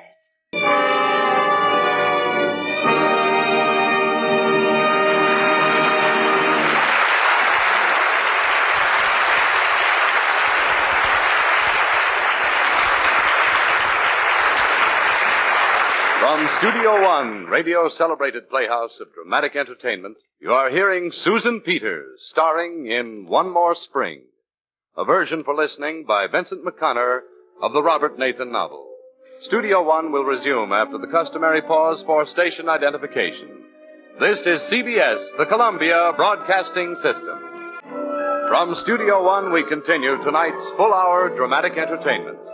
Miss Susan Peters in Fletcher Markle's production of One More Spring. Dinner's nearly ready, Mr. Rosenberg. Where did Jared go? He said going out for a walk. In all this snow? Mm-hmm.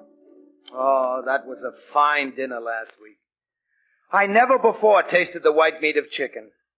It's most interesting. Mr. Rosenberg, I can't live like this. So? Did I ask you to? It's not natural. Well, I have said all along, why did you come here? I know. Why have you stayed? What do you want? I want to be cherished. We all want something. I want to hear music again. Real music. I want to give a concert. My heart tells me that I must make music. It says, what else is there in the world? Don't you think my heart also tells me something? What does your heart tell you, Miss Elizabeth? It tells me that I need affection and love. Because that's what it's made for. We'll die otherwise, my heart and I. My heart will stop beating. All right. Love then. But not me, if you please. Mr. Rosenberg. What's that? Mr. Rosenberg, Miss Cheney. It's Jared. Open the door. Something has happened. Here, help me. What is it? This man. Help me carry him inside. Why, it's the beggar who found my purse. Well, how did he get so wet? He jumped into the lake. Close the door, we'll all have pneumonia. You have no blankets or hot water bottles, no med. Why did you bring him here? Did you expect me to let him freeze to death? Oh, you have so little sense. Bringing people home with you. There are hospitals. We'll take these wet clothes off and get him into bed. He's a rich man. You aren't going to help. At least you can be quiet. The president of a bank, and yet you bring him to a tool shed. Please go away and don't bother me. Very well. I will go away. Well, Miss Cheney. I should have gone weeks ago. In fact, I should never have come here in the first place. But I didn't mean it. I'll go away and I'll never come back. Never. Miss Cheney. Goodbye. There now. Feeling better? You saved my life. But don't ask me to be grateful to you on that account. Why did you jump into the lake, Mr. Sheridan? Because I've lost everything in the world that's worth having. Oh? What would that be? I, for one, can't imagine. I've lost my bank. He has a bank. And with it, my position in the world. Well, position is not as important as you might imagine. I'm a violinist, yet it's been 2 years since I gave my last concert. Then I'm a failure, like yourself. I am not a failure. Great violinists have been cold and hungry before. I'm very tired. I don't know what to do, where to go. Well, you can remain here with us. For a short time, perhaps. Until I can think of something. You're welcome to stay here as long as you wish. He's asleep. Yes. Mr. Rosenberg, where do you suppose Miss Cheney's gone? How would I know? It's been several hours. Well, it's no use to go after her. Where will she sleep tonight? Maybe she, too, will jump into the lake. Oh, don't say such a thing. I'll never forgive myself letting her go like that. The city's so large. She's lost somewhere, and it's all my fault. See, I've come back. Elizabeth! Well, don't stand there, you two. Take some of these bundles out of my arms. Oh, Elizabeth. What's in all these packages? Blankets, aspirin, nose spray, cough drops, and food. Food? Now be as sick as you like, all three of you. But, Miss Cheney, where did you get all these things? I bought them. But you had no money. I got some. How? Where? Have you forgotten? I am an actress, and I've been acting. You've been what? Someday I'll show you what I did. Right now, help me get these things wrapped. Look at this. A water bottle. Elizabeth, I'm glad that you've come back. Thank you, Jared. Now, we must take our patient's temperature. I even brought a thermometer. I'll attend. Elizabeth, I discovered tonight I love you. Did you, Jared? I shouldn't have said that. I shouldn't have told you. I've no right. Oh, Jared. Oh, all this talk of love. Don't you hear those bells? It's midnight. The start of another year. And I would like to wish a happy new year to all the world. That's how happy I am. Happy New Year, world. Happy New Year.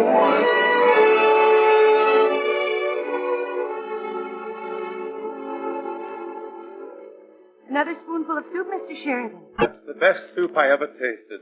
My cook can't touch you. Thank you. Another spoonful? For everyone.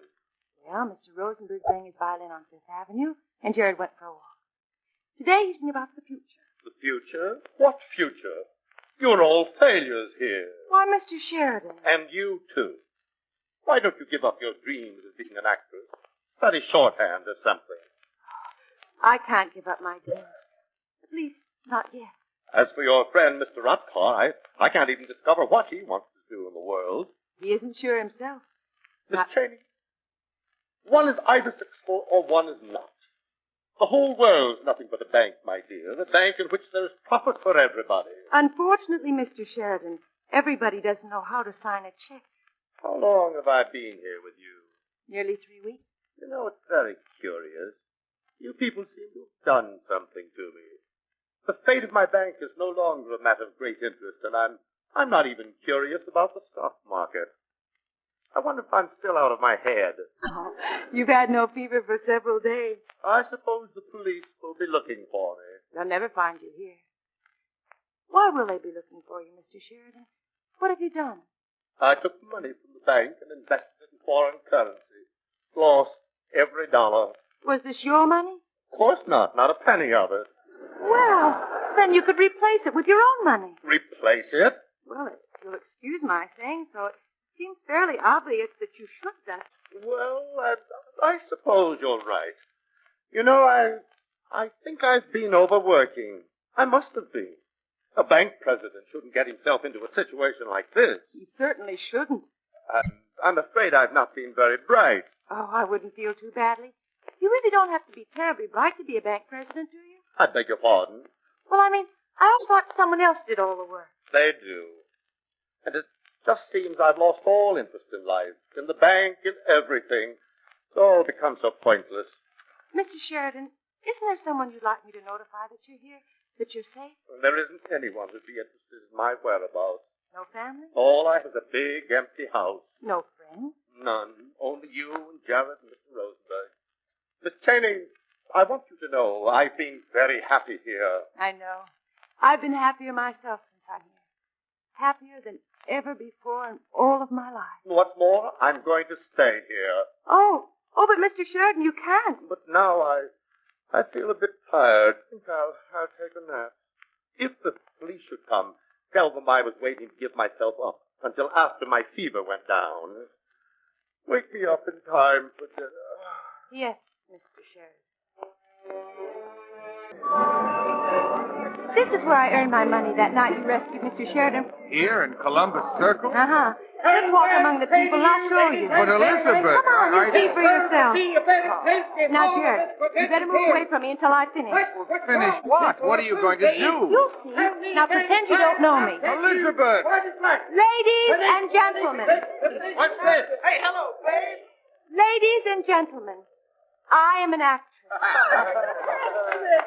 I will tell you at once that I've had very little experience. However, I believe that I do have talent.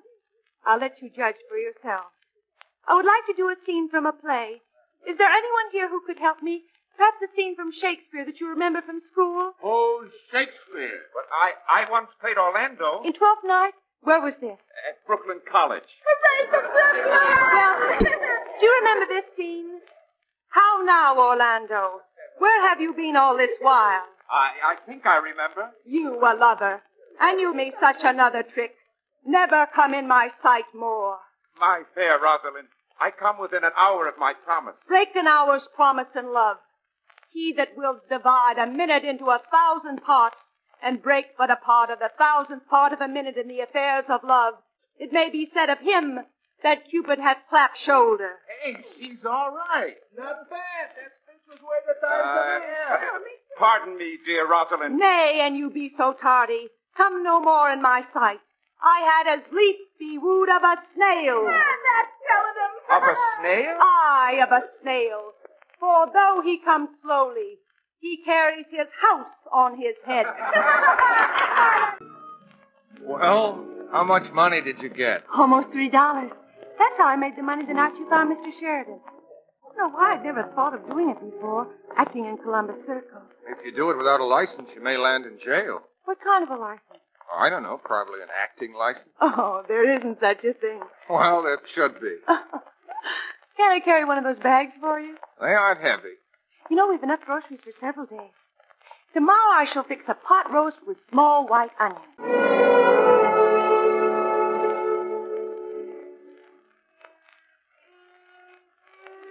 No. Keep the fiddle in your neck, Mr. Sweeney. Huh? You cannot play if you hold it in your stomach. Ah. Oh, here's your wife, home from work. Oh, Mr. Rosenberg. Mrs. Sweeney? Phew. Oh, let me sit down. I'm that worn out. Oh, we had a bad day at the bank. I had no idea you worked for a bank. Oh, for 10 years I've operated an elevator there. Down and up until the day of the tragedy. Since then, it's been down and down. Well, what tragedy was that? The president of the bank, of course. He disappeared. When was this? What was his name? About 2 months ago. And Sheridan's his name. I thought so. Oh, such a fine gentleman he was. Never speaking to a soul. Not so much as a nod. Where is he gone? Do they know? Nary a trace of him till this very day. Today? Someone reported seeing the poor man in Central Park. Oh, good heavens. I must go at once. Oh, the police are searching the park. You'll probably be asked to help, Mr. Sweeney, my love. What about me fiddle lesson? I'll finish it tomorrow. Good night. Mr. Sheridan, where is he? Here I am. We're just sitting down for dinner. Oh, is there anything wrong? Wrong. The park is full of police, and they're all looking for Mr. Sheridan. Well, they'll never find him here. I shall grow a beard. Sit down, But everyone. First, I'm going to eat my dinner. Oh, my. Let's walk across the park to Fifth Avenue. Yes, sir. The air is very soft this afternoon, Mr. Sheridan. And sweet, as though there might never be another winter. Could this be the first day of spring? Saw Violet this morning come by the lake. Miss Elizabeth, I must talk with you. Yes, Mr. Sheridan? Let's walk a little faster. Mr. Rosenberg and Jared are quite a distance behind us, but I don't want them to overhear. All right. What is it you want to tell me? Miss Cheney, you said something many weeks ago about using my own money to make things right at the bank. Yes, I remember. Well, I'm going to replace the money that belonged to the depositors. Oh, I'm sure they'll be most grateful. I intend to give myself up to the first policeman I meet. But what will they do to you, Mr. Sheridan? Very little, I imagine, if I return all the money. We'll miss you. These have been the happiest months of my entire life. Yes, I expect they have. I shall remember them every moment as being very precious. Something I may never know again. I know exactly what you mean. I suppose one day soon it'll be all over for me. Hello, there's a parade down Fifth Avenue. Yes, I hear a band. Oh, it must be the first parade of the season. Come, we'll get to Fifth Avenue before Mr. Rosenberg overtakes us. He and Jared are way behind. Where there's a parade, there will be a policeman. And I will surrender to them. Mr. Sheridan. I will give myself up. I wonder what kind of parade it is. One parade's like another. Do you see any policemen in this crowd? Yes, there's one in the corner, a very young policeman. I will surrender to him. That'll be good. There might be a reward. He may have a wife and several small children. Bless you, Elizabeth Cheney. Yours is the pure heart. May it always remain unchanged. Now I will speak to the policeman. Yes, Mr. Sheridan. You stay here so that you'll not be involved. I prefer to do this alone. Goodbye, Miss Elizabeth. Goodbye. Isn't that Mr. Sheridan? Sheridan? Yeah, that's him. Catch that man. Stop me! Don't stop him. He's giving himself up to the police. No, let him go.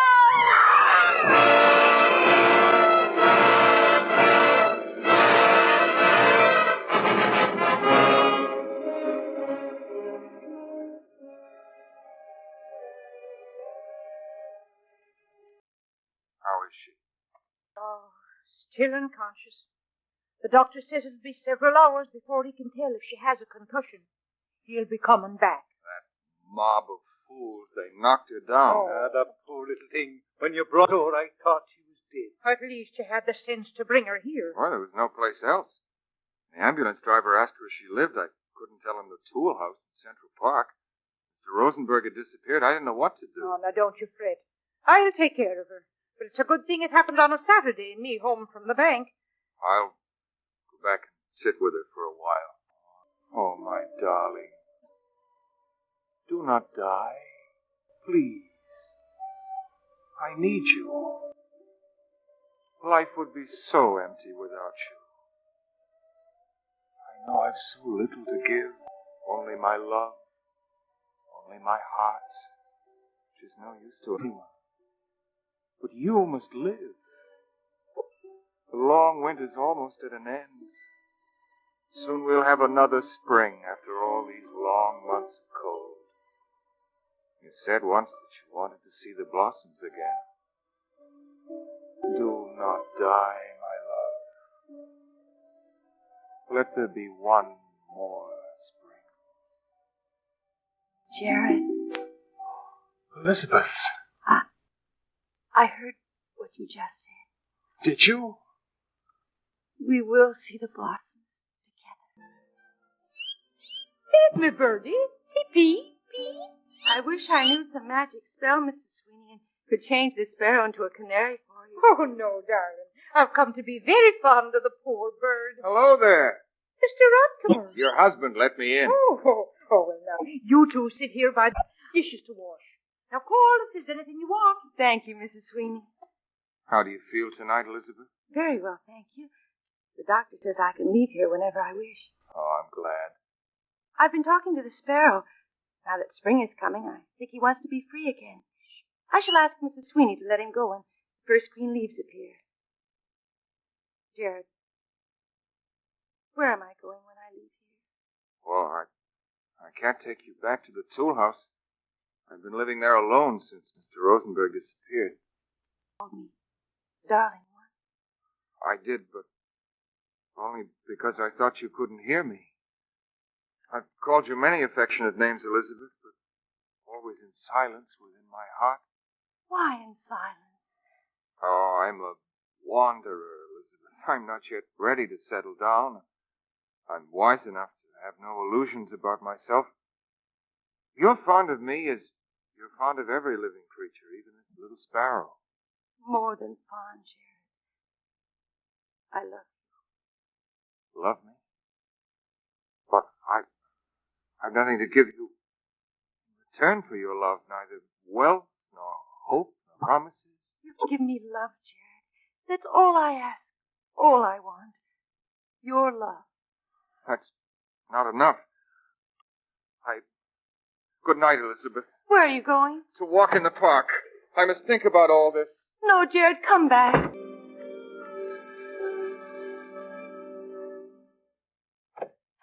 Mr. Sweeney, I've the most wonderful news. Come in, lad, come in. Who is it, Mr. Sweeney? It's me, Mrs. Sweeney, Jared. I'm rich. Whatever are you saying? This morning, a man came to the door of the tool house before I was awake, offered $2,000 in cash for my antique bed. You took it, did you not? I did at once. I was looking for you this morning, myself. Oh, that must have been while I was out buying a car. Car, is it? Yes, a second-hand car to take Elizabeth riding in. The rest of the money I'm going to give Elizabeth to rent a little apartment for herself. But Jared, I'll slip in now and tell her the news. Come with me, both of you. Watch your face. Jared, Elizabeth isn't here. No? Where is she? Drove off in a big car? With a fine chauffeur. Here's the address on this slip of paper where she went. Mrs. Sweeney and I were just going to visit her. It's over on Fifth Avenue. Well, I'll come with you. My car's outside. I'll drive you there.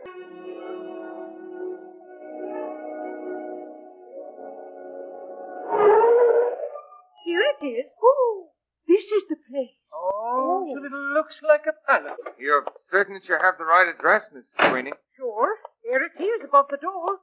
Same address I have on the slip of paper. There's a light in every window. What's Elizabeth doing in a place like this? Ring the bell, Mr. Sweeney, love. I will at once. Do I look all right? This must be a private home. Good evening. We're looking for Miss Elizabeth Cheney. Come in, please. Thank you. Oh, this is a fine match. If you'll step into the ballroom, the concert will begin in a moment. Concert? What concert? This way. Come along, Miss Sweeney, dear. Oh, Mr. Rutherford. Yes? Well, I'm glad to see you. Oh, Mr. Sheridan, what are you doing? This is my home. You live in this museum? It is, isn't it? Come, I have something to show you. Oh, but what about Sweeney's? My butler will look after them. Come along upstairs. Tell me, do you know what's happened to Elizabeth? Miss Cheney? Yes. See her in good time. Right now, Jared, I'm giving a concert. Mr. Rosenberg, where have you been? Here with Mr. Sheridan. He's invited a very select audience tonight to hear me play, even a few critics. Jared, I'm giving a concert. See you later. Good luck. Here we are, Mr. Rutherford. Look.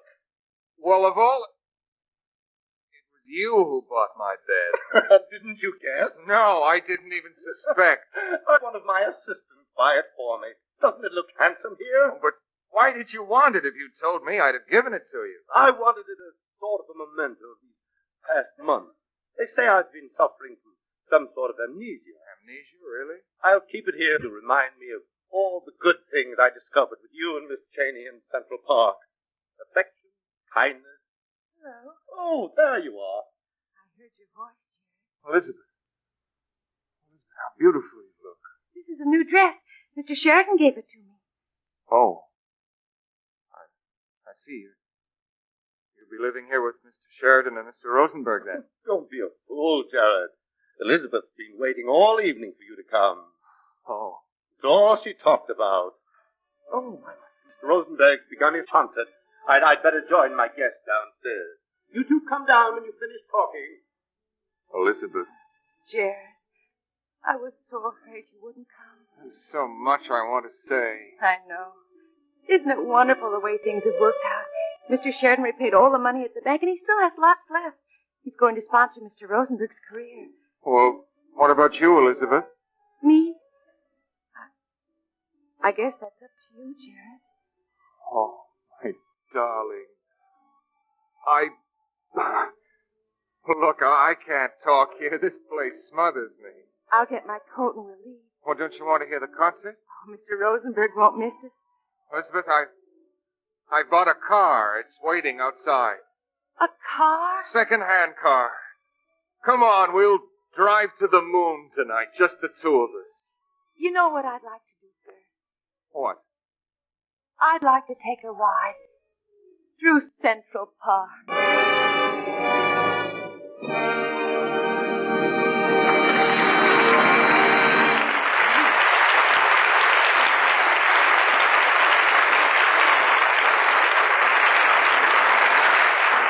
From Studio One at CBS, you have heard Miss Susan Peters, starring in Fletcher Markle's production of One More Spring by Robert Nathan.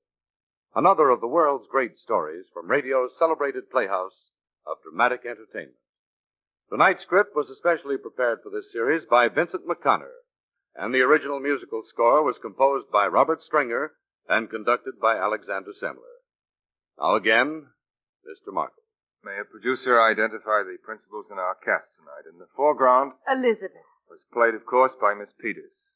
May be seen currently on the screen, starring in the Columbia Pictures production, The Sign of the Ram. Mr. Rosenberg Was played by Everett Sloan. Mr. Sheridan Was Glenn Anders. Mr. Sweeney Was Neil Fitzgerald. Mrs. Sweeney? Was played by Mary Michael.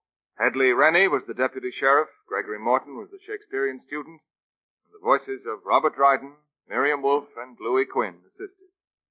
Jerry Dotcar was played by your producer. Next week from Studio One, one of the most relentlessly exciting stories by one of the masters of adventure romance. Our story is The 39 Steps by John Buchan, and our star is one of Hollywood's most gifted performers, Mr. Glenn Ford. We hope you'll be with us.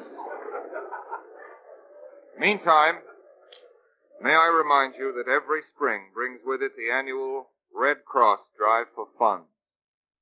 This month, the American Red Cross must raise $75 million to finance its program for the coming year. Your contribution will help make the Red Cross helpful to others. Make it a generous one. Now, until next week, in the 39 Steps with Glenn Ford, this is Fletcher Markle with a good night and thank you from all of us.